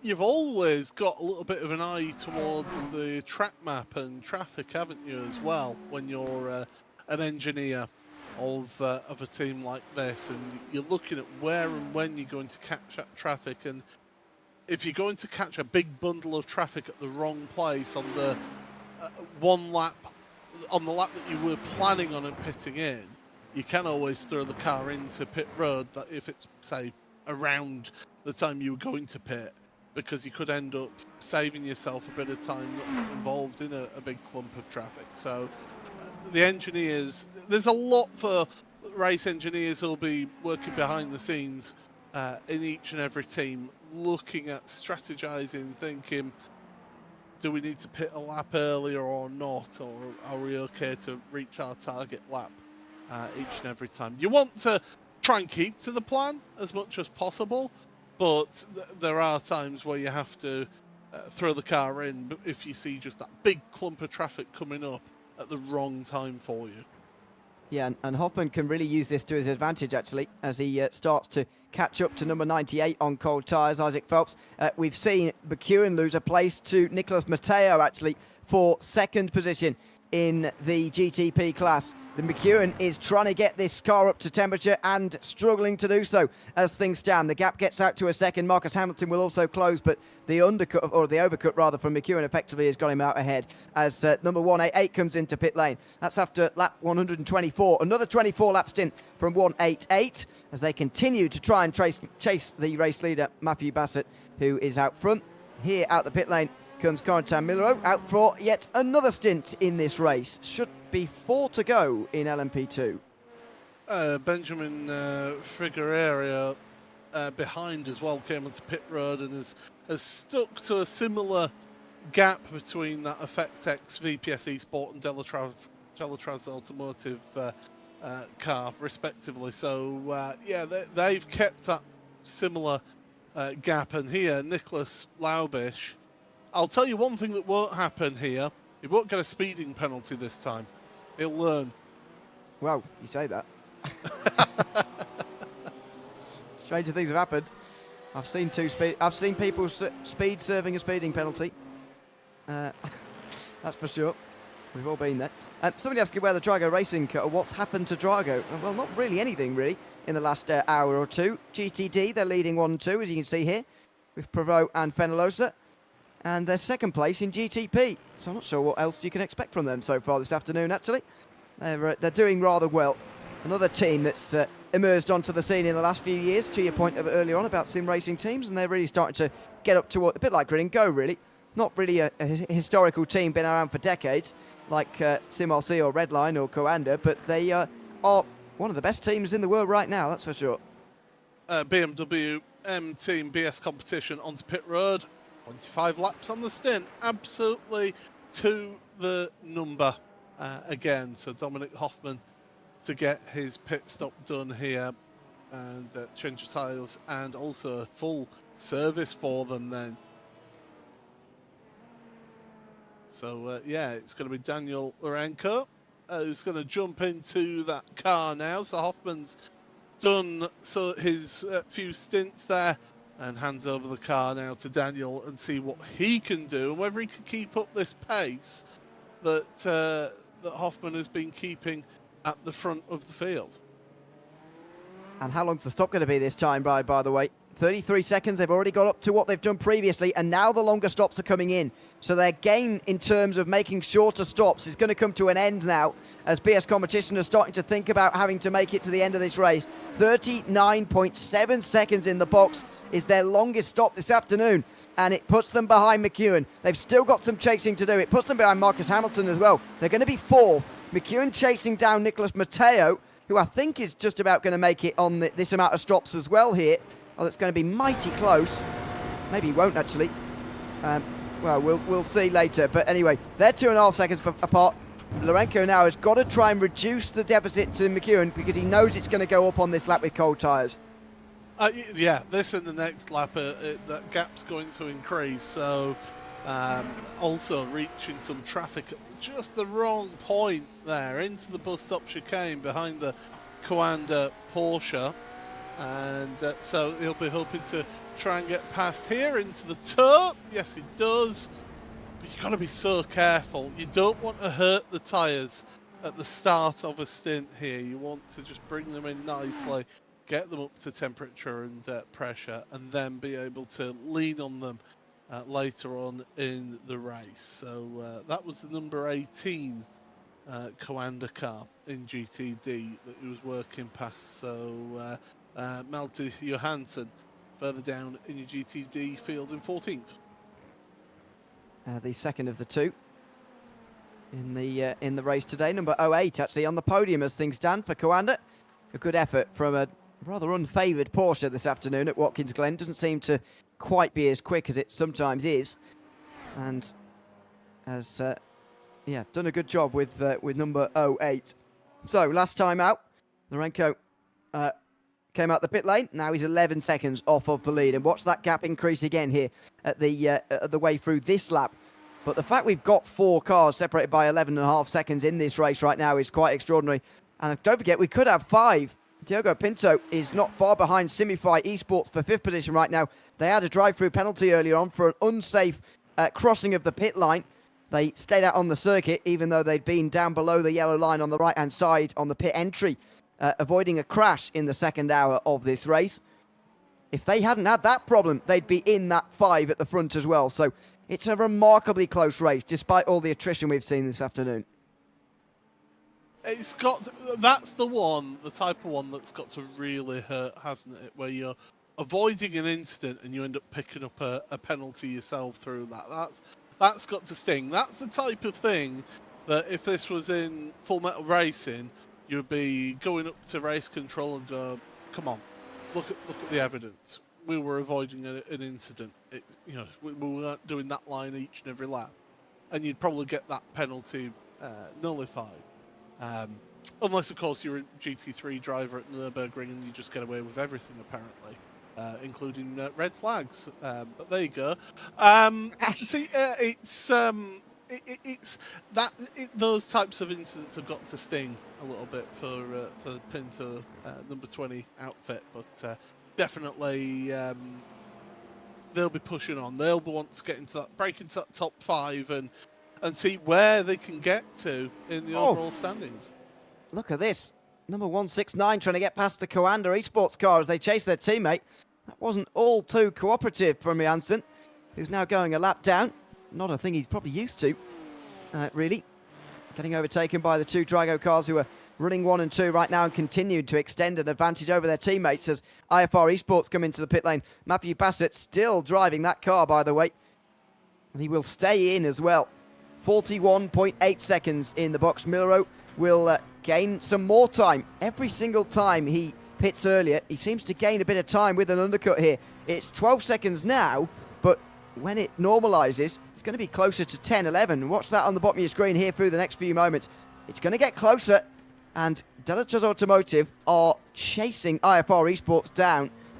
Not at a rate of knots, but certainly with a bit of conviction here that could see them in the conversation for this race win by the end of this race.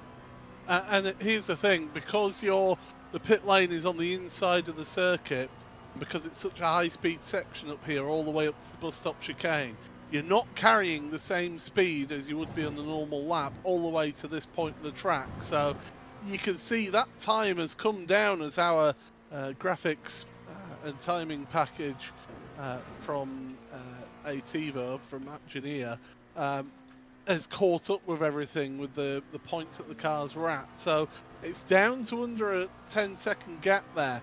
So yeah, things could heat and get a bit more exciting towards the end of the race between these two. As if they needed to be any more hot out there this afternoon. 42 degrees still out there on the circuit as the clouds have just done their job of blocking the sun for an hour or so now. It's brought it down from 47 degrees, which I think was the maximum earlier on this afternoon. Aiden Mates gets past Carlos Puya as well, by the way, for 4th place in the LMP2 class. So that's a change there in the last couple of moments. Not really sure why either, because Puya's not exactly fresh out the pit lane or anything. And the number 89's right behind them as well. That's what Lourenco could do without. A couple of LMP2s right in front of him here. And again, goes back to the point we were making earlier on. The gap between GTP and LMP2 speed is not large. The time per lap is about 4 seconds or so. They're only 5 laps down, what is a relatively short circuit after nearly 4 hours. Yeah, and you look at how long it takes you to get past those LMP2s. You're absolutely right there. It's that more of that top speed, that top end, and the acceleration out of corners that those GTPs have with a bit more downforce. Discussing with Peter Mackay a few months ago about these GTPs, and he was saying, talking to some of the Porsche drivers at the Daytona 24 Hours earlier on this year, back in January. It's 5 months or so since we had the Rolex 24, and he was basically getting told that those Porsche 963s, it's about the same level of downforce as you got in the GTE, the RSR GTE. So it shows you what the regulations have done in terms of trying to limit the amount of grip that those prototypes have. Yeah, it's remarkable, this new era of prototype racing where the downforce levels are not... Go on. Pinto's just got past Simufy. It wasn't on their tail, so something must have happened to the Simufy car for them to drop down a place. Well spotted, Manuel Cubo Torres. He's actually got Isaac Phelps right behind him now. He's dropped so far behind. Oh, wow! Big contact into the bus stop chicane with one of the Grid and Go BMWs. And that was on turn in there. We'll try and wheel it back a little bit further to see who's really at fault. Here we go. Flashes the lights. This is going to be late, isn't it? The BMW... Oh, wow. The BMW... Well, I don't know what to think about that, actually. Your thoughts? It looks like the BMW tried to position himself on track to say, don't make the move here. There's the flash of the lights. The BMW then moves over as if to say, don't go for it there. Then comes back onto the line, but then wanders back into the side of the Simufy car. For me, that's on the Grid and Go car. I'm sorry, but it is. I think normally it isn't. It's normally on the GTP car, but in that instance, I'm afraid Grid and Go, that's on you. Yeah, I agree with that. Yeah, I really I don't know what it is. I really dislike the GT cars. It seems to be a relatively new phenomenon, weaving around to try and defend from a prototype because they don't want to be passed into a corner. I get it from their perspective that it slows them down quite a lot, and I understand that, but I'm not sure I'm a fan of this weaving around trying to stop people from overtaking you where you don't want to be overtaken. You know, as you say, it's not really up to you. It's up to the prototype to try and get past as cleanly as possible and without... Because after all, costing when you're a prototype passing, if it costs you time, it probably costs the GT car time as well. So you want to try and facilitate a move as best as possible. I'm not sure weaving down the straight, sort of almost in an intimidatory manner, is the best way to do that into the fastest corner on this circuit. But no major damage was done, thankfully. Speaking, well, apart from to the Simufy car, that I think has just got even more damage on its car, because I can see a yellow flag with its name to it in the tour. So Simufy Manuel Torres is having a terrible time out there. in that number 14. I will say, as somebody who's driven lowest class in a multi-class race, you do get cars of the top class making, shall we say, ambitious moves to put a lap on you because they don't want to slow down for you. I can understand to a degree. No, don't go past here because you just make it worse for both of us. But it still doesn't excuse what happened in that particular incident, and I do agree with you. And it is on the faster car to make that safer move safely. Yeah, and it benefits both when they do, as well, because the pass is going to happen at some stage. It's just You've a got case to of be how. predictable. Yeah, That's yeah, another exactly. thing. You know, that slower car, you've got to be Yep. predictable, and that wasn't predictable. No, What the Grid and no. Go car did. No, it wasn't. It's the second weave from the racing line, which is especially puzzling to me. But anyway, it's yeah. Well, anyway, I'll leave it. But the most telling on board for me watching all of that was actually Diogo Pinto's, where we were on board with him. I don't know if you were listening into his audio as number 12 just pulls off to the side here. This is a troubled car this afternoon. Nicholas Laubich had some sort of, I wonder whether his monitor turned off as well, or saying what happened to Ferrari or something. Let's have a look. Oh, immediately pulls over. Yeah, some things happened not in the sim that he's had to do something with. I've literally been seeing somebody streaming iRacing, one of the iRacing streamers says, "Oh, that's the red line. That's the leader. The leader. Yeah, The leader coming through on who's driving that car now? Josh Thompson in sixth place. Yeah, he won't be very pleased about that. It's another one of those late moves, which is kind of questionable from the prototype, but they were fully alongside and so on, and it wasn't late or anything. But that's the pressure on Nicholas Matteo at the moment. He's only got 2-second lead, and ironically, it's Redline teammates who are chasing down that race leader, and in trying to get away, a different Redline car has been shoved to the side of the road. I have shared a Discord chat with Josh Thompson during races, and something like that happens. There's all manner of comments made, shall we say, that are not broadcastable. Nearly met him once, but he got food poisoning, so I didn't. I attempted to do a 24-hour karting race at Milton Keynes back in 2019. I ended up really ill and couldn't actually take part in the race. But in the practice session the night before, it was one of those times where it's a rental kart track and it was greasy. So it wasn't properly wet, it was greasy. And I'd never driven in those conditions in a rental kart. And Josh Thompson was on track. Now, he's done a bit of karting. And I thought, oh, I know what I'll do. I'll follow him, see what lines he's taking, and learn from him and pick up a few things. So he gets past me down this one straight, going into a really fast right-hander, and he goes straight on. So I was like, okay, maybe I won't follow him. Oh, dear.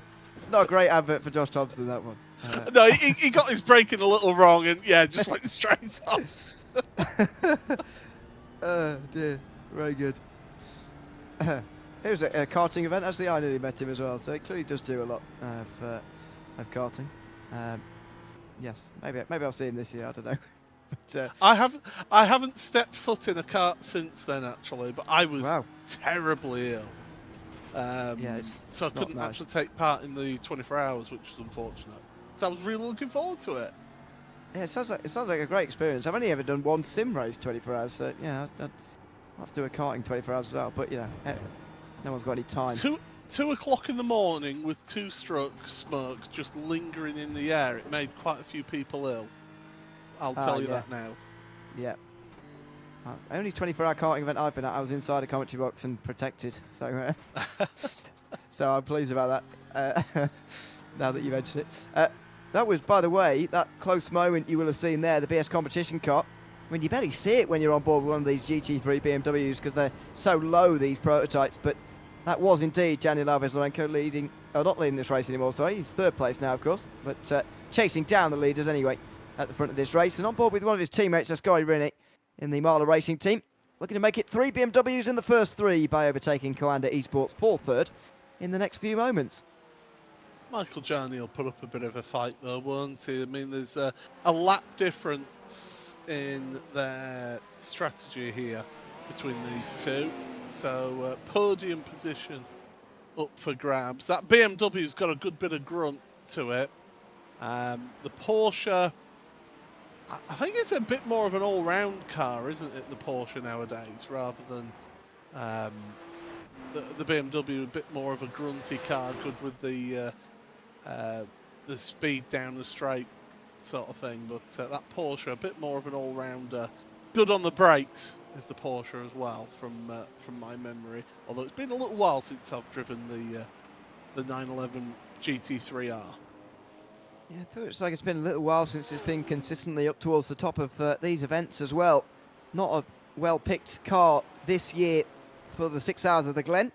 Coanda, of course, Porsche team pick it every round, as Marla Racing team are a BMW team, and pick it every round as well. And, you know, I talked about this a lot a few years ago when these sorts of deals were starting to come to place, that, you know, it's really going to help iRacing special events in the future, and it certainly does. We've got 2 different manufacturers fighting for a podium right now, whereas in a previous world in iRacing, even with a good variety of GT cars to choose from, you might only see 1 or 2 really picked. These guys are sort of almost forced to pick certain manufacturers and make them work, and more often than not, they actually do make it work in terms of getting a good result, as you're seeing right here. Can Marina get into that top 3 and get past Michael Jarney maybe with that little bit of a disrupted run for the American in towards the bus stop chicane? No. Bryn stays behind into the bus stop for another lap. And that goes to what I was saying earlier about the bus stop there. That BMW, it had got closed up in the slipstream, but it's just not a long enough run to properly be able to send it into the chicane. You've got to be fully alongside to make the run into the chicane work. And that's where I think just that chicane does mess up with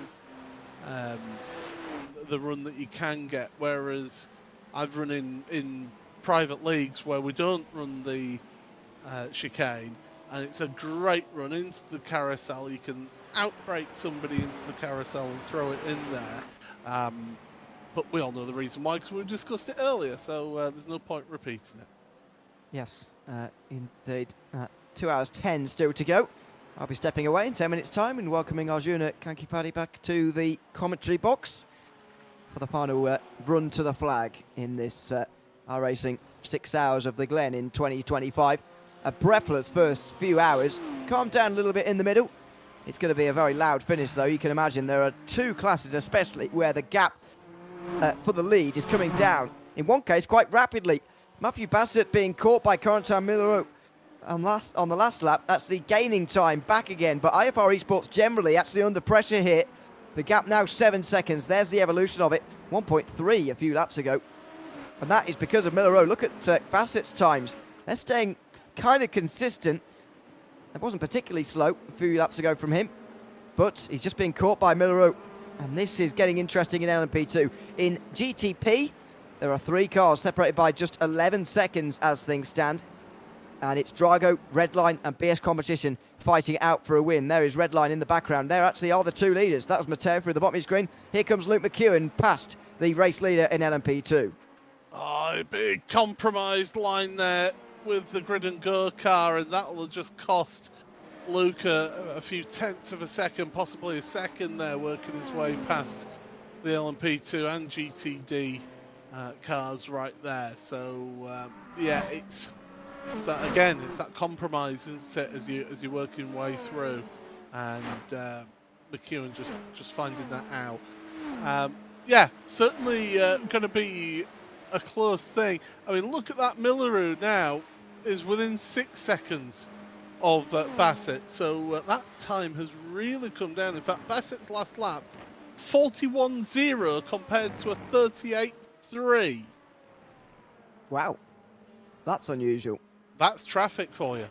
Yeah, that's severe traffic.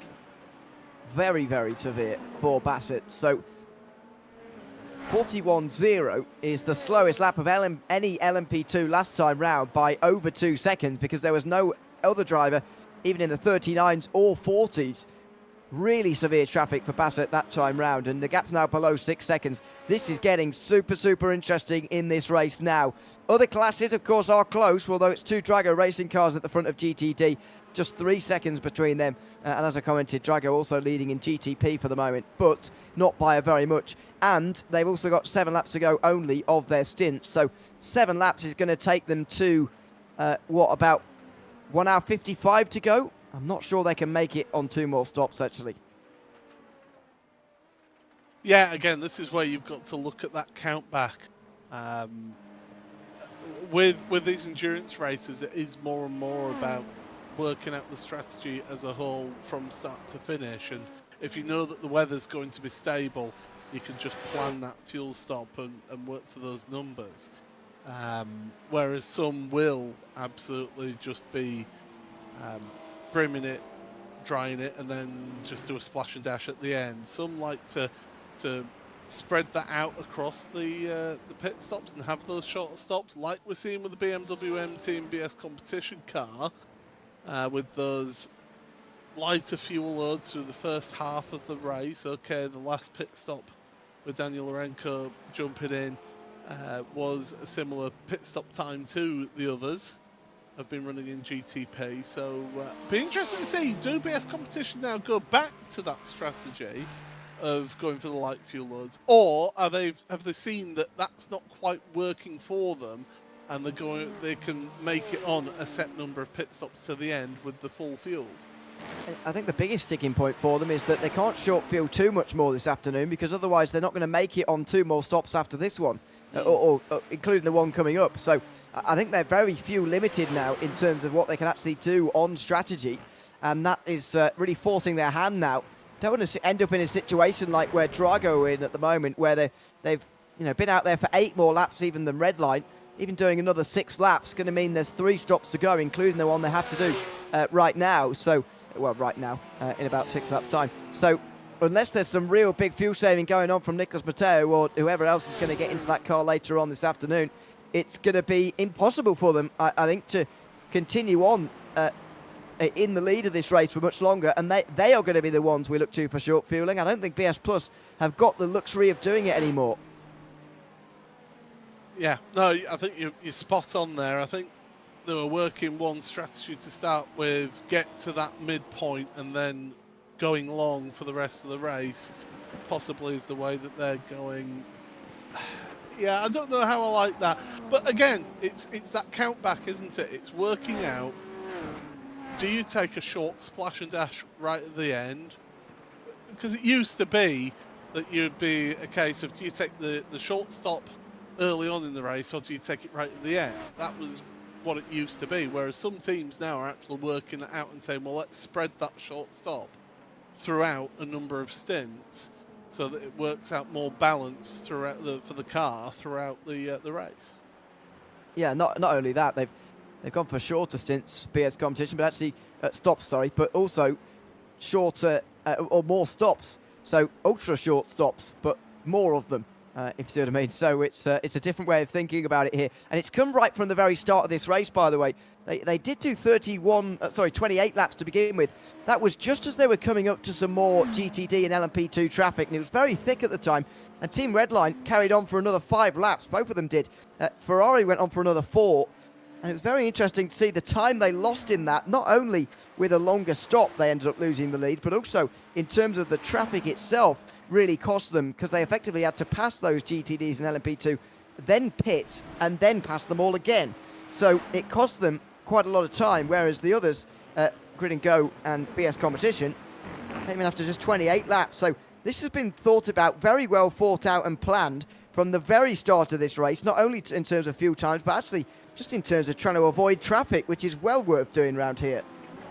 Yeah, it's the point that I made, isn't it, of looking at what traffic is coming up and thinking, do you pit a lap earlier than you had planned to do to avoid a big chunk of traffic to save yourself some time out there on the actual physical track? So yeah, it's looking at, it's playing 4D chess isn't it? It's not just thinking about on a two-dimensional. Well, if they do that, you do that.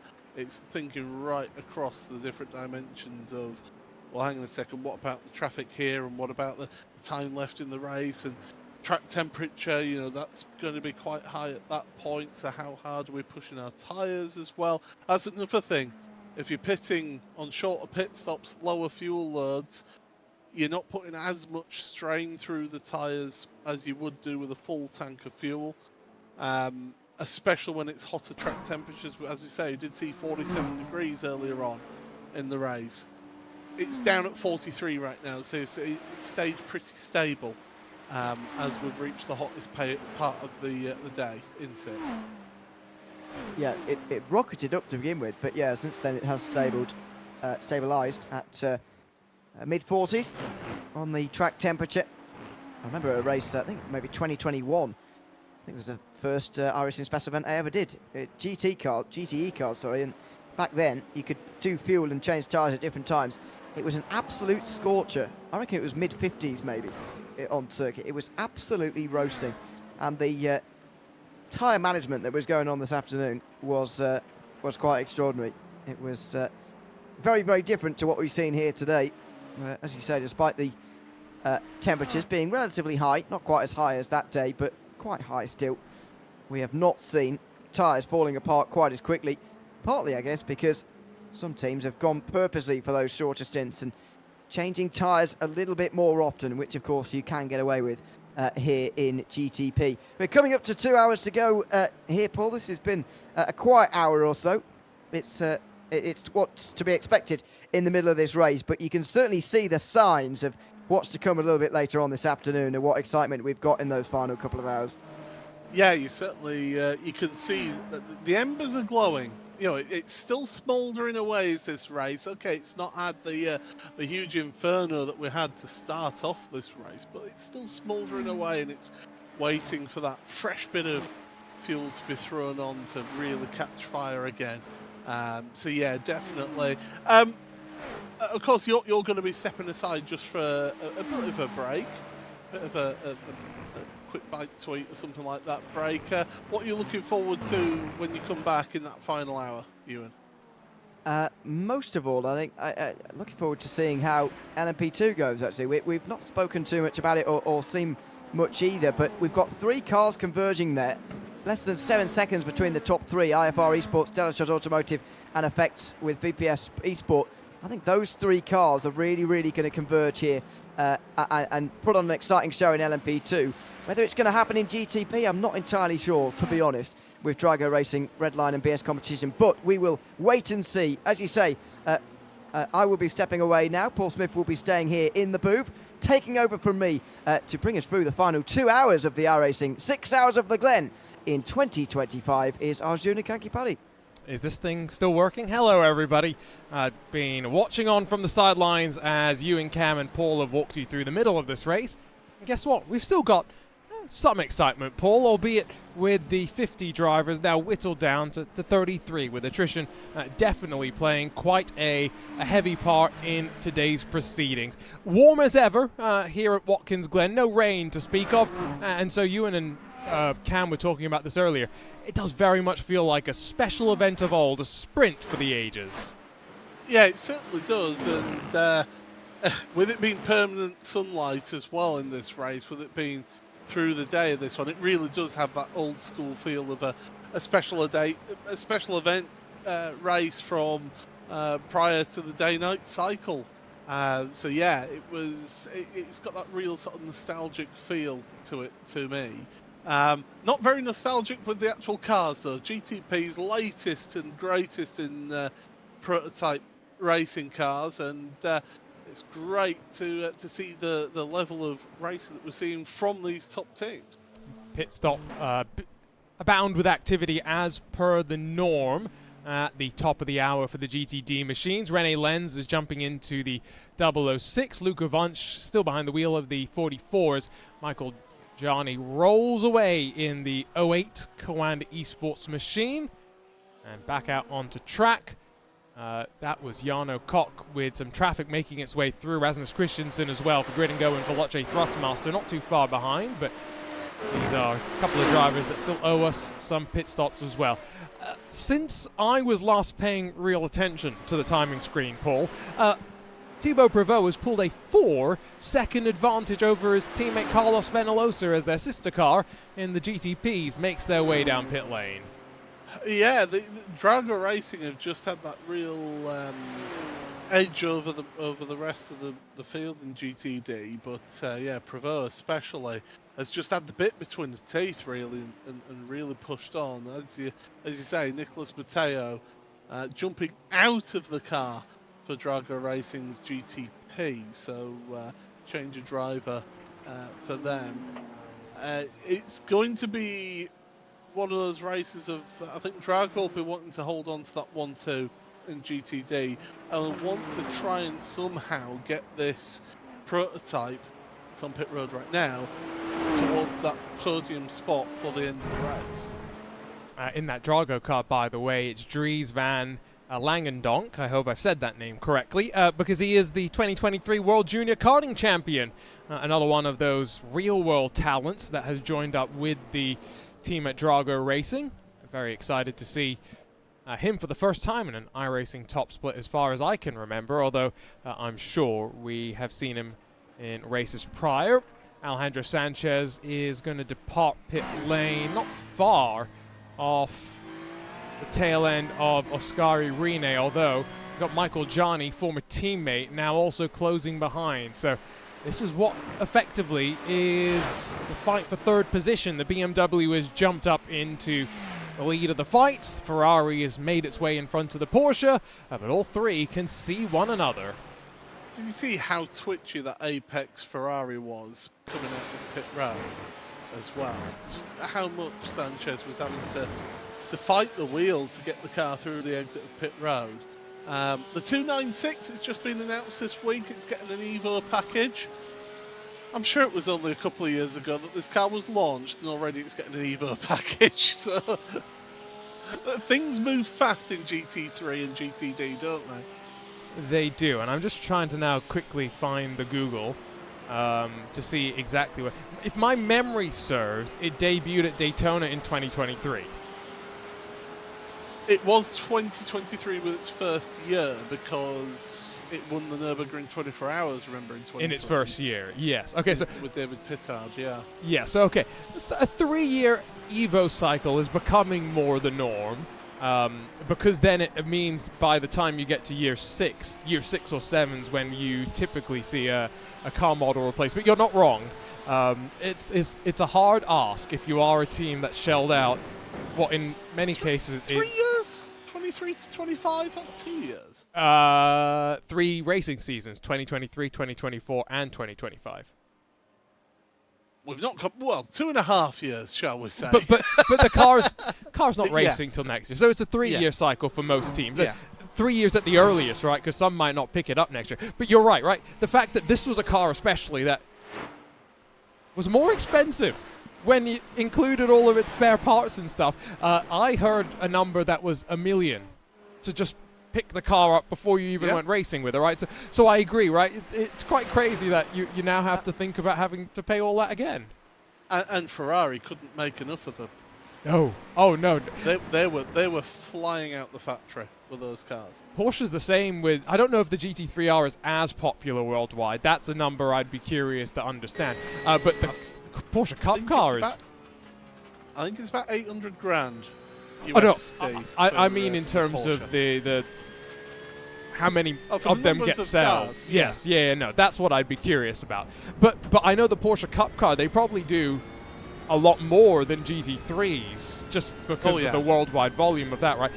And those are... Paul, there's like a Porsche Sprint Challenge everywhere nowadays. Like, you can go and race a Porsche Cup car no matter where you are in the world, as the leaders, by the way, in GT3 have come in and are rolling out now as well. I think in terms of variety of motorsport that you can compete in, I do think that the Porsche Cup car, the 911 GT3 Cup car, is one of the most versatile, because you've got your Carrera Cups in various countries around the world or various regions around the world. You've got the Super Cup that those cars can compete in, and then you've got all the endurance events. You've got the Creventic Series, you've got the Nürburgring, the NLS races, you've got other series that you can run those cars in an endurance format as well. It is one of those most versatile cars to actually have in World Motorsport, and I think that's part of its appeal, why it's so popular is that Cup car. Interesting note, by the way, a TCR car costs half of what a Cup car is to buy, but the TCR car costs the same to run as a Cup car, though. Well, this is where, as much as I have had my campaign against front-wheel drive in the past, more as just a show, as many people will know, as Josh Thompson now brings this car in. He's doing the rest of this race, so expect him to stay in for an hour and 52 minutes. But a TCR is a proper race car, and so you compare it to the GS cars, GT4 cars, that they often compete against, right? Those are cars that quite frequently are bandied together, I feel. A GT4 car is much more akin to a road car, and so it's not that expensive to actually run in some cases. The quote I got from one driver was, the Porsche GT4 car is basically 70% road car. Yes. Whereas a TCR is purpose-built, and so it is. Paul, I'll be honest, I've only recently had a chance to go and see these machines up close and in person for the first time, and I am very impressed. And talking to some of the drivers, it's crazy how much oversteer they need to be comfortable with. Yeah. Oh, it's if the back end of it, I know there's no TCRs in this race, but it's worth pointing out. With a TCR car, if you're not sliding the back end going into the corner, then you're doing something wrong. You turn with the rear of the car in a TCR car compared to everything else. I mean, you do have a certain element of slip angle with pretty much every type of racing car, but TCRs and front-wheel drive cars, you really need that pronounced rear end, back end going around to just help rotate the car into the corner. I had a chat with Suelio Almeida. I mentioned earlier that he was saying that this track kind of feels like a street course in places because the walls are so close to the side of the track and it's so high speed. The other thing he was saying is just how oversteery it was compared to maybe his expectation, right? He's doing his first full season, and so it's definitely something that was a bit of an adjustment for him to get to grips with. But yeah, they are impressive race cars, are the TCRs. And we did just have an endurance special event. There was a reason why I brought them up. I'm getting to the point. But the month of June has been endurance racing heaven, not just for real world fans, but special event fans as well. We had the Nürburgring 24 hours a couple of weeks ago, Paul, but also the 4 hours at Thruxton. How much fun did you have with that one?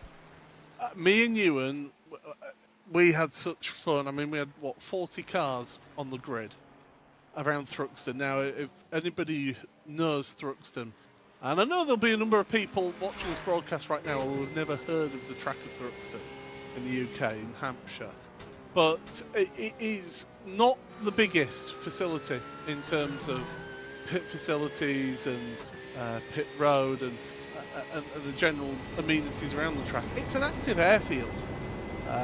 It is that track for private aircraft, so it is one of those venues that is so much fun. And when we had 40 TCRs taking to the start of the race, and we thought, we were sat before the race in that special event. It's the first time we've had a 4-hour TCR race special event in iRacing.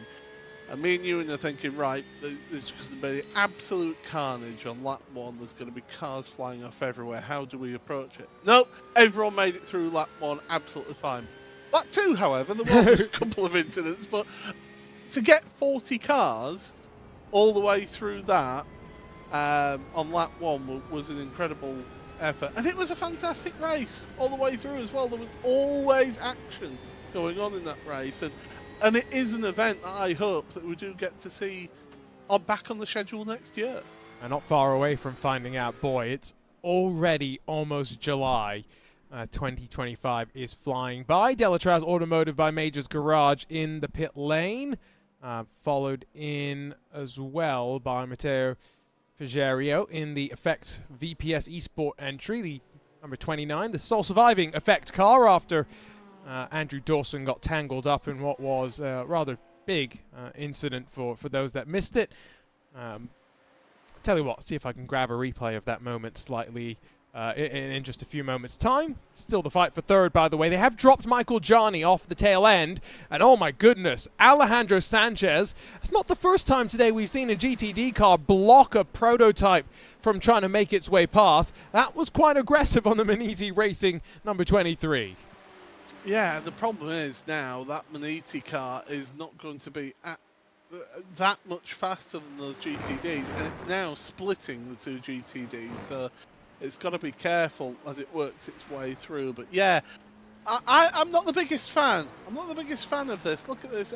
Now, is that a little bit of miscommunication of Sanchez moving to the inside to give the normal racing line to the Maniti car? Or is it a, no, don't do it, Sunshine, don't make that move?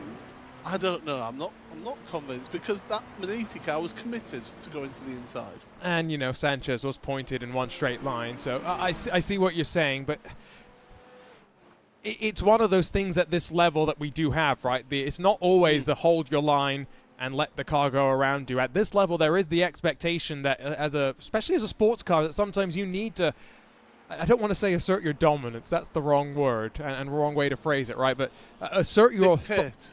dictate your position on the track. Thank you, Paul. That is the best way to describe it. Having said that, by the way, I think the Maniti Racing car... Oh, boy. Straight back to the replay machine, Paul. Oh, no. Oh, no. What? There's the Marla car in front. This is into the carousel. Is it going too wide? Yes, it's going too wide. There's the understeer. You've got all the marbles into the barrier. A little kiss of the barrier. But that's what happens. You think we've had over 4 hours of racing now around here. There's marbles building up offline there. And through the carousel, as soon as you work it that far wide through the carousel, you're just out there in the dirt, in the marbles, and you just get a bucket full of understeerers, as was demonstrated to us there. Absolutely demonstrated for us by our camera car. Let's jump on board with Dominic. No, it's not Dominic Hoffman anymore, sorry. It's Danny Lorenzo, who I was chatting with him in the BS Competition Discord. I just have to go find the message that he sent me. We have to be roughly 0.2 on average quicker than red line per stint, is what they calculated pre-race. We'll get another lap time across the line as he breaks the timing beam. And so let's pull up the comparison to your race leader. Still Luke McEwen behind the wheel. Still weird to see him back in a red line car, but we'll get back to that maybe later on. Ooh, there you go. That's promising. Yes, two half-a-second laps there.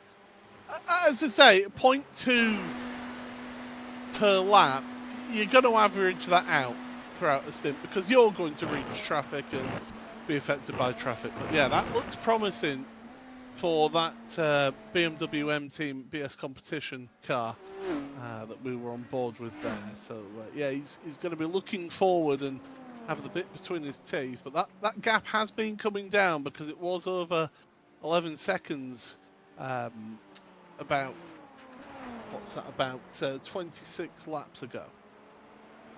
Saw a comment in our chat, Paul, which shall we talk about track limits?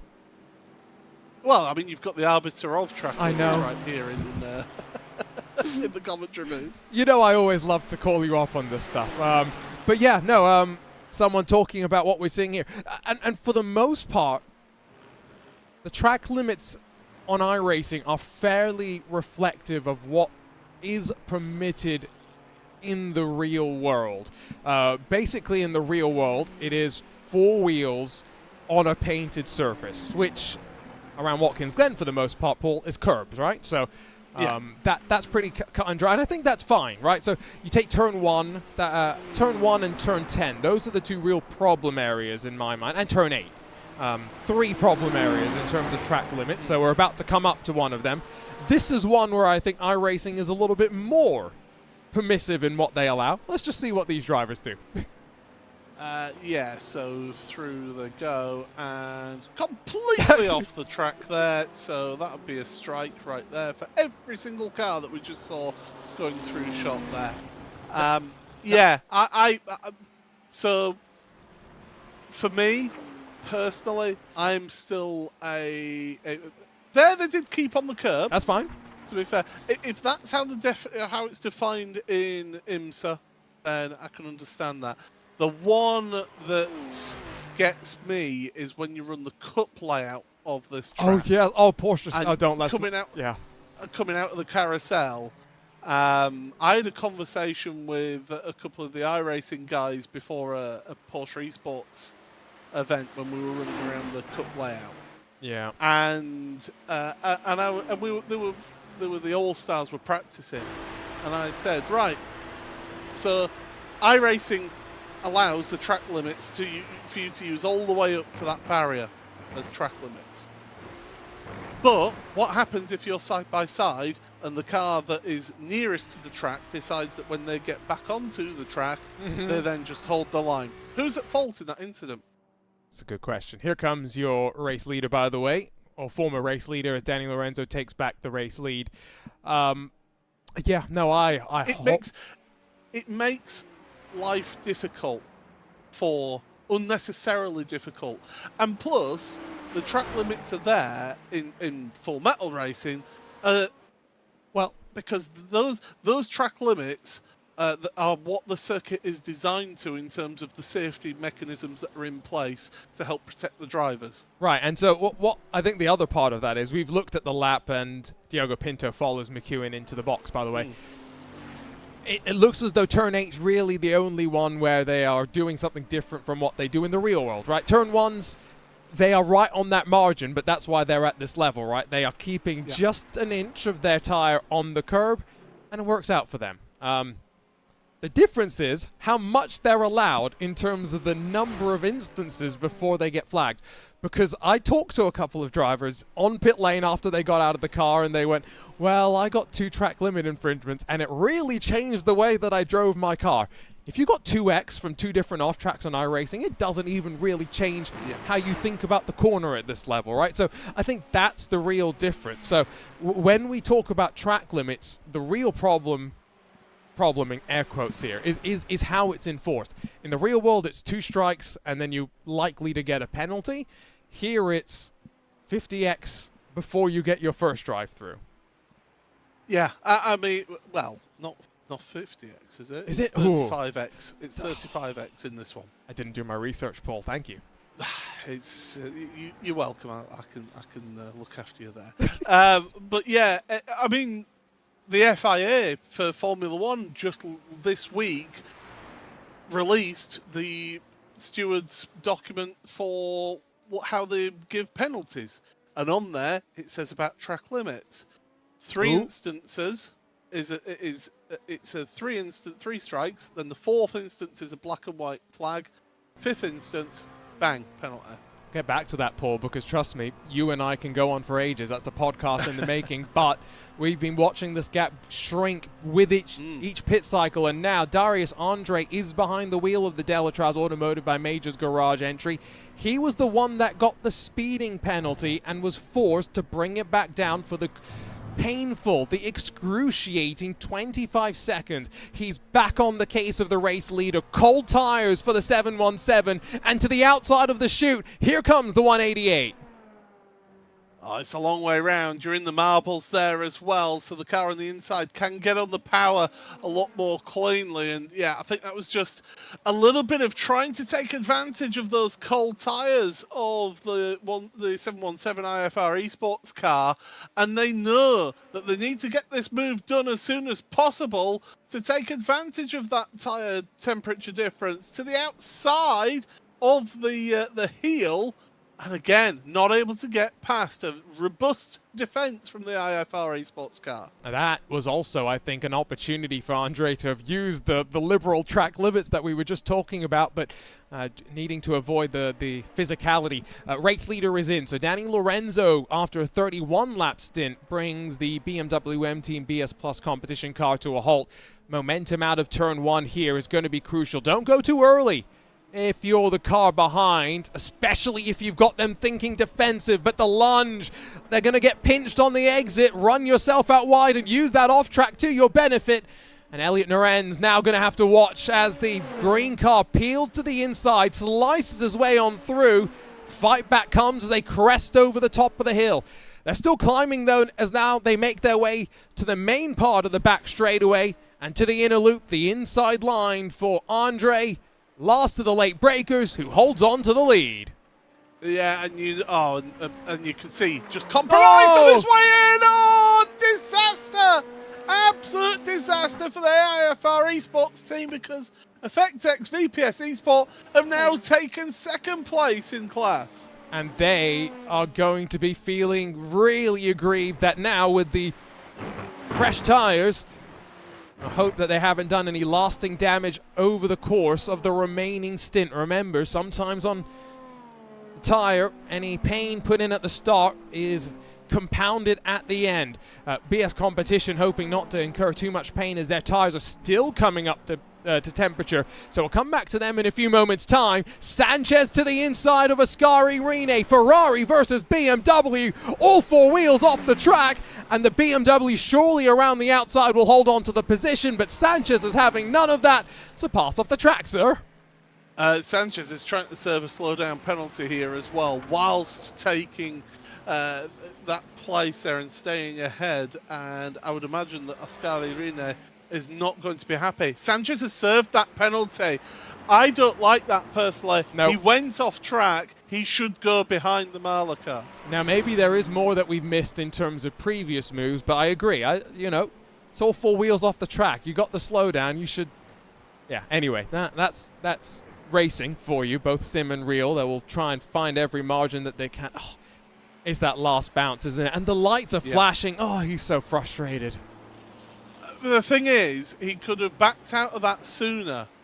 He's backed out, but too late. He's then compromised his way into the first part of the bus stop, understeers off the second part of it. There's that service road that kicks the car up, the back end up, and there goes the change position. But this, I'm sorry, I really like you, my friend, Alejandro. I do like you, but I'm sorry, you're overtaken off track. You need to give the place back. This is from way up above. Maybe it would be nice to get that slightly closer perspective, but I mean, they didn't even touch, given how the differing lines and trajectories that they had on the entry to the corner. Well seen from the BMW to avoid it, and often we'd be talking about, angry drivers behind, but Ascari Rene, it's a Finn. How mad can he really be? I always get the feeling that they smolder. They don't let it be shown on their exterior, but deep down there is a quiet rage going on. And these are 2 teams that have had their fair share of back and forth through the years as well. So between the Apex and BS Competition crew, who of course run the Marla Racing team, I'm sure this is just not another chapter in the story between the 2 of them. Paul, help me understand strategy now that we are heading into the final 90 minutes of the race. So we're getting to the point which we're already shorter than any race on the IMSA schedule at this point. No safety cars are going to pack the field up, but quite remarkably, we've still got 4 GTP cars after 4.5 hours of racing, covered by 13 seconds. BS Competition, of course, and Redline have just come out of pit lane. We know Movano Azuro owes us a pit stop. What's the case for this Drago Racing number 2? So Drago, they're on lap 15 of their stint right now. They're in that strange position where they're looking like they're going to have to take a splash and dash at the end. They pitted. Their last pit stop was just a little bit not quite late enough to be able to try and get through on the same number of pit stops as the red line and the base competition car. As you say, the Movano car should be coming in the next sort of 4 or 5 laps time for them, so Pablo Lazar will be heading on soon. But it's between Lorenzo and McEwen in terms of what those two can do with their strategy call. I mean, the red line car is only 4.8, 4.9 seconds back now from your Drago Racing race leader. I love that we have these different strategies just as an option. It was nice having the mix-up of the rain as well. But yeah, I am enjoying the fact that clearly BS Competition had this calculated from the start and went straight away into that fuel-saving mindset. Let's go back over to GTD for a moment, but check in with the class leader and try and figure out, lap time-wise, is there going to be any sort of back and forth between the number 9 and the 169? Pretty even in terms of lap time, so that 4-second gap that's been eked out, 90 minutes left to go. Vlad Kimichev looking very, very comfortable, I'd argue, paired up with Thibaut Prevost. I do think that if you were Drago Racing, though, you would, if it did come down to a battle into the last hour, it would be a case of, right, there's one rule and one rule only, which is if you are going to be allowed to fight, don't you dare touch each other. And don't you dare let any other team get involved in this, because you don't want to be fighting and slowing each other down and allow Apex Racing Team or Marla Racing Team catch up to you. That would be the worst thing that could happen for Drago Racing right now. So I think what they're going to do is they're going to think big picture and say, do you know what, actually, we've got a 1-2 right now. Let's keep it like this, unless something dramatic happens to them.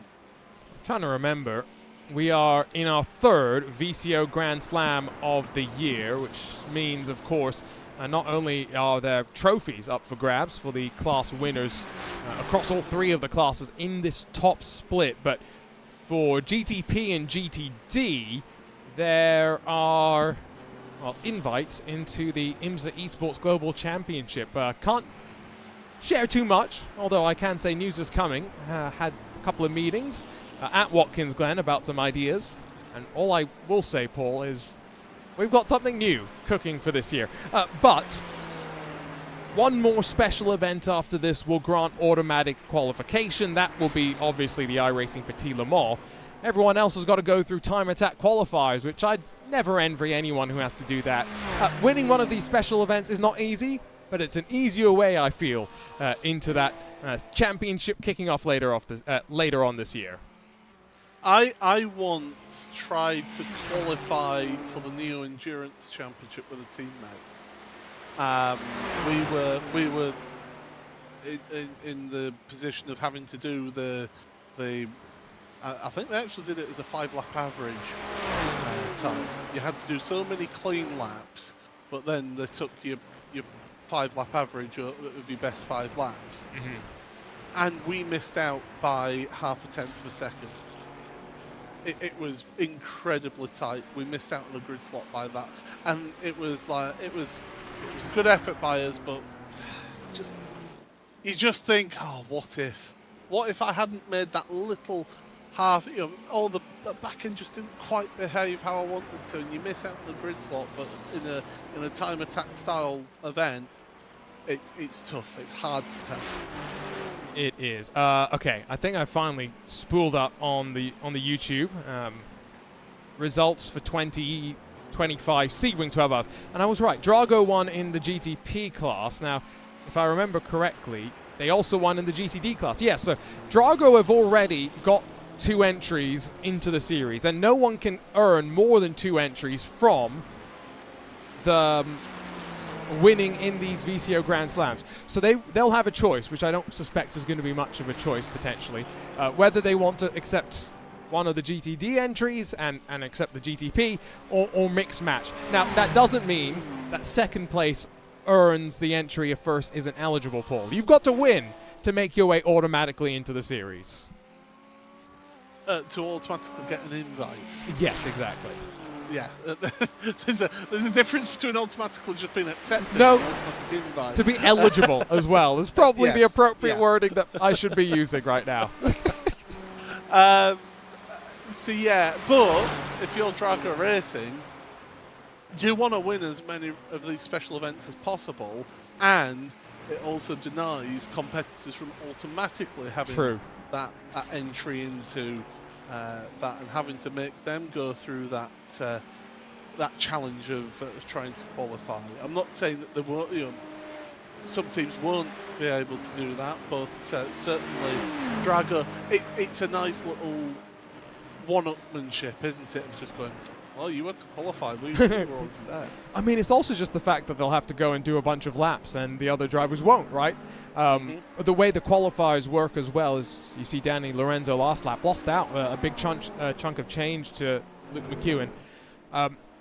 After you get through the qualifiers, after you've earned your invite, whether you come from Time Attack or these Grand Slams, you then have to go and do the car shootout. You have to earn the right to compete in the car. We have equal number of each car in the series, and so that means if you want the BMW, well, you better be one of the quickest number of BMWs to get that spot. So if you can go and do a bunch of laps to prepare for that instead of doing Time Attack, I think that's probably something that, like you say, Paul thinking deviously when it comes to his team manager hat being put on. Elliot Naren, by the way, just catching up on him after his spin. I was wondering if there would be damage, but maybe only damage to the ego, Paul, and he's been able to temper that quite well. He's only now at 1.9 off the back of Matteo Frigerio in that Effect VPS machine.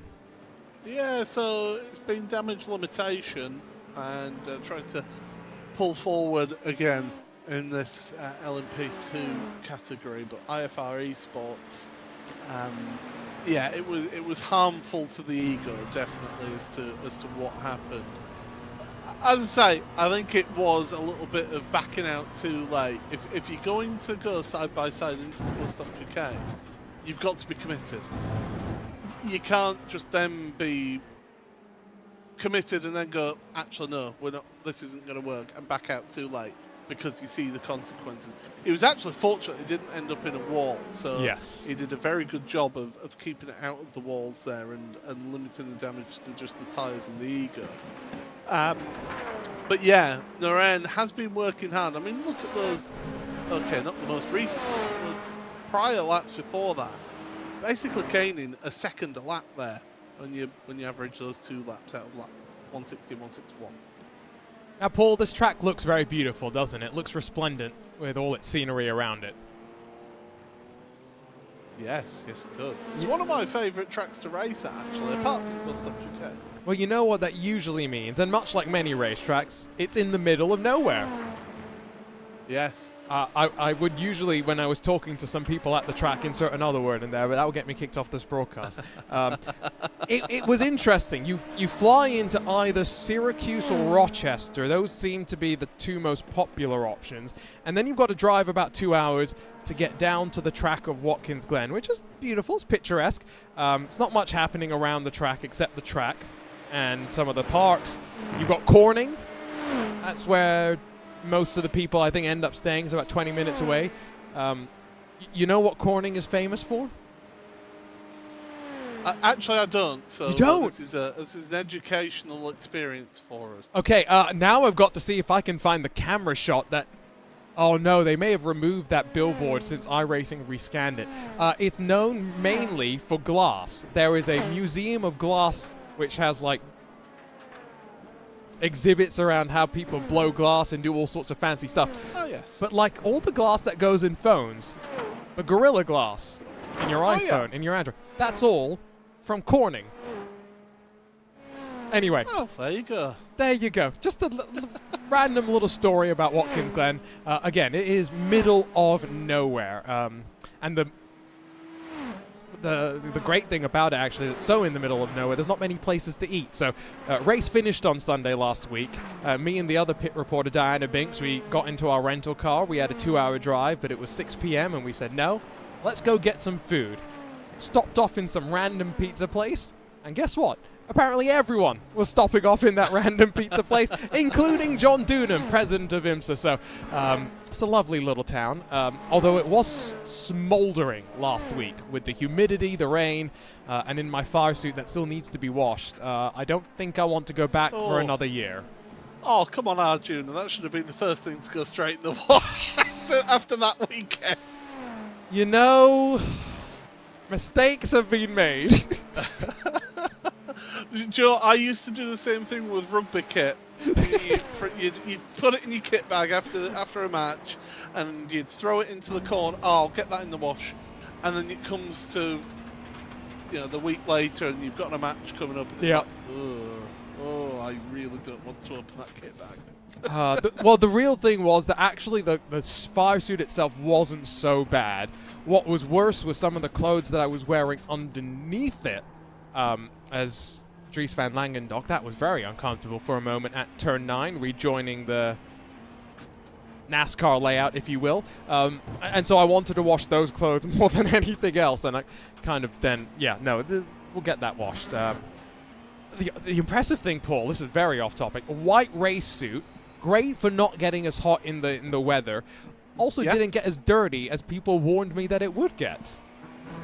I mean, white race suit, you're going to be reflecting a lot of the light that you're receiving from that. So yes, it's actually going to be better off for that, for not getting as hot. But you would imagine that it will go more and more grey over the year. Yes, especially I guess the more I wash it. So yes. We'll see how it stands up at the end of the year. But yeah, no. I would say if you're over here in the UK, use some Daz washing up liquid, because it's your white's white. I have to see if I could. There's a lot of things I want to import from the UK. Chocolate, chief amongst them. I will say American chocolate is absolutely awful, and I will fight anybody who has an opposite thought on that. No fight here. I would love a Mars bar right now. That's what's going through my mind. Instead of the race, because Mars bars in America are like actually no, a Milky Way in America is like a Mars bar over here. Yes, but there were exactly. If you're wondering why we are so off topic, by the way, it is because there is really that much not happening on track, with the exception of Apex and Marla. There is nobody within 5 seconds of one another right now. And did you know that the famous catchphrase that was over here in the UK, which is a miles a day helps you work better play, one of the people that was on the marketing team who came up with that phrase was none other than Murray Walker. Really? Oh, we found a way to tie this back to motorsports, and thankfully, because otherwise you and I were in trouble. What has happened to Matteo Frigerio? Because he has dropped off the timing, and I am increasingly getting concerned he is not going to pop back up. It's an internet issue. How bad are we talking? The quality of 27. Usually once 21 now. Oh, once you get below 70, it's not a good sign. In fact, it's both drivers of that team, so for both Matteo and Benjamin, because they're obviously they're obviously in the same household. Oh man! And if both of their internet has gone down, so it's both of them. That is brutal. Elliot Veyron's got a black flag, by the way. So is that the first driver that's hit the incident limit that we've seen together? Certainly on my stint, apart from pit lane infringements, yeah. Because Elliot is lap 22 of his stint, so yeah, that's definitely an instant point infringement, that one. Unless you were thinking he might have been in a similar situation to what happened with Gustavo Ariel, once a contender for a race victory, but they got dinged for an unsafe pit entry while avoiding a crash. And just to be clear, they did not actually enter pit lane. Tell you what, why don't we, I promised earlier that I was going to eventually share a replay. Why don't I make good on that promise, Paul? And we can start by just riding on board with Gustavo. Yeah, so this is where, if this was Full Metal Racing, you would be going up to race control and going, no, that's not a penalty. That is, we were avoiding an incident, and you would have it rescinded. That's the problem with, one of the downsides of it being an automated system here in iRacing is very binary in its application of that regulation. I'm trying to remember exactly who ended up being involved in all of this so I can actually grab the right replay, because that would really help the situation right now. Here we go. Jari Lehtinen was just holding station. It wasn't his fault at all. He got a send up the inside from one of the LMP2 cars, and that triggered all out bedlam. Absolute carnage, I think, is definitely the correct term for that. But yeah, it was suboptimal, what me and Peter Mackay would say on commentary. It was suboptimal, but that's again, it was that first mixing of different classes of cars, wasn't it? That first run through in traffic, and it just caused carnage. Good shout, actually. That was the first time that we really had LMP2s really overlapping with GTPs and GTDs for the very first time. So that's a good call. Kawanda, by the way, not only have they had a drive-through penalty for one, but Michael Johnny really struggling in the 08. Josh Thompson closing the gap in the number 72, which is the sole surviving Redline GTD machine. After 71 was at one point leading the race, Florian Lebiger got tangled up with one of our GTP race contenders and found himself, unfortunately, out of the race. 1.8 seconds, though, the margin between the two. Fixed some damage to the rear end of this car earlier on in this race, and since he got in, Bosch Thompson's been boshing in some pretty good lap times. Got some good news. Ooh. Matteo Figueroa has got an internet connection and is getting back into the sim. Oh, unfortunate that it's cost them, I think, a lap at this point. Yeah. If not more. Certainly a lap, if not more. Yeah, that's heartbreaking, because they are a family pair. I don't know if it's brothers or father-son, whatever it is. But a couple of years now, they've been contenders in that LMP2 category. And so great to see as part now of the Effect VPS crew. See what they're going to be able to do. Maybe not much more today. Is it twins? That's what Paul Bilsby in chat is saying. So twins. Have there ever been twin racing drivers in the real world? I'm sure there have been. I just don't know any. I can't think of any off the top of my head, but there will have been, yeah. Yeah. That's cool. And now I know. I do remember in rugby union there was an entire pack, so the entire forward pack were all one family. Wow. So that's 8 players. Wow. Father and then I was going to say sons. multiple generations, right? Yes. Although, I mean, that would be quite, that's quite the family lineage, just to be able to go out there, and that's impressive. So, Paul, unfortunately, you and I are going to say goodbye in 15 minutes, and Ewan O'Leary is going to rejoin myself until the end of this race, but I feel as though we still have a race on our hands. Maybe not so much in LMP2. I think Delatraz Automotive, especially considering they've had a speeding penalty to serve, they are in control of the LMP2 class. But GTP, GTD, potentially, hopefully, I'm keeping my fingers crossed, there's still some intrigue there. Yeah, there's about 9 seconds between Redline and VS Competition in GTP with Drago Racing.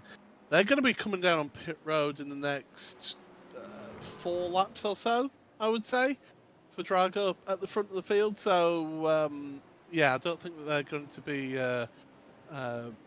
potential not. But now number 6, Kings by TK, have showing as a yellow flag on my. Oh my! Oh dear. Yes. So they're missing the front clip, and the engine cover is hanging on by a thread. How it's been dislodged that far but has not been removed. Yeah, I was going to say, just that's a car more suited, I think, to the toe than anything else. We'll queue up a replay, but that stopped Paul in his tracks. It stopped Jackson Resendez in his tracks as well. But That was right there. Yes, come on, that was at least a 4. That was a boundary, and it's a grid and go BMW again. Ooh, and look at how the left rear went. Wow. Yeah, so that was done. Yeah, as soon as they tried pulling away, they could tell they had the left rear wasn't connected. Humour me, Paul, but super slow-mo. Oh, there's netcode in there. Yeah, he's already about halfway around, isn't he? Like, he's pretty committed to that corner at that point, and there's not much he could have done once the contact was there. See, the thing is, for me, there are certain drivers in sim racing who have the mentality of, I only need to give a car's width. But you've got to remember that the laws of physics apply to sim racing in terms of the speed that it literally takes the information to go from one computer to the iRacing server, and then from the iRacing server to the other computer.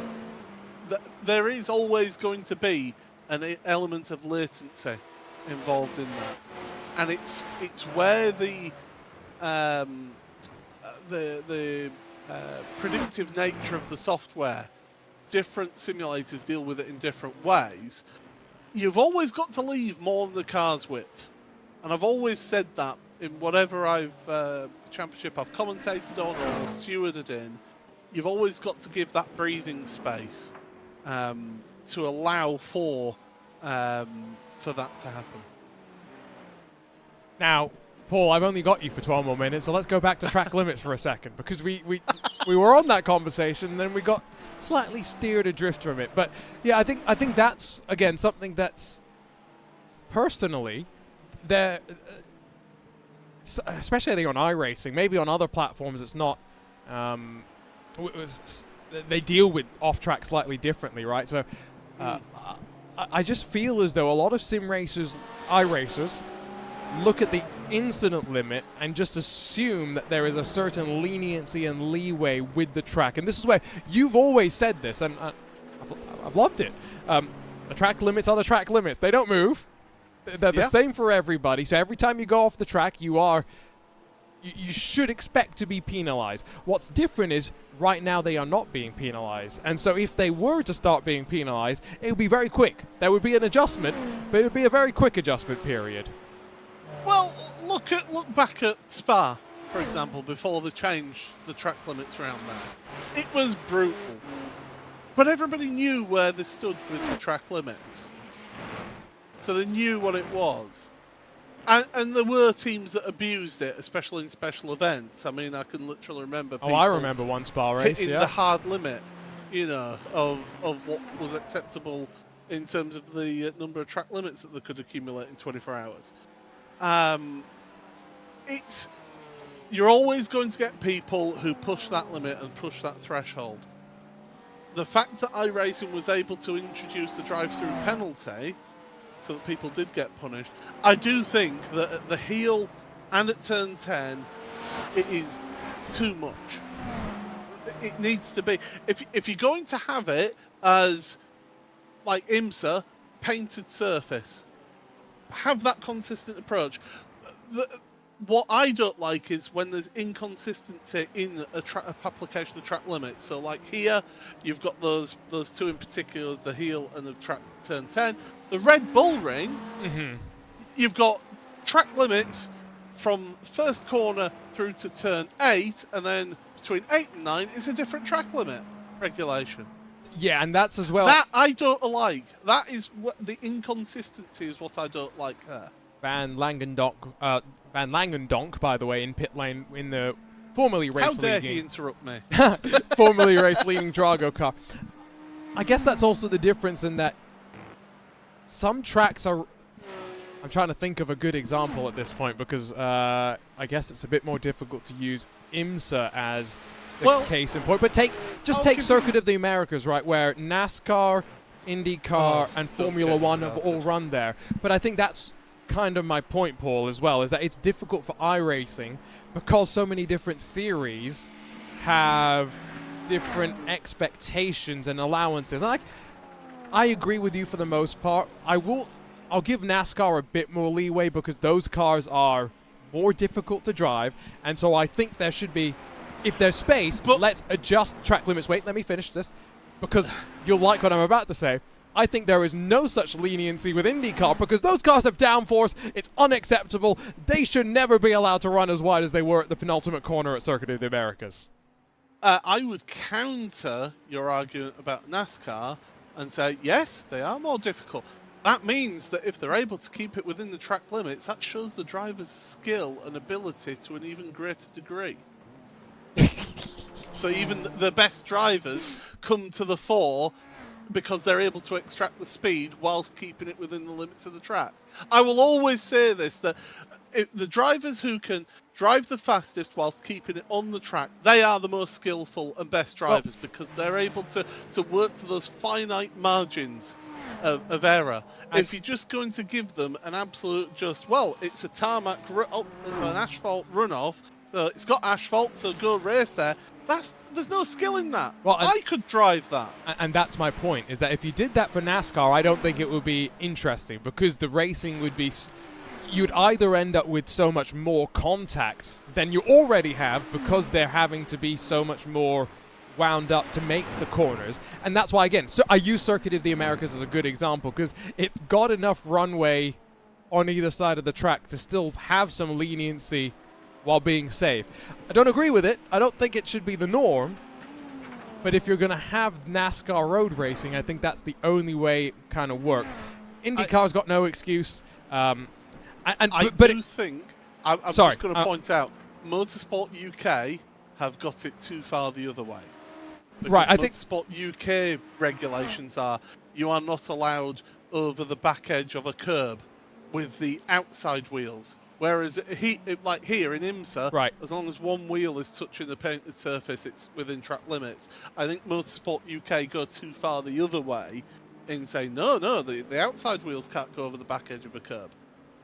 I think we've gone slightly beyond the point, though. Yeah. Go back to what we were saying. I think that's where iRacing has the difficulty, is that it's got to try and simulate all these nuances.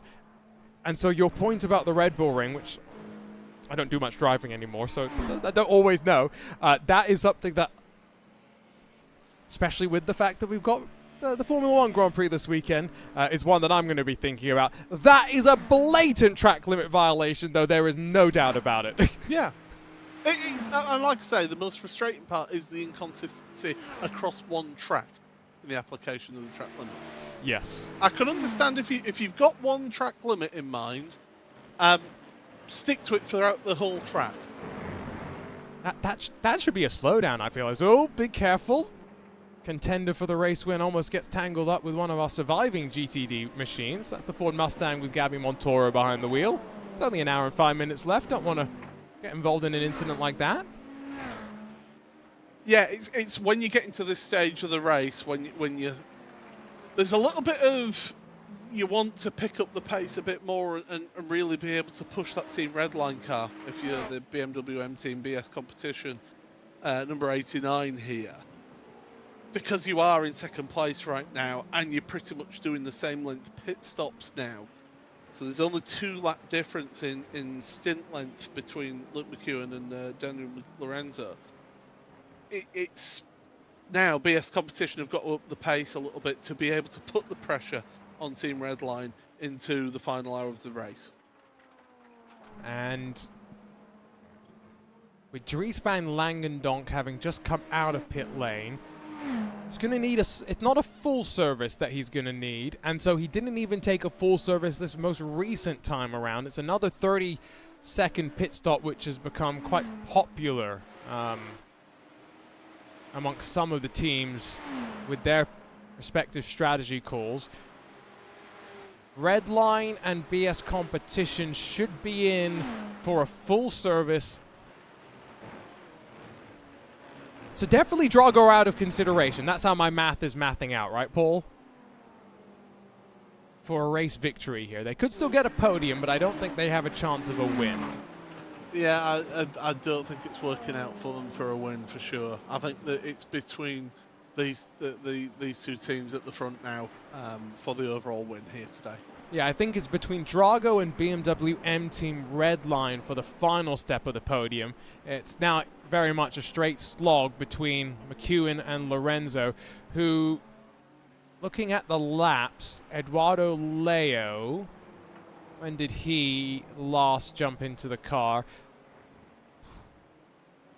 I mean, you'd probably not want to switch a driver for just the final stint, but we're on the 184th lap of the race. Eduardo Leo last was in the car at lap 96. So by the time McEwen comes into pit lane, they basically will have done equal amounts of this race so far. So I think McEwen's going to end up with a slightly larger share of the driving percentage for BS competition. Dominic Hoffman did 131 laps. So there's no question Danny Lorenzo is going to go to the end here. Yeah, I think McEwen's into the end as well, personally, because there's an element of the driver is comfortable and they're in a rhythm. You don't want to upset that by having a driver change out just for the last hour or so, or even the last 45 minutes, and have to get a driver back up to pace again. It costs you too much. In a race like this, you want to split it almost evenly, half and half pretty much, and just do it so that you have one driver swap, in my opinion.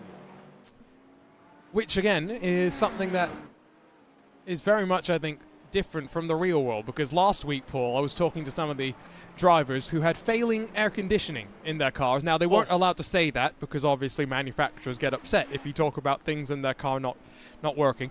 Did you see the picture of Romain Grosjean after he got out of the car? Oh, he was wrecked, wasn't he? Oh, yeah. He made a comment to me that, oh boy, he said, I was cooked and I should know because Yeah.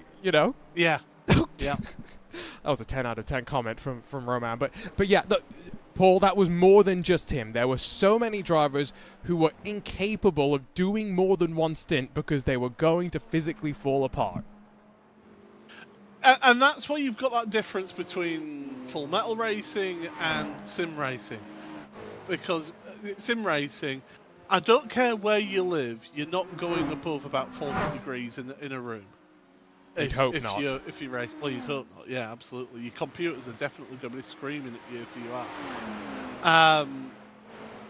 So you're not reaching the temperatures that those drivers are reaching in the cockpit, plus wearing Nomex fireproof overalls and helmet and things like that. I think isn't it some series have a regulation of 50 degrees Celsius temperature max for a cockpit? Oh, maybe, but I promise you it was warmer than that last week, especially under safety car. Because that's the problem, right? When you're up to speed and you've got the airflow, it's not so bad. So as soon as you've got the hot air sitting in the cockpit, that things really start to sit and stifle. Paul, this race is definitely not stifling. This is one that I think at the end, GTP is going to be a very fun slog between two BMW M Hybrid V8s.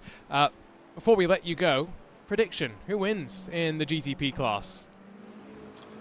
I am going to say, because I've commentated on him in so many years and I've seen him come through for being a wee nipper to a young man now, Luke McEwen, I think, in Team Redline is going to be the one to take the overall victory here and get themselves an automatic invitation to the IMSA Global Series. And that would join them with Drago and Grid and Go as GTP invitees. Redline do already have one invite from winning GTD in the Daytona 24, which definitely feels like it wasn't that long ago. Paul, thanks for joining us. We have got officially 60 minutes left to run, and Ewan O'Leary rejoins myself, Arjuna Kankipati, for this final hour of the race. Ewan, I hope you got some food, some fuel, because hopefully it's going to fuel us for a good fight here.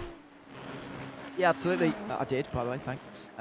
It's going to be a good last hour of the race. Looking forward to this. I said when I last left that I was looking most forward to LMP2. Well, unfortunately, it all happened while I wasn't here. I know. So that's a bit of a shame. Hopefully, in GTP, it's going to. I just worry for number 89 whether some of the momentum that they were building in the middle part of this race has just been knocked back a little bit, just as they've had to stop short fueling quite so much, and they've had to start sort of falling into line with the same strategy as Redline. these final few seconds seem to be a lot more painful to close than the ones earlier were. So you say that, but if they need about 0.2 a lap, I think they're still kind of on track, but I could be wrong. Pit stops. Not the final pit stop for Elliot Naren, so this is going to put him in a situation where he is going to need a splash and dash, but to be fair, so is his main rival now for the race victory. Delatraz Automotive 5 laps ago in and out of pit lane. Also a driver change. Michael Johning jumps out and Tristan Iglesias in for the final hour of racing at Watkins Glen. I think that means Johnny's done. Did he do 3 hours in a row maybe? No. In the middle of this race. No? No, we only did 2. No, okay. Well, Iglesias was certainly in earlier. He's back again now, and he's making his way back out onto the circuit. See whether they can maybe scrape a podium here, Coanda. It's going to be tricky, but they are in the hunt, certainly. That's another 34-lap stint for them, by the way. It's pretty tight on fuel, to be honest, for that Porsche. It feels to me as if they're held back a little bit by that today. Now they, of course, have committed to the Porsche. They often run as the Porsche Coanda esports team. But yeah, no, I think it's a car that I don't think it always suits the warm temperatures necessarily. Wonder as well the curbs that sometimes you want to use, maybe through the inner loop. It's not the quickest either. Rene Lenz is about to get in and out of pit lane. Just saw Alejandro Sanchez next to make his way through. Now, all these GTD machines are good to the end of the race. There's no question about that. Sanchez hits his marks and fuel and tires for the final time. He's done 101 laps in this race. His teammate Luca Keita's done just 68, but it's going to be Sanchez for another 33 to the checkered flag. Yeah, and with respect to Keita, Sanchez was quicker in the car, so I think that's worth doing here, keeping him in that machine to the very end of the race now, these final 57 minutes, because of that speed difference. Not that Keita was particularly slow, but Sanchez certainly quicker, and it probably gives them the best chance possible of salvaging a podium, which they'll be very pleased with. If you'd have told them that when they were in the wall after an hour and 15 or so, however long it was, they would have absolutely taken a podium. Here we go, 41 seconds. So still needing to effectively top the car off in terms of fuel. Let's see if we can pick up any more actual wheel-to-wheel action on track. There's a couple of cars that are relatively close, although I think in this case, Isaac Phelps in the Apex Racing Academy 98 owes us a pit stop, probably 5 or so laps away from diving his way onto the lane. Dries van Langendonk, who's on the hunt, as we jump on board with the best running Porsche 963 in the race. Runs his way out of turn 1, begins the climb. That's close with one of the GTD machines in front. It's going to work out well for the Drago car to use the power, slip past and close the gap to the 98. He's not quite going to get through into the bus stop chicane this time round, but he's certainly going to get closer as this Drago Racing team look to use that new set of tyres and a bit of new ambition here late on as they take some short pit stops towards the end to get themselves maybe back to a podium place, but even that's going to be difficult. I must say I've never seen Dries van Langendonk before as a driver. Well, I must say, best name in the race, I'm going to suggest. He Great is name. A karting champion in the real world. And I'm glad you said that you've also never seen him before, because I said the very same thing when he first jumped into the car. Yeah, no, never seen him before, but and God knows where they found him from, but he seems to be very quick for Drago Racing, a team as I was chatting with Paul, saying, you know, really up and coming. Well, not really up and coming anymore. They have arrived, and they are a good team in the world of sim racing, despite not maybe having that history that even Apex do in front of them. Yeah, no. He's 10,000 I rating, so he's definitely not come out of nowhere. Just maybe out of nowhere for you and me, right? Yeah. And again, with his real-world credentials, it's clear that he joins the likes of Taylor Barnard, Hugh Barter, Alex Dunn, who of course competed in his very first free practice session this past weekend. Oh, that's Isaac Phelps slamming the door shut. 3 abreast as the race leader. No, that's Elliot Naren in second place now. Goes up the inside of a fellow LMP2 car. That was close for comfort. And Van Langendonk now's got the charge up to the top of the S's once again. And Phelps was on the brakes, had to slow his momentum as he worked his way past one of the GTD machines. A poke to the inside. The Porsche's not got enough top-end speed. And back into the line for now. He has to tuck back in, but it was saved there a little bit, Phelps, but he did have to slow down a little bit, but the LMP2 was actually quite nice to him over the top of the hill there, just gave him a little bit more room than otherwise maybe get, and so that BMW was able to get through a lot quicker. Just quickly before this kicks off again, I think Elliot Noren had an incident, not last lap, but the one before, because he did a 1:49. That might have been his out lap, but anyway, back to this. 4th place, that's an easy pass down the inside. We'll get back to that when we can. Here comes race leaders Kimichev in and out for the final time. Drago Racing looking to try and go back-to-back in VCO Grand Slams in the GTD class. Absolutely, and a 1-2 for Drago Racing would be an absolutely excellent result if they can get it. Looks like Kimichev's going to be ahead of Troncoso as the pulls out, as expected. 39.6 in the box, and that's actually a little bit shorter than Troncoso, as you'd expect, since he went just that one lap further. So that's lap 172. 34 lap stints all day from Drago Racing. Very, very strong on fuel, and they've got plenty to spare. It's very, very consistent, that's for sure. You said that Elliot Noren did a what the previous lap?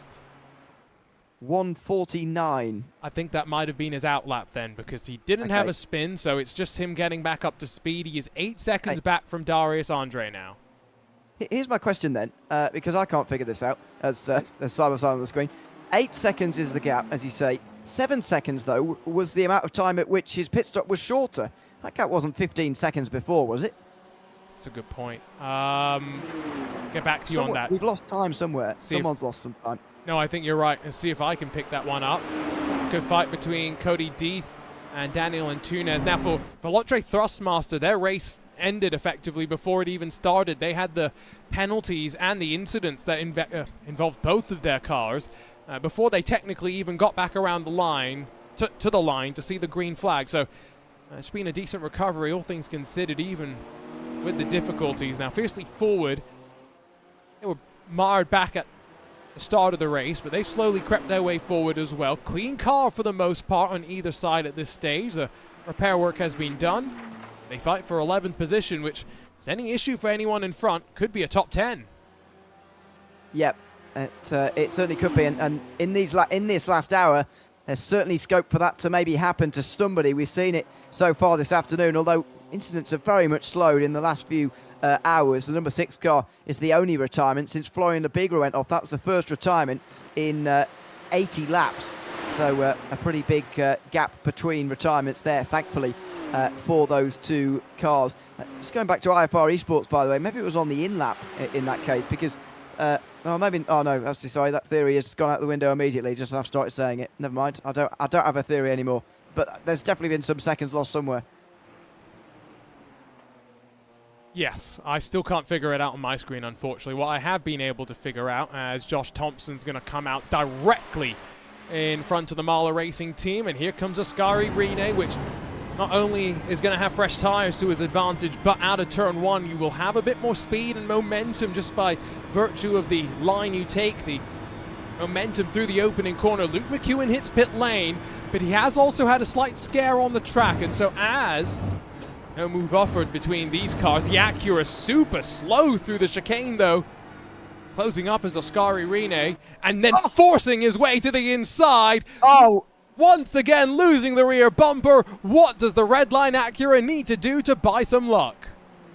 That is going to make them absolutely furious, and they've got a right to be as well. Mahler Racing team there just ran them over effectively. As we have a look at what's been happening to their teammates. Luke McEwen, what are you doing? Going around the outside of the LMP, maybe you say the LMP2, he'd be saying, what are you doing? But that was on the way to the back straight. A bit of miscommunication at the highest speed point on this circuit. It was quite clear that he was going on the outside, to be fair. I'm not sure the LMP2 was quite looking in its mirrors, but there's a hot in-mouth moment for McEwen before he comes into the pit lane for the... no, he's staying in the car, so he'll continue on. But yeah, that was a scary moment. That was the Rincon Racing 22, so I'm sure that one's going to go over well. Out of pit lane, it's right on the window, I think. It's going to take a bit of saving for Luke McEwen to get to the end. I am not comfortable if I'm the Redline engineer right now. No. He's going to hope that there's a lot of traffic that slows this race down organically, I would say. But there's only the amount of traffic that's going to be on the circuit anyway, so... Well... Yeah, that's tight for McEwen. I'm not sure about 50 minutes. No, if never trust a commentator math, but work with me here. They're doing 1 minute 46 lap times, right? Roughly. No. In fact, it's even quicker than that. So let me address my calculations. It's closer to about 95 seconds the lap time, right? Yeah. With traffic. Maybe. Yeah. So that means if they're doing how many lap stint are we talking? 32 last time was. They might have to go further, but do Okay, 32 for now. let's do 32. 95 times 32 divided by 60 is exactly 50 minutes. I am not comfortable right now. No. Well, the thing is as well, we put 32 into that calculation before. They have done 30. What was their biggest? 33 earlier on. So when they were all fuel, that was admittedly when they were all fuel saving together at the start, in fairness. But even so, that was when they had the formation lap as well as doing 33 laps. So I think if they were really forced to, they could definitely do 33. If they were really, really forced to, they could do 34. But Daniel Alves Lorenzo is certainly safe because they slightly short-filled last time. They're going to slightly do it again. 39 in the box. This will be close. This is way closer than I thought it was going to be. In fact, the BS car might even be able to beat Redline to the entry of the S's. And while it's not as close as I thought, Luke McEwen does scamper back to the lead. It's 1.5 seconds between the two of them. We have to now keep in mind cold tires. How long will it take for Lorenzo to build them up? Around the outside, Pablo Lazar takes it 3 wide. Lorenzo can't panic right now. He's got to take it easy. This is not a good bit of traffic either, although you'd rather have it when you've got cold tyres, I suppose, than warm tyres. Late move. 005 sees him coming, but doesn't quite give him the room here. And this is really damaging for their race. They've got to get through this traffic quickly now. McEwen, don't forget, is not quite up to temperature either right now. This is only his first lap out of the pit lane, his first flying lap out the pit lane, I should say. So he's not fully up to temperature either. He might well have Pablo Lazar on the back of him as well. This is great. This is what we were hoping for. The show to the end. On board with Lorenzo as he spools up the engine. The problem was coming through the outer loop. He didn't have the grip to really commit to anything. All he could do was sit there and hope the tires would build up sooner rather than later. We're in for a blockbuster of 47 minutes, although it is only in one of our classes. LMP2, it's looking somewhat comfortable for Delatraz Automotive, although the gap is coming down. Am I wrong? No, you're right. That gap's come down to 6.5 seconds, and I think IFR Esports might have some gain left in the bank as far as that fuel's concerned. I'm not sure if they've taken on their entire short fuel yet. I think they took on a bit last time. I think they've effectively said there's 2 stops to go. We'll do 2 30-second stops rather than 140 and 120. Because that might cost you a little bit of time changing tyres. So I think they've got a little bit of time to gain there yet, whereas Darius Andre has got to take on a pretty full tank in this last stop. I wholeheartedly agree with you there. I think that actually could be closer than I was initially building up to be. We know GTD is done at this point. Drago Racing 1 and 2, there's 6 seconds between the two of them, and then count 18 seconds back to the Apex Racing Ferrari. Those podium spots somewhat comfortable. I think Danny Lorenzo is finally getting that car into the window it needs to be in. It's not quite there. Maybe end of this lap he'll be able to start pushing. The gap between Redline and their competitor for this race win is going to be around 4 seconds. And if Redline does need to save some fuel, the last thing you want is a car behind pushing you. That's good to the end. Yeah, absolutely. And to go on your calculation, by the way, I think the average lap time, you've maybe slightly gone sort of more than what it would be at 95. The last lap was 95 seconds for Luke McEwen, and that was on cold tyres, or at least his slightly cold tyres. So, I see such a big slide there, does Lorenzo. It's going to be less than that. So, yeah, I think this is super tight for Redline, and it could come down to something as simple as when the checkered flag comes out, when this clock goes down to 0. I tell you what, Eduardo Leo, do you have enough fuel to the end? As if he's going to say no to that. Come on. This is where I will also say the great thing about my experience in the 2 weekends I've worked down on pit lane with IMSA is that how open the teams are. Now, they're not going to say yes or no necessarily, but they'll lead you in the right direction. They'll give you the hints that you need to tell the story. Let's see if Eduardo's going to be so generous. You forget, Eduardo and me go back to the Prodigy Racing League days. You'll trust me, right? I was going to say, have you met a sim racer? Yeah. Anyway, Yes, well, hopefully we do get an answer from them, but I somewhat doubt they'll say no if the answer's no, to be honest. Yeah, as I say, I think this could come down to something as simple as when the checkered flag comes out. And I just did a calculation, by the way, while you were doing the how many laps or how much time 32 laps takes. I was doing another calculation about whether 50 minutes a stint gets you to the end of this race on 6 stops, which is what they're trying to do here this afternoon, as far as I can see. Yeah, six stops. It's 7.2 stints, effectively, 50 minutes. So effectively, you have to save 10 minutes of fuel somewhere along the line.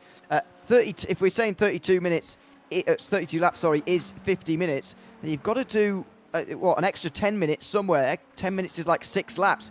I'm not sure they've done that across the course of the day, to be honest. They've done 33 laps in. I think they've done a couple of 33s, but I'm not sure they've done enough. They might need a... Well, I don't know. But anyway.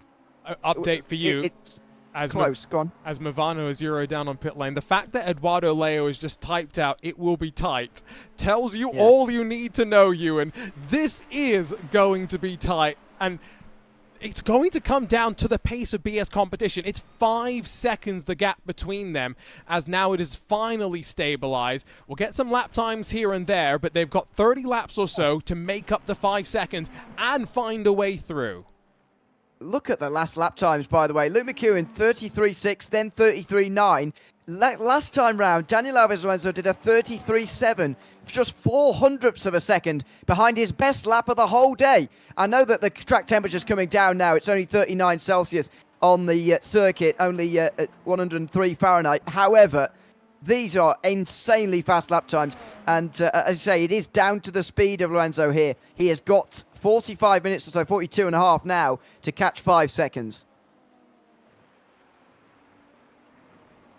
Sorry, that sound is me trying to type and not wanting to talk at the same time. 42 minutes left to go. Let's look at the weather very slightly, just because I was curious how much it had dropped off. It's not cooled off necessarily, but it's around where the race would have started. So around a 10 degrees Celsius swing in temperature, which Ewan, given that this race in years past has gone up as high as 60 degrees Celsius, it's been relatively temperate in terms of the damage on the tires, I would argue. You mean in real life or in iRacing? iRacing. Oh, in iRacing. So I was talking to Paul earlier about this. I seem to remember it being in the 50s. I didn't say temperature in the 60s because I didn't think that was possible. But maybe I do remember it being in the 60s a few years ago in terms of temperature. Because it is possible. So yeah, this circuit to date has not quite got as hot as what we've seen in previous years, and it's cooling down now as well, and it's creating some wonderful lap times. In fact, Lorenzo got an off-track last lap because that would have been his best lap of the day so far, but it didn't count. And now you also wonder how many incident points do they have in the bag. All our talk about... did you hear me and Paul go off about track limits? Yeah, I did, yeah. Yeah, no. All I'll talk about that. The reality is, with the way that the incident limit works, if you saved your off-track to the end of the race, you've got a lot to play with. Not just in terms of going off the track, Ewan, but also in terms of the amount of contact that you can get away with. Yeah, I think contact is something you lean on a little bit less because obviously, damage comes into that equation as well, whereas where you're just doing an off-track, there's less damage to be had when you just drive off the circuit. It's contact with stuff that will damage you more. So, yeah, it's the off-tracks really that you start to burn, and maybe that is a sign that Lorenzo has got a few to burn, or he's overextended already here, and we've got 40 minutes to go, and he'll be walking a tightrope. Also through that final corner as well, you don't want to be getting too close. If you're close on the incident limit, that can get you pretty close to the 35 pretty quickly. Last lap time, that did count for both of them, and it's a new personal best for both as well. That's important. They're both responding to the challenge. Costantini's in 2, so it's good to see Scuderia Ferrari HP Esports team fighting back to the end. If this was the Daytona 24-hour race, they would have had a very realistic chance of not just getting back to a top 5 finish, but maybe even a podium with the attritional sort of trends that we've seen here in 2025. It's 0.2 or so a lap that we were told on average. They're not quite there right now, there is still a chance. That is all they are looking for. Go back to LMP2 for a second, by the way, because they are just in front of us. At least the race leader is. Delatraz Automotive by Majors Garage. Still Darius Andre at the wheel. Let's look at the last 3 for both of them. Ooh. Interesting. That's traffic, if ever I've seen it, for the middle lap for Noren. 1.2 seconds. I think generally he is probably quicker than Andre, but it's about consistently bringing that gap down. I was about to start doing a calculation as to how much fuel they might both have to take in the next few minutes, but I'll park that. We are in the window now, getting close to it anyway, where these guys can pit and get to the end. Maximum fuel stint in an LMP2 is 26 laps. So we are getting very close to seeing the 188 in. Let's go back to GTD, the only real battle. I say battle, it's two cars following close to each other. I'm not sure Tristan Iglesias has got the speed in the Porsche to really fight, but he's going to give it his all, that is for sure. Quite crazy to say that this was his first year competing in the Porsche Esports Super Cup, given that I think most of us, including myself, associate him mostly with driving the Porsche GT3R as quick as it can go. Yeah, absolutely. It's obviously season comes to an end now, but yeah, it's good to see him there, and alongside all the others who were in that series this year, and many of them in this race as well, a little bit earlier on today. Some of them fallen by the wayside a little bit earlier as a result of the various incidents that we've seen so far this afternoon. So Aaron Vasquez comes in. He's a long way back in GT3 for the moment, and that will be his final stop of the day. Not sure how he's ended up there, to be honest, in strategy, but anyway, probably a crash earlier. Yes, he is, I think, 3 laps down, if not 4, from the race leader. Back to GTP then. Last lap, red line gained slightly. We're talking hundredths here and there, but it's the hundredths that are really going to make the difference. I'm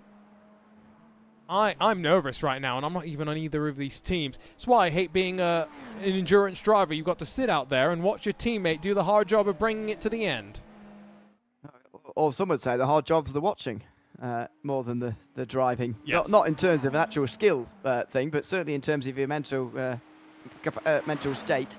It's certainly more nervous and a bigger challenge to just watch along and trust that your teammate is going to do the business. It's always the fascinating part of one of these races when that kind of thing happens. When it is close like this, it's always so fascinating. 6-hour races these days are becoming such sprints, and it's creating finishes like this one we've got here this afternoon. We didn't even need the rain to mix things up. I said it wasn't a fight, by the way, but Tristan Iglesias has proved me wrong. It's past Josh Thompson. Well, he's got damage, Thompson, so Oh, that's true. not surprised. That damage is, or that rear bumper coming off is doing a surprising amount to affect that accurate compared to what I expected today. They did get that repaired at one stage. They had it come off earlier on today in a rather bizarre incident, although it was kind of their fault. It gave them no rear downforce effectively for 2 stints, and for whatever reason, after a couple of hours, it eventually got repaired. They really put the pace on after that as well, by the way. They've got good speed, but obviously not with a damaged car. And so, yeah, unfortunately, it's going to be a low finish by red line standards. They might well just scrape home with 6th, but we'll see. You know, last year when the Ford Mustang debuted at Daytona, it had the issue with its rear boot lid, Yeah. where the negative pressure. This kind of seems like one of those things where iRacing's going to hopefully just slightly tweak the damage model or whatever, and hopefully... I don't know. It feels like that got disconnected very, very easily the first time with the LMP2 just coming by. That was like a little love tap, which happens quite frequently, it feels like, even between the GTD cars. Yeah, and then stuff falls off after that. So, yeah, I don't disagree. It does happen frequently, but also stuff falls off. It's difficult to simulate, really, but I actually think it's one of the most realistic things I've seen from this iRacing damage model in terms of those smaller incidents. The big crashes, obviously, I was doing a broadcast the other day. I saw some spectacular crashes the other day, and they've always looked great in iRacing damage model. But the small ones, the way it fell off, yes, I agree with you, but the contact causing that damage is not realistic, is what I'm saying. And so just making it slightly stronger is all they probably need to do. Because remember when we had the Mercedes front end where it would always just get disappeared like a couple of years ago? I forget when it was. because we commentated on too many races for a few years. But you'd always end up with Mercedes just missing the entire front clip of it. It's a similar sort of thing. I bet Senau's in. Now, this is LMP2 pit stop, so he's good to the end, isn't he? He is. They've done a driver change. 34 minutes to go would be fine. They are doing 137s or so. It's a terrible number to try and work out. But anyway, yeah, he should be fine with 26 laps as long as he fills that tank full of fuel. I did the calculation, by the way, and when the other two are coming in, Darius Andre should be able to do 24 laps, I would say, maybe 23 with that amount of fuel in the Dutch Automotive car. Elliot Noren should be able to do 18, 19. Neither of them, obviously, I'm not 100% on either of them, but 18, 19, something like that. That should still get, because they came in 6 laps apart this time round, that should mean there's still a bit of a difference. So Andre in 3 laps time, 2 or 3, Noren in 3 or 4. So not a big difference, but there will be a small difference there and maybe a slightly shorter stop for IFR. Interesting that a driver change happened as well. But I guess just wanting to put the right driver in at the right time. So Frigerio. I thought he was out the race. Sorry, he's still in. No, they had their internet issue and then came back. I didn't realise they came back after that. Well, this is the problem with having both your drivers in the same household. If it's an internet or power issue, you're kind of left with no recourse. They're definitely in the same household, are they? Is that? Yeah. That's for sure. Oh, no. Yeah. At this point, I think yes. The fact that both their qualities kind of went off in the same way, right. I think that was our sign.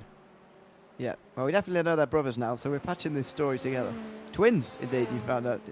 So, yeah, we're patching the story together. But, yeah, that's never a great sign. Well, it's a good thing to have a team like that. The camaraderie and the understanding between those two would be better than any other two in the field, you would have thought.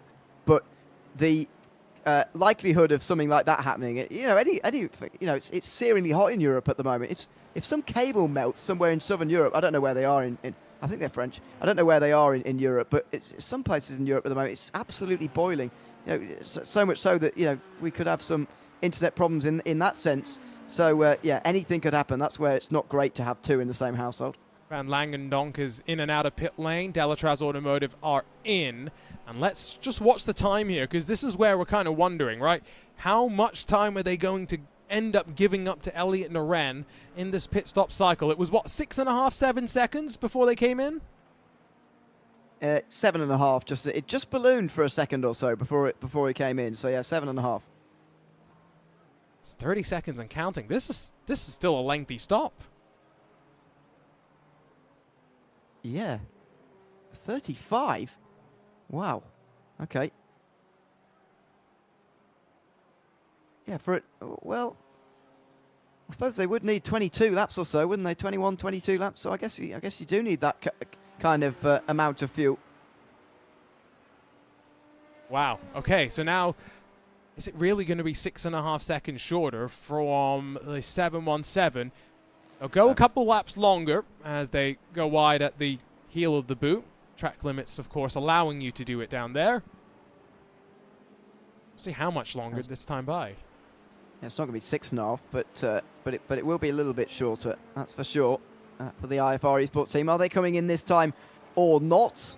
Looks like they carry on for one more, so that's good news for them. Every lap, by the way, I did work this out. I don't have the exact number right in front of me, but it's about 1.2 seconds a lap. 1.2 seconds worth of fuel is one lap, if that makes sense. Oh no, sorry, 1.53. There you go. Just did the calculation again. 1.53 seconds is one lap. We'll come back to that. Let's go to GTP. Let's see what our race lead is doing, because it's shrinking. Is it shrinking quick enough? At this point, I think I'm somewhat confident Luke McEwen will be able to get to the end. It's just, how quick will he do so? 203 was traffic affected, you'd think, for BS Plus competition, but Redline were consistent between 203 and 204, and Lorenzo responds and finds 9/10 of a second effectively between those two laps. I think this could very much be up for grabs in about 10-20 minutes time. And I'm looking at sector times here as well, by the way. 3 temps in Sector 1, 9 in Sector 2. where has this all come from Luke McEwen? Because this is a damaging lap so far, if that is correct, what I'm watching at the moment. Through the final corner, we'll have a look at the lap times here again. But this is looking good at the moment for BS Competition. They are really closing in now with less than half an hour to go. I think you are right that McEwen can be confident he makes it, but look at that. 1 second nearly in one lap. And all it takes is one more lap like this, and suddenly traffic becomes a big worry, because that would flip it. One moment in traffic and suddenly the zebras are there. 4 seconds now splits the two cars with 5.5 hours complete as they bounce their way through the curbs. We had some bowling at the final corner at the start of the race. Fortunately, not much since then. Here comes Elliot Noren. We'll get our answer about LMP2 right now. How long is this stop going to be? Don't forget about that gap beforehand. About 7.5 seconds, 7.5 between Noren and Andre. He pulls to a stop. Can't make any errors there now. You know where your pit box is. Surely you should be hitting your marks by now. And this final stop of the race. Pit stop number 8 in the LMP2s. The most any class has to come down pit lane in one of these races. The stop time from Darius Andre was 35 seconds for reference. Well, just waiting. This is where the fueler is just awaiting the signal. At this point, it's officially not going to... Oh, there you go. 29.5. Wow. We're talking 6 seconds on the money. It's going to be neck and neck, surely. Can the Delatraz Automotive by Majors Garage machine, up to speed and with tires already in their operating window, carry the momentum and hold on to the lead? Not yet, but to the inner loop, the speed, the draft will build, and Darius Andre will look to reclaim the point. And he's got to do it now, strike now, while Elliot Noren's getting up to speed here. He puts himself to the middle of the road. Andre's got to do it on the outside line if he's going to. He pulls all the way to the left. Can he get round there? No, he doesn't go for it just yet. You get the feeling if there was 7 minutes rather than 27 to go, he might have gone for that, but so far, he decides not to make the move. It's not over. It is not over. These two are pretty evenly matched. To the inside, down at the chute. It all goes wrong. Elliot Noren's going to lose the front part of the bodywork. Darius Andre still going in a straight line, but will both be headed to pit lane. He's got front right damage. He's got front right damage, I'm sure of it.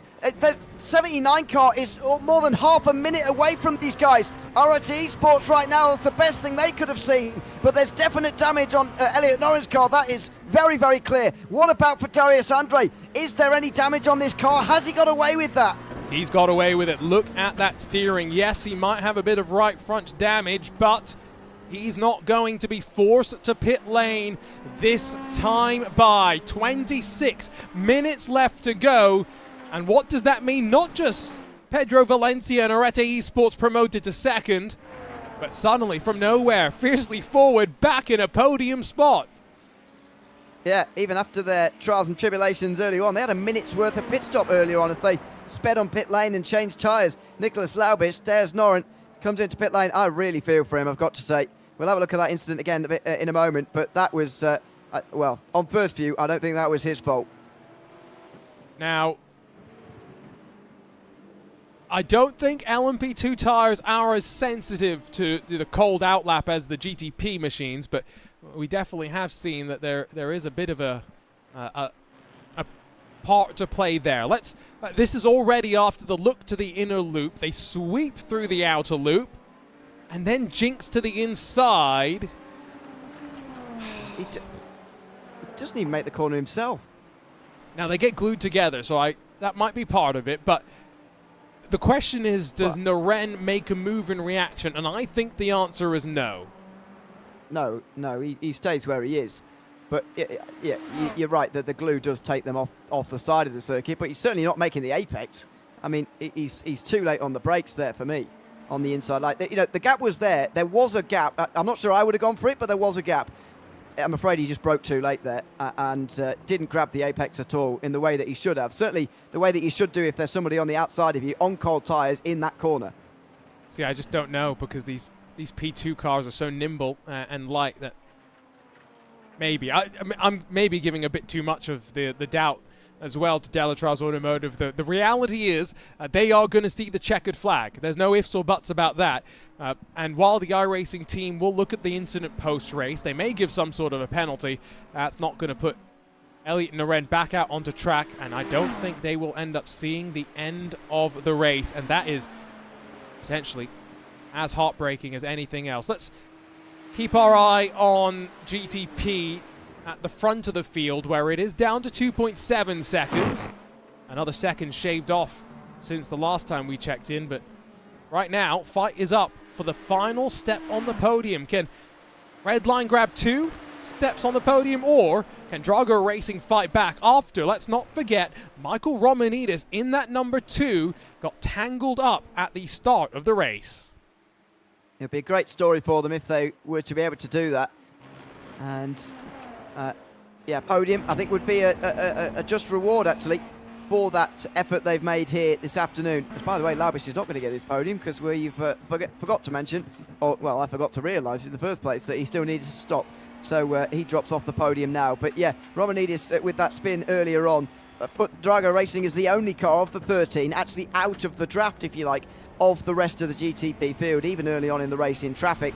And a great job from them all to recover this situation. They absolutely deserve a podium, but they've got to get it off Redline if they're going to get one. Surprising. You know, we were just talking about the Acura and the damage there. I feel pretty confident in saying Sean Campbell gave a heftier bonk to Michael Romanidis than the LMP2 gave to Cooper Webster initially, but you know, that's just sometimes the way it goes.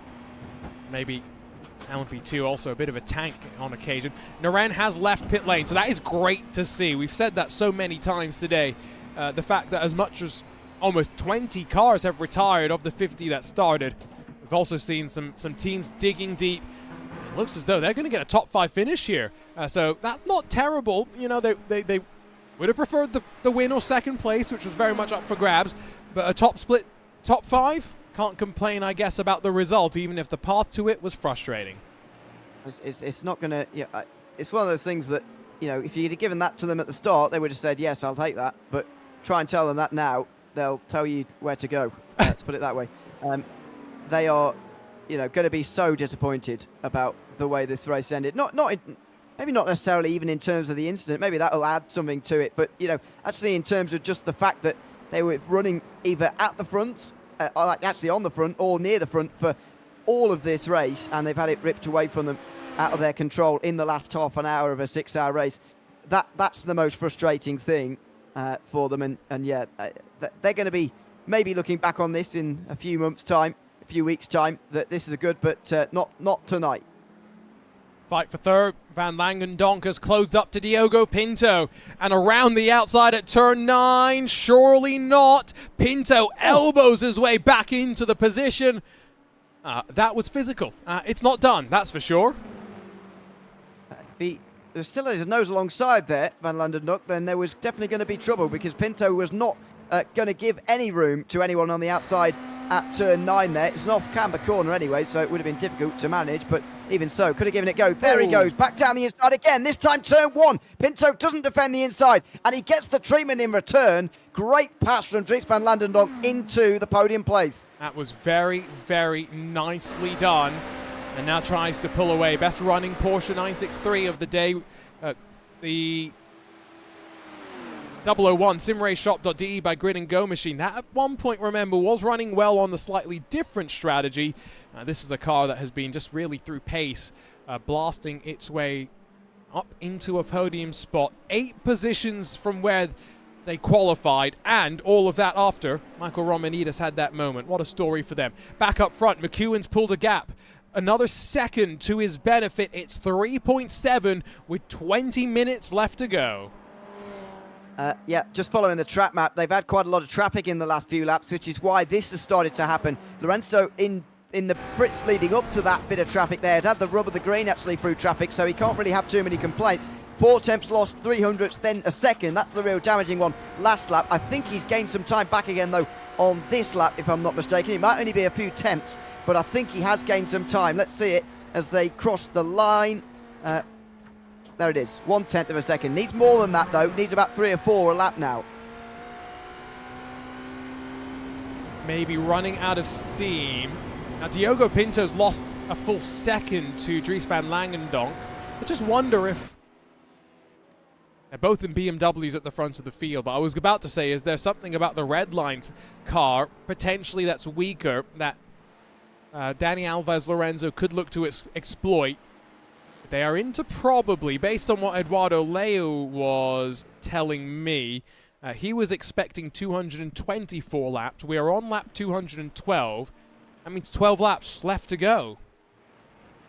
12 laps will be 31 laps in the stint for McEwen, which will be absolutely fine in terms of making it on fuel. So I would say that that probably does ring true as well. Well, at 224. Go on. He did also say that it would most likely be another 32 lapper, so that would then mean that 225. Yeah, those two calculations can't both be true at the same time. But as long as it's not 33, 34 laps that they have to do at the end, then they don't have to particularly worry about it. I think at this point they'd be really concerned as well. That's the IFR Esports machine back out on track and being passed by Diogo Pinto, trying to keep up to Dries van Langendonk, just keeping himself in sniffing distance of a podium finish with 18 minutes to go. There's only one other fight really happening right now, and that is Gabby Montoro in Ford Mustang GT3. He's got a very unique sound, that's for sure, as it fires off of turn 9. Josh Thompson in the stricken Red Line 72, just up in front. I said earlier that he would hold on to 6th, actually, Josh Thompson, but that's turned out not to be true. And maybe they'll have to start looking over their shoulder way more. Well, not at Montoro, who has to come in. He's done 32 laps on this stint, so he needed fuel. Well, that makes it nice and simple. So I think he will keep 6th position then, because Luca Vonch is a further 8.5 back. Oh, well, if he's losing a second a lap. Yeah. Yeah. Exactly. He lost 10 to Montoro since the incident. 1 sec. Trying to find the right car number. There we go. Pull the graphic up. Yeah, that's not good. Some of these laps he's losing big. Yeah. Paul had mentioned something earlier about what Josh would have said on the radio when the incident happened. I can only imagine what Josh will be thinking right now. This is one of those miserable sort of experiences, right, where the car, it's just not gone your way. The race has been not great. Car's not driving great. You're just losing time. You're not slow because you're slow. You're slow because the car's slow. Yeah, and there's absolutely nothing you can do to make it any faster. You know, I'm not sure there are many worse, more demoralising feelings in sim racing actually than driving a wounded car to the finish. I've only done it in sprint racing. I can't imagine what it's been like for Redline this afternoon. They've covered nearly half of the race distance this afternoon with a damaged car, the 72 has, and that is, I can't imagine how demoralising that really is. So fair play to them for actually getting to the end here and not crashing, because it's so easy to let your mind slip at those moments and actually have a bigger accident and end the day. Yes, no, that is also a very, very good point. The fact that when you're in situations like this, it can be easy to go bowling by accident, but no, they have not done that, and they have ensured... Nice. I had to slip. Diana Binks, who we was... saw bowling earlier, under the sign. I know, we really did. Diana Binks, who was my fellow pit reporter at Watkins last week, she did not really get the... She didn't know about the meme, and so when I tried to explain it to her when we first drove into the track, and I said, you know, it's a meme, and she went, yeah, that's very American. If you can't tell, she was British. Yeah, I know. Well, she sounds like she's anyway. British accent. Yes, so it's not great when you have to explain it, is it? It never quite lands. No, but I love it. Go bowling, it just works, you know? I know it's good, but I get it. You know, I'm not going to, I'm not going to try that out on people who don't. It's not just that you get it, it's the fact that that's what the actual race name is called, isn't it? Like, I'm going to go search this up. Give me a sec. We've got 15 minutes. Not much is happening. Watkins Glen NASCAR. 33 seconds for the lead. Don't worry about it. It's 3.5. It's not close. It's literally called the Go Bowling at the Glen. I know, yeah. I know. But, not a lot of people watch NASCAR, especially, people I speak to. But yeah, anyway. People in England. The problem as well is I didn't get a chance to go on the track walk, which I really wanted to, because I wanted to see how hilly this place is, right? Yeah. What I did instead was I went to go watch the F1 movie, so I can't complain too much. I did end up walking from basically down at the 90 all the way up to the inner loop. Wow. It's steep. Yeah. Yeah, I mean, I can believe it. That's the thing that what I thought you were going to say earlier. That's the thing that I hear most of people visiting Watkins Glen for the first time. People don't realise quite how hilly it is. You know, everyone knows about some of them, I suppose, but even in areas where you don't necessarily expect it quite so much, it's quite a hilly place. You know, especially downhill from turn 5, the outer loop, going downhill there, it's quite surprisingly downhill. So I've heard, never been, but yeah, it's a surprisingly hilly racetrack, but yeah, I'm surprised you didn't get to go around. I would have run round if I was there. See, but you're physically fitter than I am, so Can't run. well, not for UK. not for 3.5, especially not with the 150 feet from. Oh, That's not great for Bosch Thompson. Josh Thompson. Yes, that's exactly what Cooper Webster did earlier with the identical damage. So it's probably something with just the way the car feels on the entry into the corner as well. It's just inherent in what they're dealing with now. And yeah, again, go back to the frustration. Lap time comparison. Cue the Jaws music, Ewan. Well, is that enough in the laps we've got remaining here? If we're expecting 2:24, then there's only 9 laps to go, including the one we're on at the moment. That's more than 4/10 a lap required closing rate at the moment. That's going to require some nice look through traffic for Daniel Alves Lorenzo, I would say. And that was even only to catch by the last lap. Oh, whoa. You could see the Ford Mustang unsettled on the outside of the outer loop, but Lorenzo doesn't blink, foot to the floor, keeps it planted. I blinked, that's for sure. That was scary to watch on board, but absolutely kept it pinned. He continues on. He's got to be careful he doesn't try and overdrive this now. You can see him sliding in just a couple of places here. He's got to try hard, but don't over-try here to try and get the gap down. You can still overheat, burn through the tyres here. It's still hot out there, even though it has declined significantly since the middle of the afternoon. This is, you can also see, still a struggle on tyres, even with the cooling conditions. Back end coming out over the top of 9. He's giving it his all. But Luke McEwen might just be able to hold on here with Eduardo Leo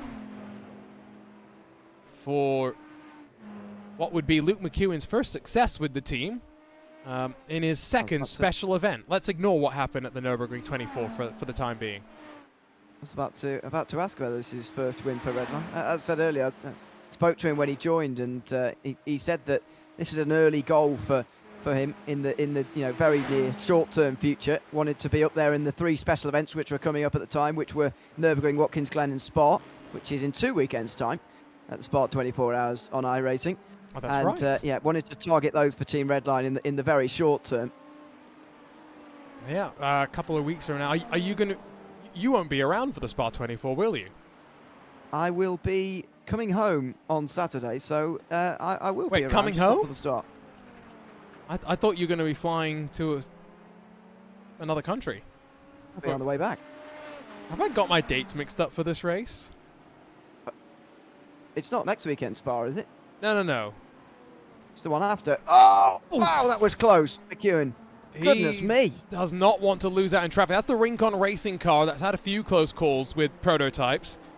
That's uncomfortable. Emanuele Olivieri, in the 151 Mag Performance car. That's the last running GTD machine that needs a splash and dash just before we head into the final 10 minutes of the race.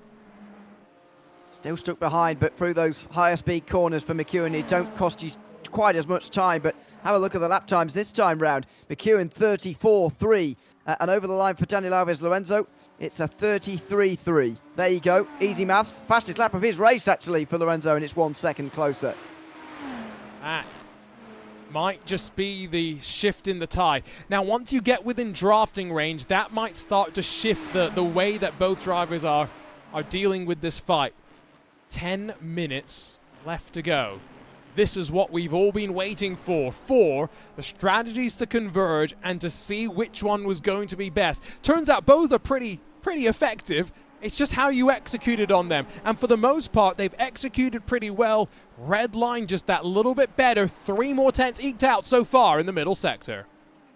Yeah, doing doing a good job, McEwen, under really high pressure as things stand, really high pressure to hold off PS Competition for his first success with Team Redline as a driver. Would be incredible if he could hold on. This is going to be a really, really close finish. Going to go down as one of the closest finishes in this race's history. Indeed, in endurance racing, iRacing special event history as well. Hard to think of few finishes quite as close as this one, with 9 minutes to go, 6 laps to go at the line. This is tense. All it takes is a bit of traffic, and I'm looking at the track map.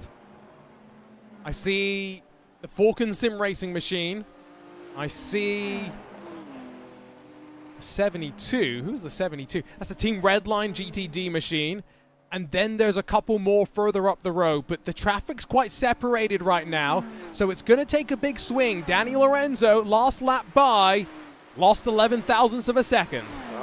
Can't afford that. Effectively, he's not gaining any time is a loss. Even if he'd gained 1100th, that would be a loss. But he's had a better run through that bit of traffic there. Into turn 1, McEwen had to get stuck behind the Falcon car. Lorenzo went straight past them down the back straight, and he flies through the bus stop. 1.9, 1.8. And you can see the fluctuations in the way they drive as well. They drive quite differently into the corners. Lorenzo, to me, looks like he's over pushing to me, but he's clearly not, because he's clearly still going quickly, and he's not burning through his tyres either. But his driving style just looks wrong to me. The way Luke McEwen's driving seems a lot more calm and considered, but they're just as fast as each other. Past the sister car. Not expecting Josh to be much of a concern for either one, as much as some might speculate. Team games. Fastest machine on track, by the way, is not either of these cars. It's Dries van Langendonk, which means that that's a name that you and I better get used to seeing. The next time that we'll see these cars out on track in a special events, of course, Indy 6 hours, but after that, all builds to iRacing Petit Le Mans. Absolutely. He'll be one to watch, absolutely. And Drago Racing are going to finish this race really not very far away from the win. As you say, he is the fastest driver on the circuit right now, and has been for some time, actually. He's got the best lap of the race, the only man to be in a 32. I think it was him who set that. And that has shown some really good speed. Makes you wonder where they would have been without that spin. Interesting that we have the headlights on. Definitely not needed here in upstate New York when the sun sets as late as 9, a little bit after 9 potentially. We probably just crested past 6. No, not even. 5 p.m.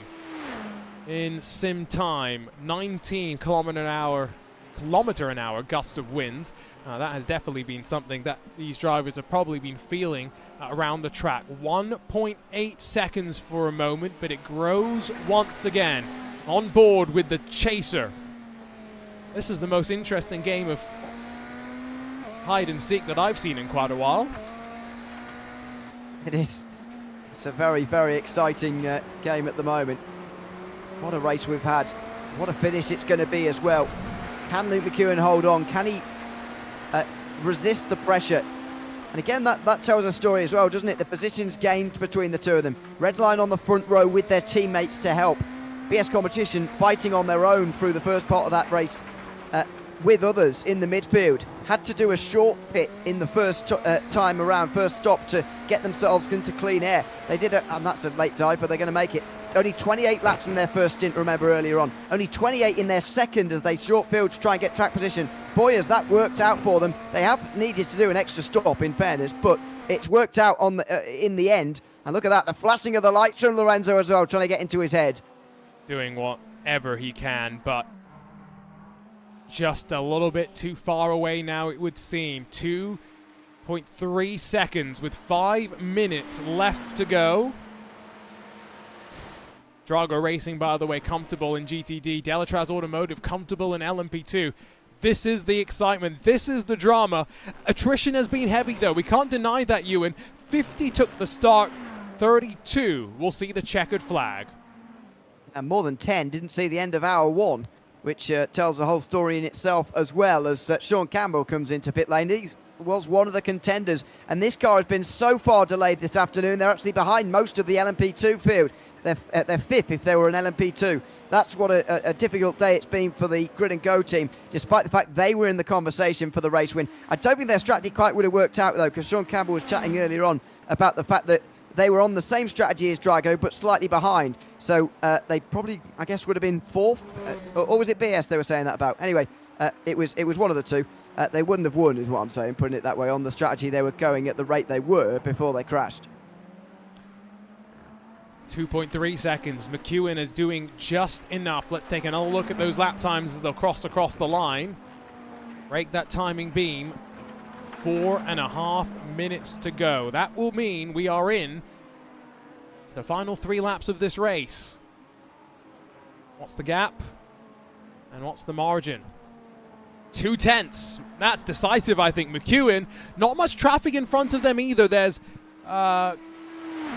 2, or is that 1 GTD machine and 1 LMP2? This could be ideal. He's got next up number 10, Marla Racing Team. Then he's got the Areta Esports team.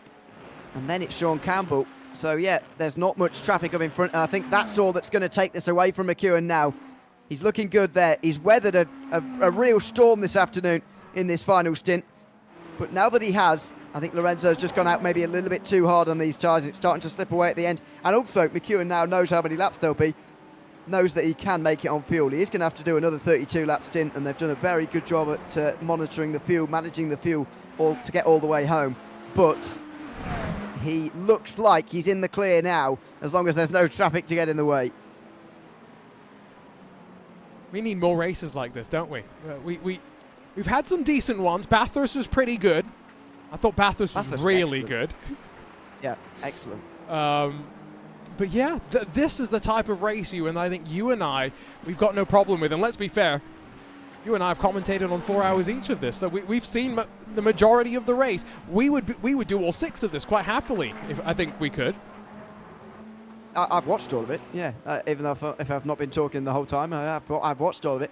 Yeah, it's been an excellent race, really has. And the way that, as he just gains very marginally, but needs a lot more than that, Lorenzo. The way that these days 6-hour races are just sprints without any sort of break or in the action or anything is just remarkable. You know, you can understand that in sim racing, but we get that in real life now as well. It's just an amazing time to be a sports car endurance racing fan, which we count ourselves 2 of. We've seen a special race here this afternoon. And, you know, it's not hard to remember the days where iRacing special events were won by minutes and laps. This is going to go down in history as one of the very closest ever in an endurance sports car event, anyway. Yeah.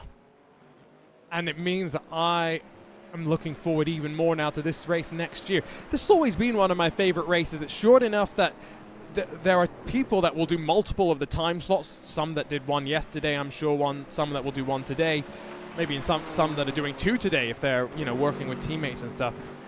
It's just one of those approachable endurance races, right? It's not quite long enough to feel like a drag. It's short enough that you can do it with just 2 drivers and do it just comfortably enough as well. 2 laps left to go for Vlad Kimichev as he crosses the line. There will be 1 lap left for your race leader. 2.5 seconds as they will see the white flag. And what a race it has been. Just out of trouble. Not much traffic in front of them if they don't want to get into the weeds of it. Luke McEwen and Eduardo Leo, 3.5 miles left to hold on. Just 1 more lap and Luke McEwen has got to keep it on the island. Only joined Team Redline officially 1 month ago tomorrow. That's how soon this is in the journey of Luke McEwen and Team Redline. But this is going to be a huge, huge victory for him to take an iRacing special event. Said that he's going to target these in the summer of 2025 before other things coming up later on in this calendar year. And he has taken to this race very, very well indeed, especially in the situation he was given the car in. They were limping at some stages, I've got to say, when they were losing time hand over fist, but he's weathered a storm brilliantly here, and he's actually extended the gap in these last few laps at the very end. And they have 2 really strong machines, right? But in some ways, you look at the fact that Diogo Pinto and Gustavo Ariel are in the BMW M Team Redline entry and say that that's like a quiet nod of confidence. Diogo and Gustavo will get the job done. There's a new story starting to build of new drivers. Luke McEwen's not an up-and-comer anymore. It's last year's FIA Formula 4 Esports World Champion. He's won some special events. He's had some success before. But rejoining with Team Redline, The future is bright for him and for the team. The clock strikes 0 and out to the final couple of corners under the sunshine in upstate New York. It's a very first special event victory for Eduardo Leo. A first win for Luke McEwen with his new team, Team Redline, out front at the Glen 6 Hours presented by VCO and headed to the 2025 IMSA Esports Global Championship. Hold on, as your class leaders in both LMP2 and in GTD are so far in front of the rest of their field, they will be scored a lap clear by virtue of their positioning relative to the winner. But Ewan, a quite remarkable race. Delatraz Automotive by Majors Garage and Drago Racing were the winners in GTD in LMP2. Yeah, it's going to go down as one of the closest overall finishes, by the way, in history, just 3.2 seconds. But yeah, great dominant displays from Delatraz Automotive and Drago Racing. There will be discussions about the last move for Delatraz Automotive for sure, but they have had the speed here, even coming over adversity earlier on this afternoon to chase down that IFR team and take the victory here. We'll get, hopefully, a chance to chat with these drivers. Here comes Darius Andre, Delatraz Automotive by Majors Garage, winners in the LMP2 category, and they'll get some trophies to commemorate what is a historic win for them and for the team as well. Here comes Vlad Kimichev, paired up with Thibaut Prévost. But Kimichev has done 133 laps of the almost 200 that the car has done. He'll exit out of the final corner, and it's Drago Racing back-to-back wins in the GTD class in VCO Grand Slam events. The 1-2 in GTD is a perfect way to end the day. 3 cars on the podium overall as well. What a fantastic day for Drago Racing. We're just going from strength to strength as a team, especially in the iRacing special event world. The presence they have even in these races is just remarkable in itself, and to actually go on and get 3 cars on the podium is remarkable as well. 3 cars DNF'd, 3 cars on the podium. That's a pretty good strike rate, a pretty good win or nothing, or podium or bust for them in the classes they've entered. Photo opportunities across the board. Drago Racing linking their prototypes and GTs together. Is that a car out of fuel and needing some assistance up the hill? Maybe. Yeah, maybe. That number 9 car, don't forget, had to do an extra lap, so I'm not sure if they accounted for that. Well, and our pit stop timer is going to start going off as the field makes its way to pit lane. As we said, we will hope to get some reactions from our winners and maybe our podium sitters in our post-race coverage. Let's gander down through our race results. Luke McEwen makes it red line up front once again in the BMW M Hybrid V8. His first win with the team in the special events, and for his teammate Eduardo Leo, quite remarkably for a driver as talented as him, his first ever special event win, his first ever special event podium. Danny Lorenzo and Dominic Hoffman come 3 seconds short on an alternate strategy, but in front of Dries van Langendonk flying in the Drago Racing number 2 to bounce back after a difficult start to the race for the team. Diogo Pinto, BMW M Team Redline, a drive-through penalty, no fault of their own, avoiding chaos in front of them, drops them down, all things considered, and do the math. 25 odd seconds to transit down through pit lane. They could have been our race winners. Apex Racing Academy 5th, Movano Azuro 6th, and then Simufy Esports. A couple of laps down for them, as well as for Scuderia Ferrari HP Esports team, but they see the finish alongside of simraceshop.de by Grid and Go. Unfortunately, retirements for the Apex Racing team, Williams Sim Racing, Playseat and Fanatec, while Drago Racing, Alexander Spetz, his sim to virtual reverse transition and not working out well. Racing Clio Cup and not finishing here today. Darius Andre, he's going to be thrilled to bring Delatraz Automotive into the victory lane ranks in this LMP2 category alongside Corentin Millero. Both will grab trophies for their achievement in front of Pedro Valencia and Carlos Bozapuya for Arete Esports and Rincon Racing. Marked down the lap, but that's only by virtue of where the overall leader was in relation to these drivers. Good finish as well for Nicholas Laubish and Fiercely Forward after a lengthy delay on pit lane to serve a penalty for them. IFR Esports will be heartbroken. A potential race win ripped from their hands, no fault of their own, with effect VPS Esports, Maniti Racing Green, and then Kings by TK all seeing action towards the end, although not finishing on the lead lap. Fiercely Forward Purple and Shezi Esports, further retirements for them, as well as for Nathan Olsen from Maradness, Effect Simulations, and the Radiator Springs Racing Team, the first to go ka-chow in the LMP2 class. This race class win, though, of course, will be reviewed by the stewards for that contact in the move for the race win. For Kimichev and Troncoso, a 1-2 at the line for Drago Racing, while Alejandro Sanchez brings the Ferrari for the Apex Racing team up into third. Marla Racing fourth in their BMW, in front of Tristan Iglesias for Coanda, the best of the Porsches, while Team Redline will be a little bit frustrated that they couldn't go 3 wins in a row in the GTD class at Watkins Glen. The Acura finishing down in 6th. Falcon Sim Racing, Sheza Esports, Grid and Go, and Simufy, the rest of the top 10 in class. As we cycle through the rest of the names, Veloce Thrustmaster fiercely forward. A couple of Grid and Go machines, Coanda and Mag Performance see the end, while Redline, Drago, Williams Sim Racing Academy, the Williams Gaming Club, Williams Sim Racing, Chill Blast, Veloce Thrustmaster, and another Grid and Go machine do not see the end. That's enough of me rambling through the race results. Ewan O'Leary is standing by with winner in the GTD class. It's teammate to Vlad Kimichev, it's Thibaut Prevost. Yeah, Thibaut, congratulations, welcome in, and as I say, congratulations on the race win for Drago Racing this afternoon in GTD. Just tell us a little bit about how you're feeling as a team right now, because that's 3 cars from this race on the podium, and obviously winners in GTD as well. How are you feeling as a team right now? Yeah, I mean, not much words. Like, we've been doing great lately, so we keep it going, and it feels amazing to be on the podium, all of us.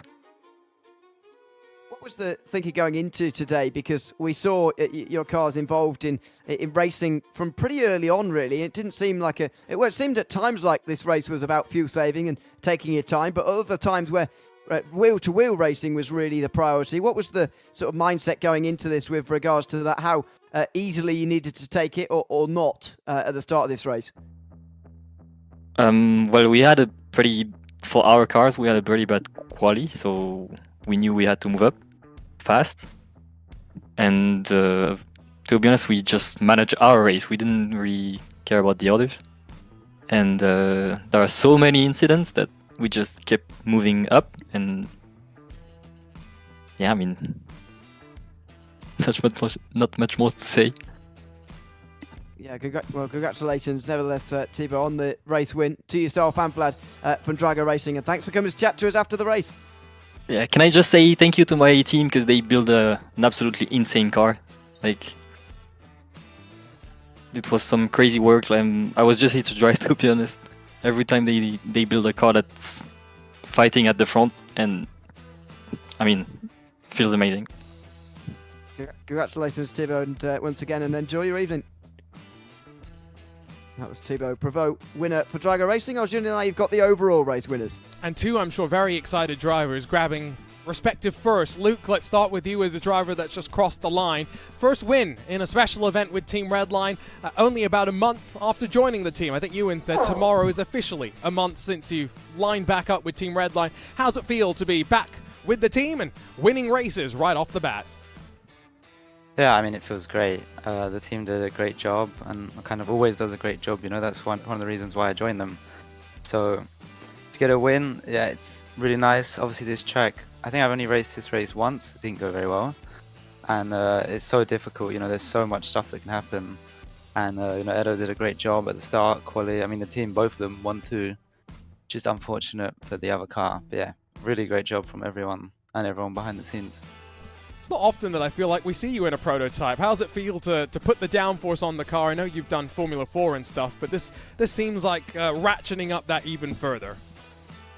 Yeah, first race in the GTP, and yeah, I really enjoyed it. I mean, see, last year I did the IndyCar series, which was, I mean, for me, F4 is not really high downforce for me. It doesn't really drive like it. IndyCar was, I really enjoyed it, and I think it kind of suits my driving style. So giving this a go, I learned so much in the week, and thanks to everyone. So yeah, I really enjoyed it, and obviously it paid off. Speaking of IndyCar, that's when Eduardo Leo kind of joined up with the team for the IndyCar Butt Kicker iRacing Pro Series. Couple of race wins, but Eduardo, this is your very first special event race win, and apparently special event podium as well. How does that feel? Yeah, it's amazing. I can't believe it. I mean, it was a tremendous effort, as Luke said, especially for him to get up to speed with these cars. You know, it's not easy, and he did a very great job. The pace was amazing throughout the whole race, and we did a very great job defending off from BS, which you have to give it to, because they've been on our tail for pretty much the whole race. So that was pretty tense, but amazing to get my first win with the team, and also my first special event win. Tell me a little bit about the fact that this race had no rain. Did that kind of impact the preparations for you, Eduardo, given that, last year, I remember this race had lots of rain. It was heavy rain as well. Was it nice to be able to just set the car up for the dry and kind of focus on maximizing what you could there? Yeah, it's always nice to know you have only one condition to worry about. You don't need to prepare for mixed conditions and everything. But this race, all the years, has been crazily hot. So the track surface, especially also this race, was I think at some point close to 50 Celsius. So it was also tough to keep it on track and keep the tires alive. So rain in that case is not something to worry about the tires, but at least it was only one condition to worry about. At least it didn't get up to 60. Thanks for coming to chat to us, guys. Congrats on the win, and we'll see you at Spa. I'm hoping to see if Redline continues this momentum. Thanks, Thank you, guys. guys. Link McEwen, Eduardo Leo jumping in for a quick chat as we get ready to wrap things up.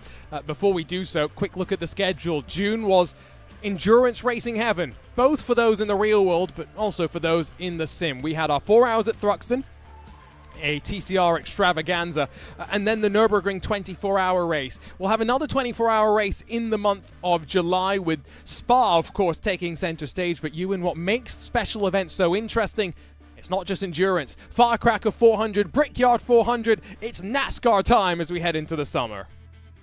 Yeah, into the summer and into the autumn, winter, it does get a little bit more variety in terms of the cars that we're going to use across the special event calendar, and that is a great thing. But there is still plenty of endurance racing for you to go at. If there is still, you think there's roughly one a month from here to the very end of the year, certainly down until November, until we get back round for another year. So yeah, thoroughly looking forward to all of the events to come starting next weekend.